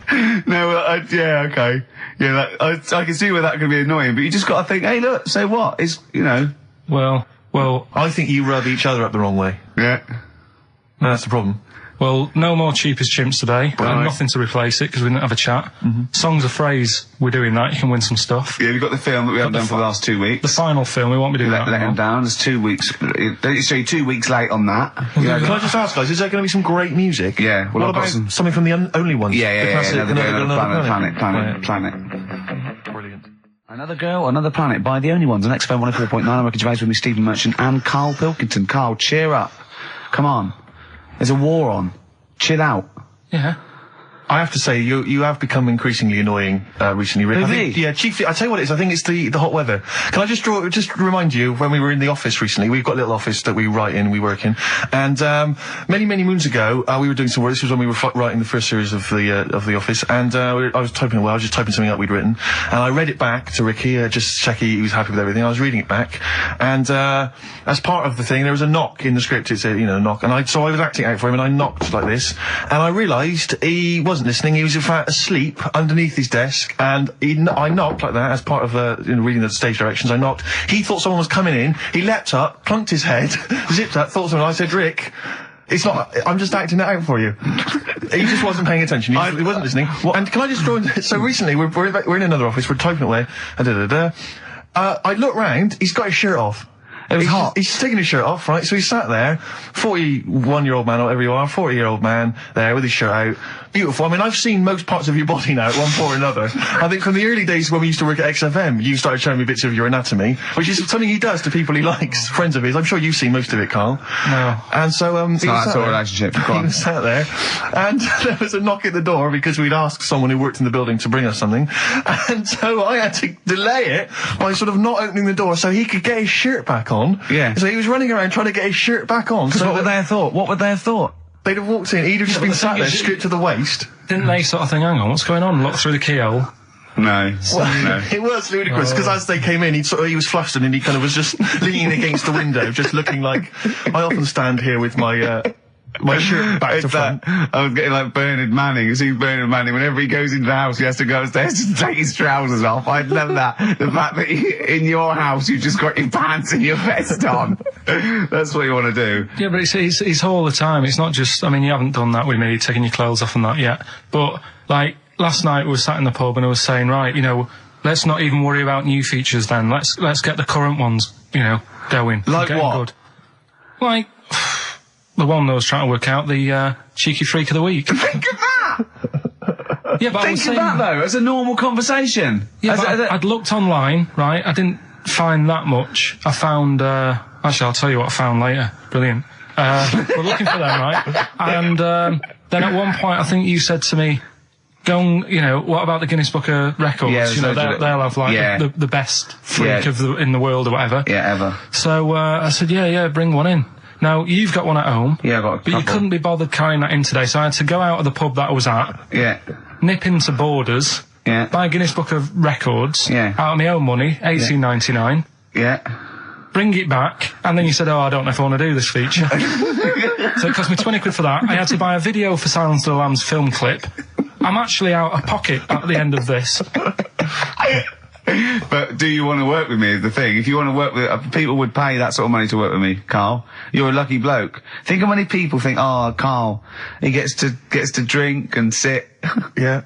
Well, you making a cup of tea and I surprised, didn't I? Little surprises. Steve, last night, when I left the pub in a bit of a mood, because I was just fed up with not getting anything done. Yeah. Walking down the road, I was thinking, how can I get out of this? How can I stop having to work with them? I'm thinking, I wonder if I leave, I wonder if they'll be funny and they'll go, and then my boss will be giving me stick. And I'm thinking, how much notice have I got to give out? And all this is going through my mind. I'm walking home and I got in, said to Suzanne, I'm sick of it. She's going, you need to do it when I get a new kitchen. And I was like, yeah, but how big does the kitchen need to be? I was saying, do we need a big kitchen? Can we get a small one? Have we got enough for a small kitchen? Do we need so many cupboards? Can we just have wood instead of steel? All this, trying to get out of doing this. Yeah. I always feel like, because I like to think that I'm not perhaps as bad as him. Yeah, no. You annoy me in different ways. Like what? How does he annoy you?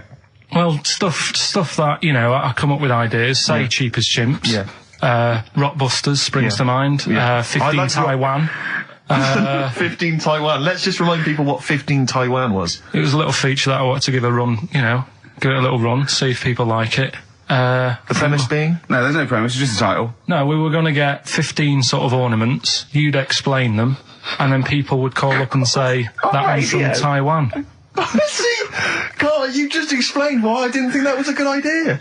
Yeah, by explaining the good... No, the funny thing is, Steve, right, I was walking down Regent Street on Monday, walked past one of these big stores, right, and they've got all famous quotes on the windows, right, and one of them was something like, an absurd idea is often a great idea. Yeah. Do you know who said that? Go on. Einstein. Yes. Which made me wonder, if you were his mate, would he ever have done E equals MC squared? Or would you have said, don't bother with that, it's not going to work?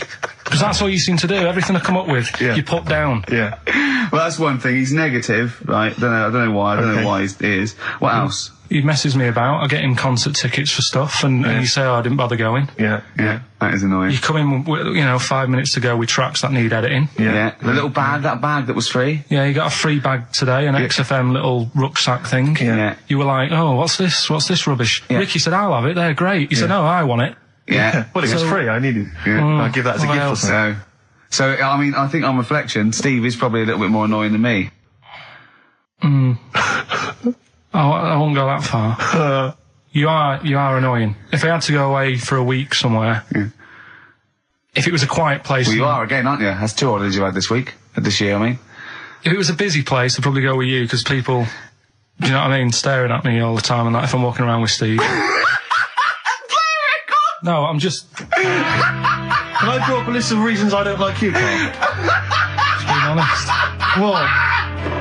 I'll tell you, because the list of reasons I don't like you is incredibly long and getting longer. Just saying. Do you want another slap?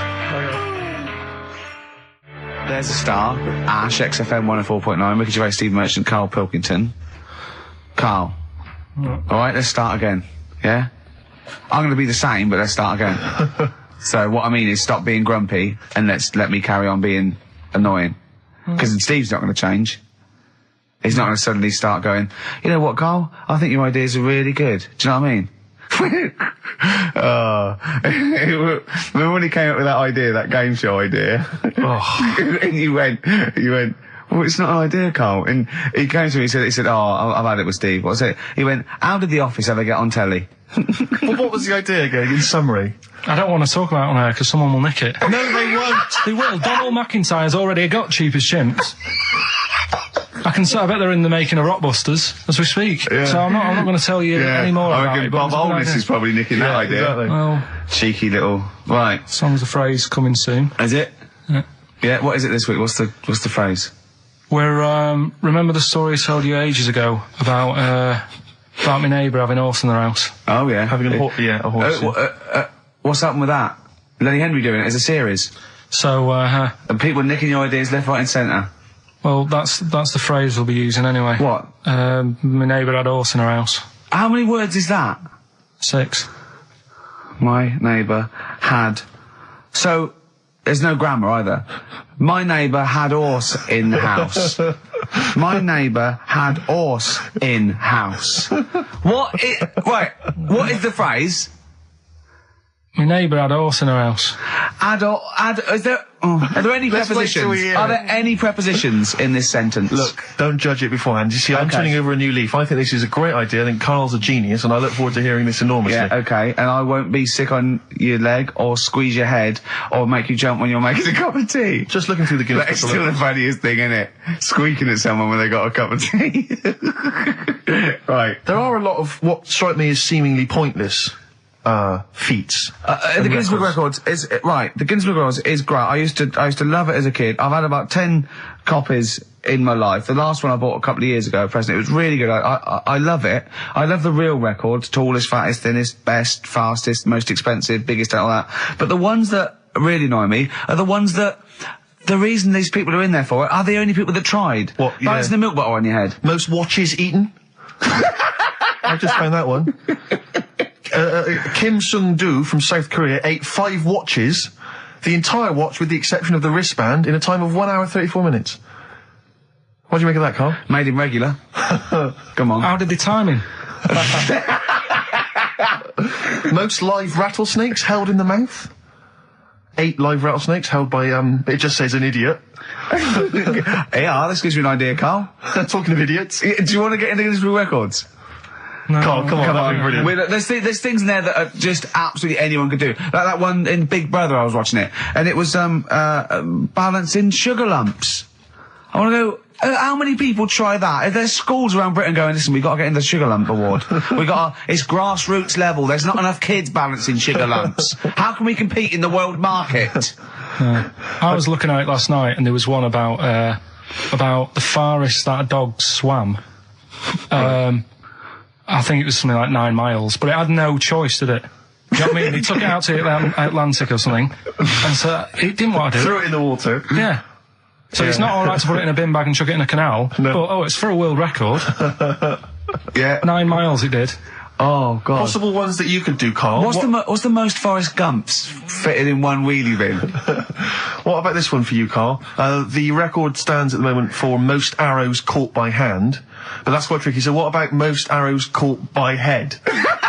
Yeah. And you would just fire arrows at your head? They wouldn't, it would just skim off him. Do you think so? Yeah, the roundness, it would never actually get any sort of, connection. Fastest human crab. Could you do that? I'll do that. Can you form the crab? Can you do that? What's that? It's just like go bending over backwards and running. Do that. No? Right, what about, what would you be good at? What about hamburger stuffing? Oh, right, Carl. Alright. In the mouth, you mean? Well, it says the record for stuffing the most regulation-sized hamburgers, including buns, in the mouth at one time is how many? How many hamburgers with buns in the mouth? So this is just... You're not swallowing anything, you've just got stuffing in your mouth. You'd be so good at this because your shape of your head. You've got a shape... His head's just like Hamburglar. You'd be good at this, man. Yeah. Honestly, you'd be perfect. You look like Zippy. And the great thing is your head's empty, so you could get more in there. Do you know what I mean? This guy had a brain to contend with. Do that. What is it? Is it possible? Is it mental? How many do you think it was? There were 3 burgers in buns. What do you reckon, Carl? What, how quick he ate them? He didn't eat them, it's just how many he can stuff in his face. So literally hold them within his cheeks and his mouth, but don't swallow anything. So what, how many burgers? How many burgers did he manage to get into his face? So it's a fella, he's not... Yes. About 5? No, 3. Is the world record. 3 is the world record. How big are they, though? It just says regulation size. So we could go to McDonald's or Burger King and get just hamburgers, and that would count. Just the regular burgers, and we'll just stuff them in there. It won't count. We got to get Norris McWhirter. But we could practice it now, and then if you're triumphant, if you get 4 in there... I don't. You know, I've got a small throat and that. But you don't have to swallow them, that's a great thing. Yeah, but I don't like it. As a kid, I'm choking on stuff, and I get funny about it. No, just keep your tongue at the back of your mouth, and we'll stuff the hamburgers in. No, I don't. Oh, come on! Do something! Carl, that is Dynamite Radio. Well, here, Steve will go and get the hamburgers. Have I got to pay for them? No, Carl, give us the money. I'm not paying for them. Oh, I've just spent 25 quid in total on a video on a Guinness Book of Records. That's costing me another 4 quid. I'm not doing it. Come on, give us the money. You're playing back. Andrew, come on! I'm not doing it. Come on, do it. It's an interesting thing. Come on. You could be in the Guinness Book of Records, Carl. No, leave it. See if we can. Oh, please, phone in if you want Carl to eat burgers. You don't have to swallow them. You can spit it all out. You can be sick on my leg after. Oh, come on. No, I don't like the stretching thing either. Don't stretch it. It will stretch. I'll be like the little bloody dog on the Winston Churchill ad. Don't swear. Well, I'm just saying, though. I know, but we apologise to the Radio Authority. Carl is not only swearing, but he's refusing to do things we come up with. But the Radio Authority will be happy with me stuffing 3 burgers in my face. God, I'm not doing it. Yeah, we will. No, We'll leave it. I'll give you the money. Can we do songs of phrase, something? No, let's right, play a record. Play a record. He's gonna go. You're gonna do it, Carl, or you're fired. No, actually, he wants that. No, you're gonna do it. Do it. Please do it. It'd be great. Honestly, please do it. How about Chicken McNuggets? Meet halfway. No, there's no record for Chicken McNuggets. Well, mental. So I'm not doing this, Steve. You are. Steve. Hello. Can you hear me? Yes, can you hear me? Yeah. Where are you? I'm in one of the capital's many burger joints. I'm just about to go up now and order some burgers. Where are you? What are you? Where are you in? I'm in McDonald's in Leicester Square. Oh, right, okay. Yeah. What are you getting? Just get. Hello there. I need to order 5 regular hamburgers, please. If that's all right. Sorry. 5 hamburgers. Yes. You're probably wondering why I'm ordering only 5 hamburgers, aren't you? And let me tell you why. My friend is going to try and break the world record for putting burgers into his fat, stupid face. What do you make of that? Exciting? Yeah. Do you wish him good luck? Yeah. What's your name? Tyre. Tyre? Yeah. Oh, thank you very much, Tyre. I'll try and get Tyre to wish you good luck in a minute, Karl. The coming shortly. Five should be enough. The world record is what? 3? 3, yeah. Okay, good. I don't know what. Oh, here we go. How much is that? $3.45. $3.45 for 5 hamburgers. It's good, isn't it? It's good value. It is really, isn't it? Really, yeah. I mean, if there's anyone from from McDonald's listening, they probably want to give us some free stuff, I would have thought. I would have thought, right? Would you just wish my friend good luck before you're just on the end of the line there? Just say good luck, Karl. Good luck. Alright then. There you are. That's the people from McDonald's wishing you good luck. Karl, I'll be back shortly with the burgers. Brilliant. Okay. Do you want the pickles left in? Eminem. Sing for the moment. On XFM 104.9. I'm Ricky Gervais. With me, Steve Merchant, with 5 little hamburgers. Got 5 burgers here, yep. And so I don't know, how should we begin, Karl? Do you want to just look at the size of these burgers? Look, they can see it on webcam, can't they? They can see us stuffing these burgers into your mouth. And by the way, I'm filming this, Steve. Look, Brilliant. Look, I've got a camcorder. We'll put this on unseen footage on a DVD or something. Or maybe on the website. On the Oh, Karl, what if you break the record? Okay, Karl, I'm coming round now to just monitor this and adjudicate. What's the web? If you want to see this on the webcam, what is it? xfm.co.uk. Right, okay. Hold on. Can I, Steve, I'm not being that? funny, I'm not being funny, right, but I think I have got like a bit of a wheat thing. You've got a bit of a what? A wheat allergy thing. Don't give me that. No, seriously, my head's... I've been eating a lot of shredded wheat recently. And my head's got a bit bigger. Karl, I don't think you can let us down now, mate. So you just got to put that first. No, I can't put that like that in my mouth on its with. I've got to break it up. I've got to break it up. You can't break it up. It doesn't say you can on the rule thing. It does. It doesn't. I can't look. I physically can't. Try it. I can't look. I'd have to be Jay Goody to be able to do that. Seriously, look. Try it. Yeah, I know, but you're not approaching it right. That's it. Come on. That's all I'm doing. He's not going to do one. Keep going. That's good work. Keep going. Keep pushing. Ease it in. Keep pushing. Get one in at least. Ease it. Get one in at least. Get one in. Ease it in. Get one in. Push it. That's one. Let's go for another one. R.E.M. Night Swimming. It's a lovely song, isn't it, Karl? Huh? XFM 104.9. I'm Ricky Gervais with me, Steve Merchant. Karl, disappointing.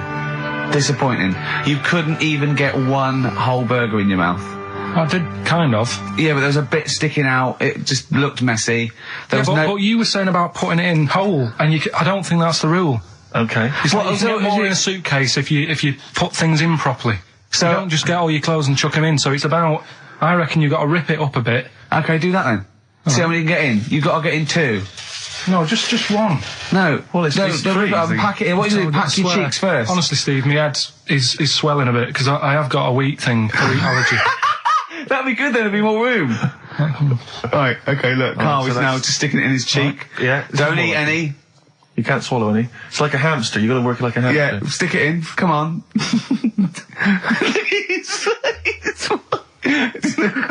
looks like Marlon Brando in The Godfather. Come on. Don't lose any yet. Right. Pack it in, then use your fingers to pack it in. Come on! Wedge it in. Like you're grouting the bath. I can't do this either.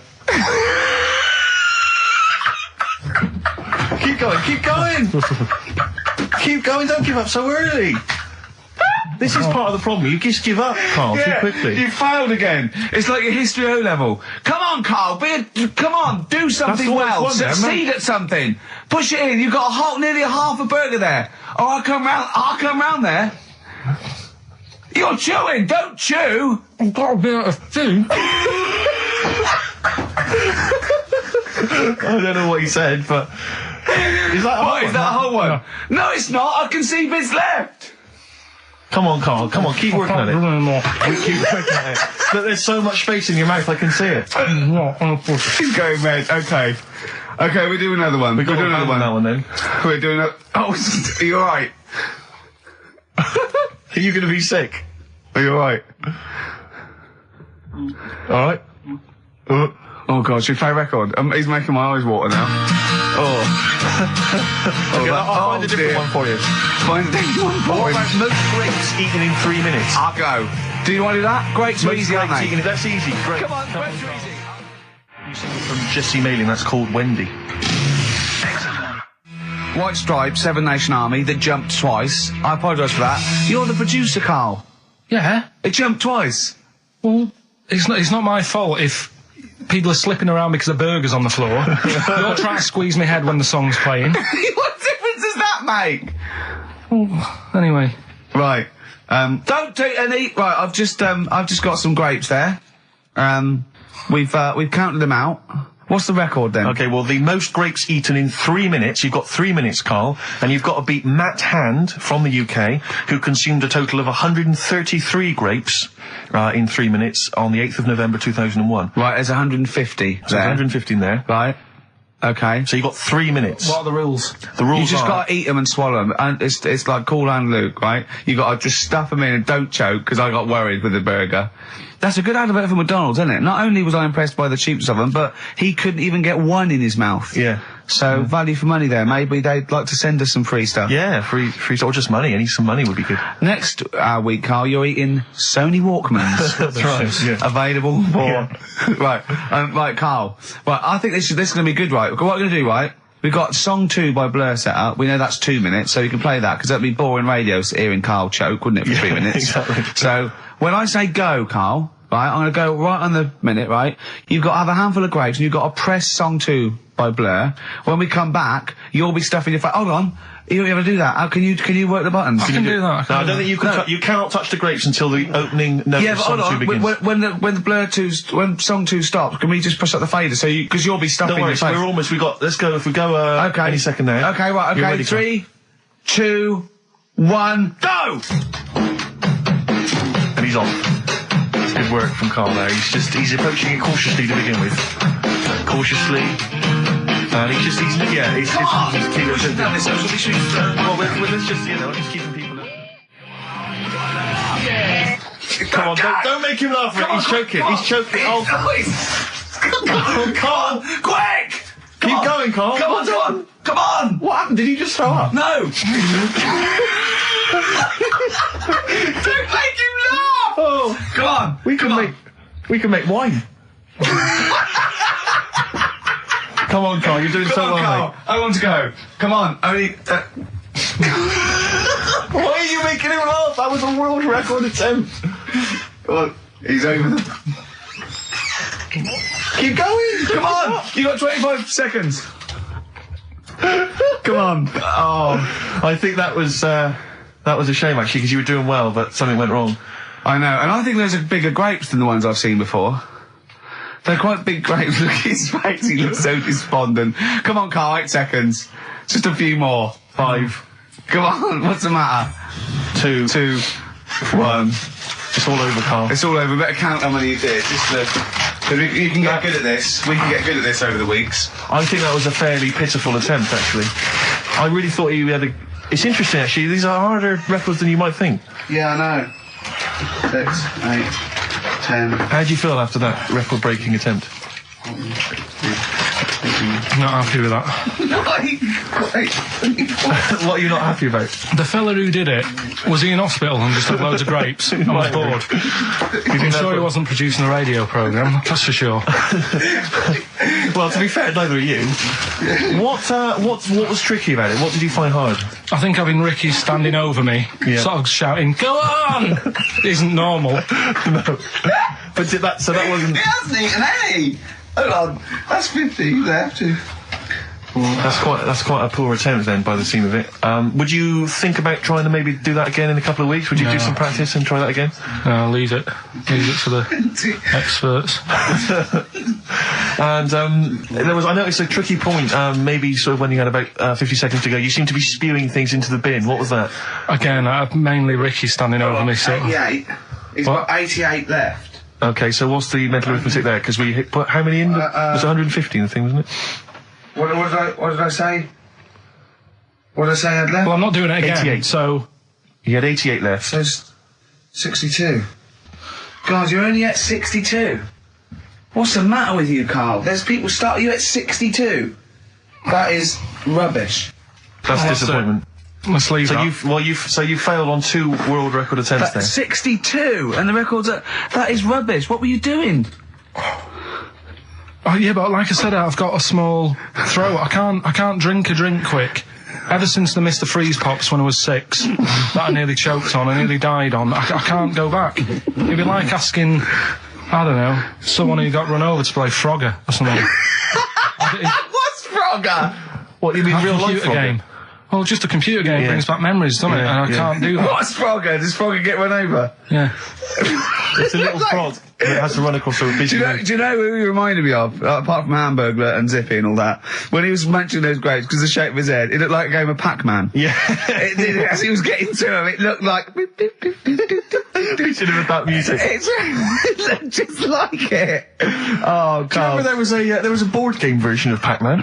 Was there? I mean, the only thing that Pac-Man had was the fact that it was on a computer and it was a little face eating things. But imagine that as a board game. But there's board games of, like, things that you don't need board games for. Yeah. It's like there's board games of charades. Do you know what? You don't need that. It's like parlour games. Board games of let's watch the telly. Yeah. Let's play sit around. And it's all like 1999. You don't need it. New from Mattel, a stick. Simply run along, clanking it against a fence or a metal grate. It's fence stick. And a picture of it. Oh, Nan, that's my stick. I'll tell you That's what. my fence stick. Do you know I saw in a shop recently the board game of Cold Feet, the TV show. That is a winner. You are John Thompson. Yeah. Go back. Yeah. It's a good game. Drink 8 pints. Go on. Songs of phrase. Songs of phrase, nicely done. Right, we'll get this going. How do you feel, Karl? Yeah, all Again, right, all disappointment. right. Disappointment probably to your family and friends. Well, I don't think they'll be that gutted, to be honest. Right, songs of phrase. Well, Karl, why don't we play it and we'll come up with songs of phrase, because it's a big tease. People love that. Yeah. It's one of the hot new We've got quizzes. one more thing for you to eat. No, I'm not doing any more of that. Seriously. Play a song? Right, songs of phrase next. Right. That was rubbish, that half hour. Rubbish. That's great. Roots. The Seed, XFM 104.9. I bet that is a record. I've eaten grapes whilst DJing. Possibly. I'm assuming if there's any listeners out there that have a record-breaking attempt they'd like to see Karl undertake in future weeks, they should email in. I think Jono's got that one. Right, what have we got then? That's that. Right. That's the silliness side now. Let's get on with the proper show. Right, songs of phrase. Yeah, let's do that. On to the classy stuff. Yeah. Do you want to do the prizes first? Right, now then, where are they? Here they are. I haven't seen these, but I'm excited as ever. Alright, we have a t-shirt there, arbitrary t-shirt that you have probably stolen off of someone. What does it say? Is it the Red Hot Chili Peppers? So if you found that, that's not too bad. It's a big t-shirt there. On DVD, this, should you be giving this away? This looks like it's the film Don't Say a Word. Yeah. And it's, it doesn't have all the proper packaging. It's literally the disc, the DVD disc, just loose. So enjoy that. The current album from Oasis, Heathen Chemistry, DVD, on DVD, The Life of Mammals, the complete series, the David Attenborough recent DVD, that. Walking with Cavemen, which I think is a DVD, it's currently on TV, isn't it? And, well, there you go. And also the X-List, which is a good new compilation, double CD compilation from XFM with loads of stuff on there, including Nerd, Snoop Doggy Dogg, Athlete, all sorts. Go on then, Karl. So not bad, actually. Nice one. Well Right, done. so, yeah, it's a phrase that's been said at some point, or said a lot on the show. We've had, like, Hairy Chinese Kid. We went back to, my mum had wind for 5 minutes and that. Today we're looking at, my neighbour had a horse in a house. Right? Yep. If you remember, we were talking about that probably about a year and a half ago now. Yeah. Yeah, of course we remember. They've been talking about it ever since, Karl, I imagine. Yeah. Well, it's famous. It's a world famous phrase. My neighbour had a horse in her house. Right, so this is, this week's Songs of Phrase, and what I've done is I've got songs with those words in that make up that sentence. Yeah. You get to email in ricky.gervais@xfm.co.uk. There's 6 different songs, right? You email in with what? I don't know, there is 6. Me neighbour had horse in house. Is it really that sentence? My neighbour had a horse in her house. It does work, honestly, it works. Yeah, okay, don't bother explaining it, You just ready? play it. Right, Yeah. so here's the, here it is. We're just going to do it. Right? What in God's name was that? Yeah, name the 6 songs. Huh? Are we naming the artists or the songs? Either. Artists. Anyone who gets anything can get a prize. What's Jeez. more, Carl? Artists, here we go.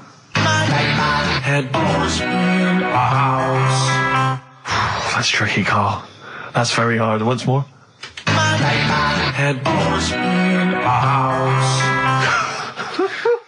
Email in ricky.gervais@xfm.co.uk. I'll give it Another letdown. Another letdown. It's brilliant, this. No. How can you just say that after I've just been stuffing grapes in my face and that? Well, you failed. You didn't get one burger in, right? Even when you tried to chop it up, there's 3, right? So that's it. Well, Steve, out of the goodness of his heart, went to McDonald's. Okay, I got some grapes. At 62. That's got nothing to do with this, though. This is my game show here. Bob Holness didn't say, yeah, Blockbusters is good, but I never see him eating grapes. So this is a different thing. Forget that. Right? Here's the clips again. Here's the clips. Oh, you know I said I was going to turn over a new leaf and not criticise your ideas? I think it's the end of this one, mate. Oh, he's done it again. It's atrocious. Ricky.gervais@xfm.co.uk if you've got any idea. XFM. Dandy Warhols. We used to be friends. That is Karl's favourite record of the year. Yeah. Yeah, new music, better new music. He gets one play a year, and he chose that. That's what he chose. It's all right, but I mean, that favourite track, innit? He played that. That was Karl's choice. Just something new. On XFM 104.9. Don't worry, we've got some really good stuff coming up later with me and Steve. If you're from the 70s, you might like it. You see that he's getting too cocky, isn't he? It's arrogant. He's sort of like, I mean, we've tried giving him something in his life. He's got, you know what I mean?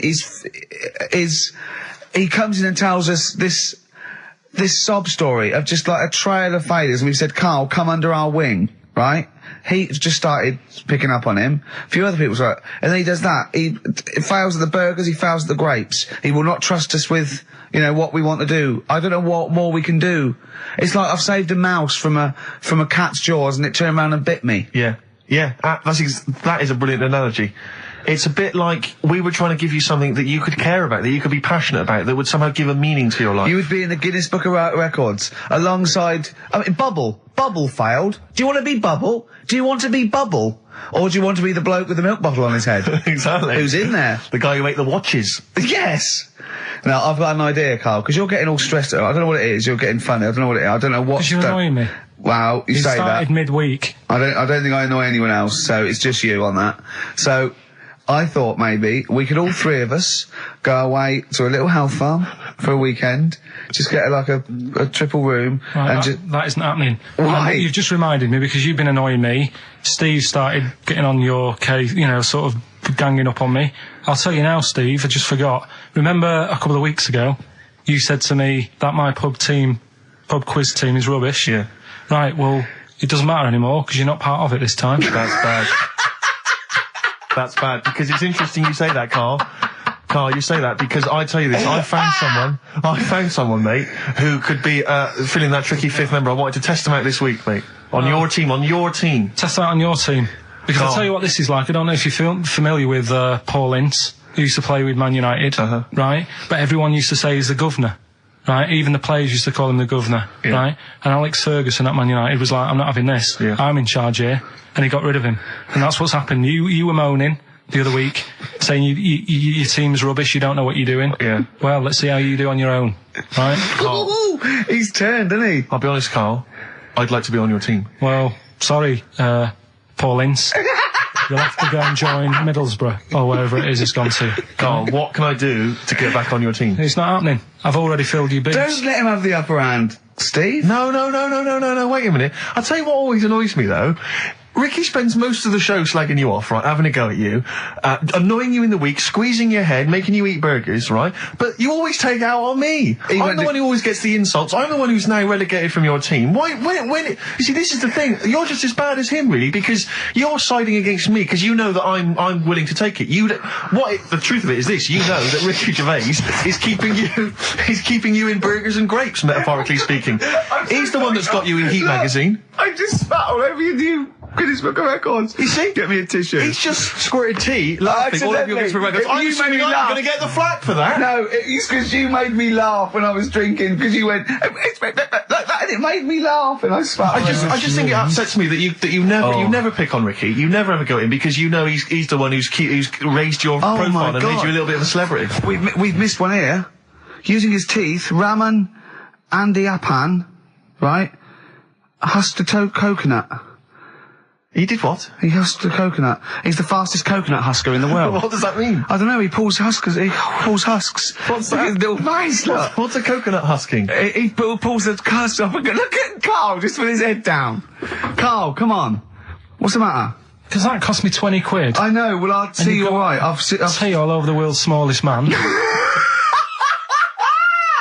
Why have they stood him next to the world's biggest man? Right, I'm in a bad mood now. Oh dear. I'm you haven't got a team? Steve, I'll sort you out. Come to me. I'll sort you out. Seriously, Don't worry. I found someone who would help you win this week, Karl. And I was going to tell you about it, and now... Steve, you can be on my team this week, and I know something about the quiz that Karl doesn't know. So...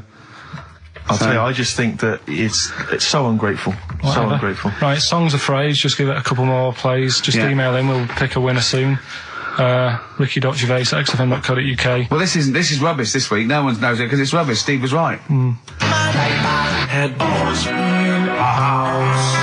There's 6 songs there, so if you know what they are, just... That's the end of that, I think. That's the end of Songs of Phrase. Email in. I think. We've got none there. No. That's the last week for that. Okay, well, why don't you give us some monkey news? Is it monkey news time?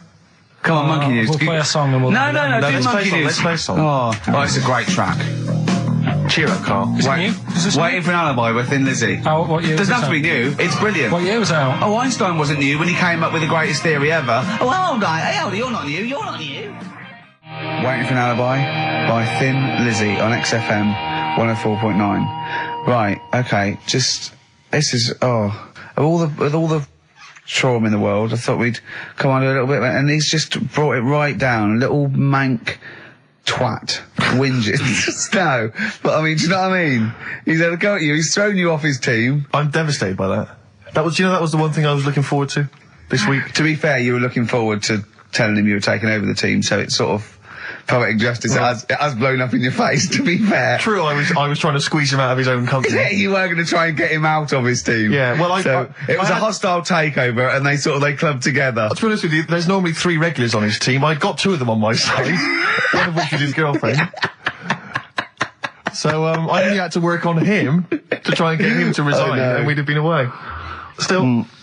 You know, we should give the prizes away. Yeah, well, this has been dreadful. This thing. We started off well with him trying to force burgers in his mouth, and then he come up with this tat. I mean, this is the end of this, because it was shoddy to start with. No little duo couple, but this is not only. Well, I'm just saying. This is what I was saying in the pub yesterday when you try to be sick on my leg. I was saying, come up with new ideas if you don't like them, but you diss them on air. Well, it's just disappointing, isn't it? And right. What's that? I was disappointed when I was choking before. We were disappointed as well. Yeah, you didn't try. You didn't try with the grapes. You were just like chewing on that. You meant to just throw them in and swallow them. Songs of Phrase. It was 6 songs. It sounded like this. Boring. Right, what are they? Just give you 6 answers. songs there. We had Lionel Richie, My Destiny, for my. Tricky. Neighbour. Oh, that's XFM. Ooh. My Neighbour was Space. Neighbourhood. Had Harry Connick Jr. Had to Be You. Yeah. Right. Had a Neighbour had a horse. America. Yeah. We had a horse. In was Lisa Stansfield with pathetic. In All the Right Places. Oh, pathetic. Did anyone get that? No one got that. Animals. So that was pointless. All right. Well, the most anyone got was 3, and we're going to give it to Deborah, and that's possibly Deborah and Kate. They got at least 3 of those. So well done. Well done. Yeah, there's prizes on the way. That's the end of that. So that's the no cheapest chimps. None of that anymore. What have you got left? You got the film to do? Let's see what you've done with the film. Hang on. I'd love to have some monkey news though. Go on then. Got any monkey news? Yeah, got some monkey news. Come on then. No, Rick, come on, cheer up. Well, it's just sort of like he moans that he's got too much time on his hands, and he comes up with that. Okay, shite. Monkey news. The jingle, please. Ooh, chimpanzee that monkey news. There's been quite a lot of stuff going on. There was a few bits in that Guinness Book of Records book that cost me 20 quid. Yeah, well, that's not news, is it? They printed that probably last September. No, so there's one in there. New music. New monkey news from last September. You're a lord. Come on. Waster. Please, Ricky, monkey news. Right, there was this monkey in a zoo in Brazil. Right. And this little man monkey, little woman monkey. And you're a scientist, aren't you? Go on. And they said the people in charge were like, "Oh, wouldn't it be good if they had kids?" Brilliant. Right.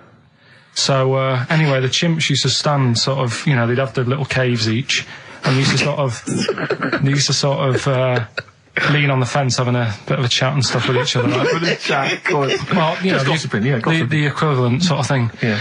So anyway, they were getting on a storm, and like the zookeepers were like, "Can you hear that, cheapest chimps this week?" I thought it was fascinating. Yeah, just gossiping. I understand. So, what's any monkey news? I don't know. Let's tune in. What was some monkey news this week? Come on. It was from last September. So there was, you know, stood there having a chat, and the zookeepers were like, "I wonder if they're ever gonna, you know, have kids and that." Yeah. Anyway, it went on for ages. You know, this just chatting, no sort of action. So what the zookeepers did was they said, "I know they'll have kids." Are we letting that go? They were just chatting. Are we just letting that go? We're letting it You know go. what I mean? Just doing whatever monkeys do. Okay. Right? So the zookeepers were like, "Yeah, I wonder when they're gonna, you know, have some kids." Yeah. Anyway, what they decided to do to egg them on. Yeah. Bought one of them a suit, one a wedding dress. Right. Keep going. No, I'm not having it. Shut up, Gervais. Fade him down if he's going to interrupt. I want to hear the rest of this. They got married. So they got married? Yeah, they got married. Right. What? That's the end of it. This is why I don't. Right. That's the end of monkey news. That's the end of monkey news. Don't do that again. You've got no features left. Why don't you like that? Well, it's not a story. It's about two chimps chatting, which doesn't happen. The zookeeper's going, I wonder if they're going to ever have kids. Egg them on. They got married. That's the end of the story. What are you talking about? Hang on, just calm down. Let me just check that you didn't make a mistake there and didn't lose out. What do you mean you didn't make a mistake? Wait a minute, he may have just left out a fundamental piece of information. What, the story? That would have made it into a story. Right. Let me just check the facts. So they bought them wedding outfits. They were married. Did they propose to each other, or were they just forcibly married? Encourage him. Just forced onto And it. then what was the outcome? Once they got married, what happened? They fell in love? Yeah. What? Whoa. It's not a marriage, Karl. Be quiet. It's not a real marriage. I don't know what you've got in your head. It's like the head of Homer Simpson. I'd go in there and there'd be a wedding reception and there'd be a couple of fights and they'd be talking about stuff. They got married. They fell in love. Did they have children? They're not back off the honeymoon yet. Play a record. You got no features left. You got one feature left and come back to the film. You and the Satisfaction, new single. Yeah, XFM, quick, play it. Right, we've waited 3 weeks, we are going to play it. I don't care whether we're late. We were late in because there was news. So, play it. Which film are you in this week? Looking at Silence of the Lambs. Right, play it. Just play it. Have we got a question? Well, No, come on, who the question cares? after. Who cares? Should Karl carry on? Play it. Right, Silence of the Lambs. The bit where Jodie Foster is having a chat. Good evening, Clarice. Right. Just thought I'd come and see you. How very thoughtful. Don't mind me popping in though, do you? It's just no one else is interested in the sort of things I like talking about. People will say we're in love. Well, say what they want. Did you hear the show last week? We were talking about gay people, if they should have their own toilets or not and stuff. That was good. Yeah, it's all right, wasn't it? Got a good debate going. Enjoy doing the show. It's a favourite part of my week, really, just talking about weird stuff and that. Oh, Clarice, your problem is you need to get more fun out of life. I have a lot of fun in my life. You know, come and see you and spend a lot of time on the internet looking up weird stuff. Reading something about a hairy Chinese kid. There's another thing, there's a fella who, no arms and legs, is known as a pillar man. Everything you need to find him is right there in those pages. Bizarre magazine. Yeah, I get this. The hairy Chinese kid, what annoys me is he could sort it out. He could just have a shave, couldn't he? Do you know what I mean? No, he cuts. Does he? Well, he used some like Emacs stuff. Yeah, don't be getting funny with me, just because you're in a bit of a mood, right? You know you shouldn't eat people. Your eyes are bigger than your belly, I've always said that, so I'll see you later. Interesting. Atmospheric, moody, and the question is... okay, here, how about this? How many films have been made featuring the character Hannibal Lecter? How many films have been made? They haven't got time to phone in now, have they? No, they can email in, they'll have time. Do you care? I don't care. No, exactly. Ricky.Gervais, xfm.co.uk, if you can be bothered. If you're interested in and you want a $4.99 copy on VHS of Silence of the Lambs. He's dissing that as well, Karl. Wasn't it that? Bit annoying, but that's it for this week. But remember what happened when... No, it's not. It's 9 minutes to 3. How can that... Tell him, Steve. No. How can that be it? It's 9 minutes to 3. What's he doing? Is he playing a record? Karl, what can I do to get back on your quiz team? You're not. Right. Songbird Oasis, right. Send Karl a little present.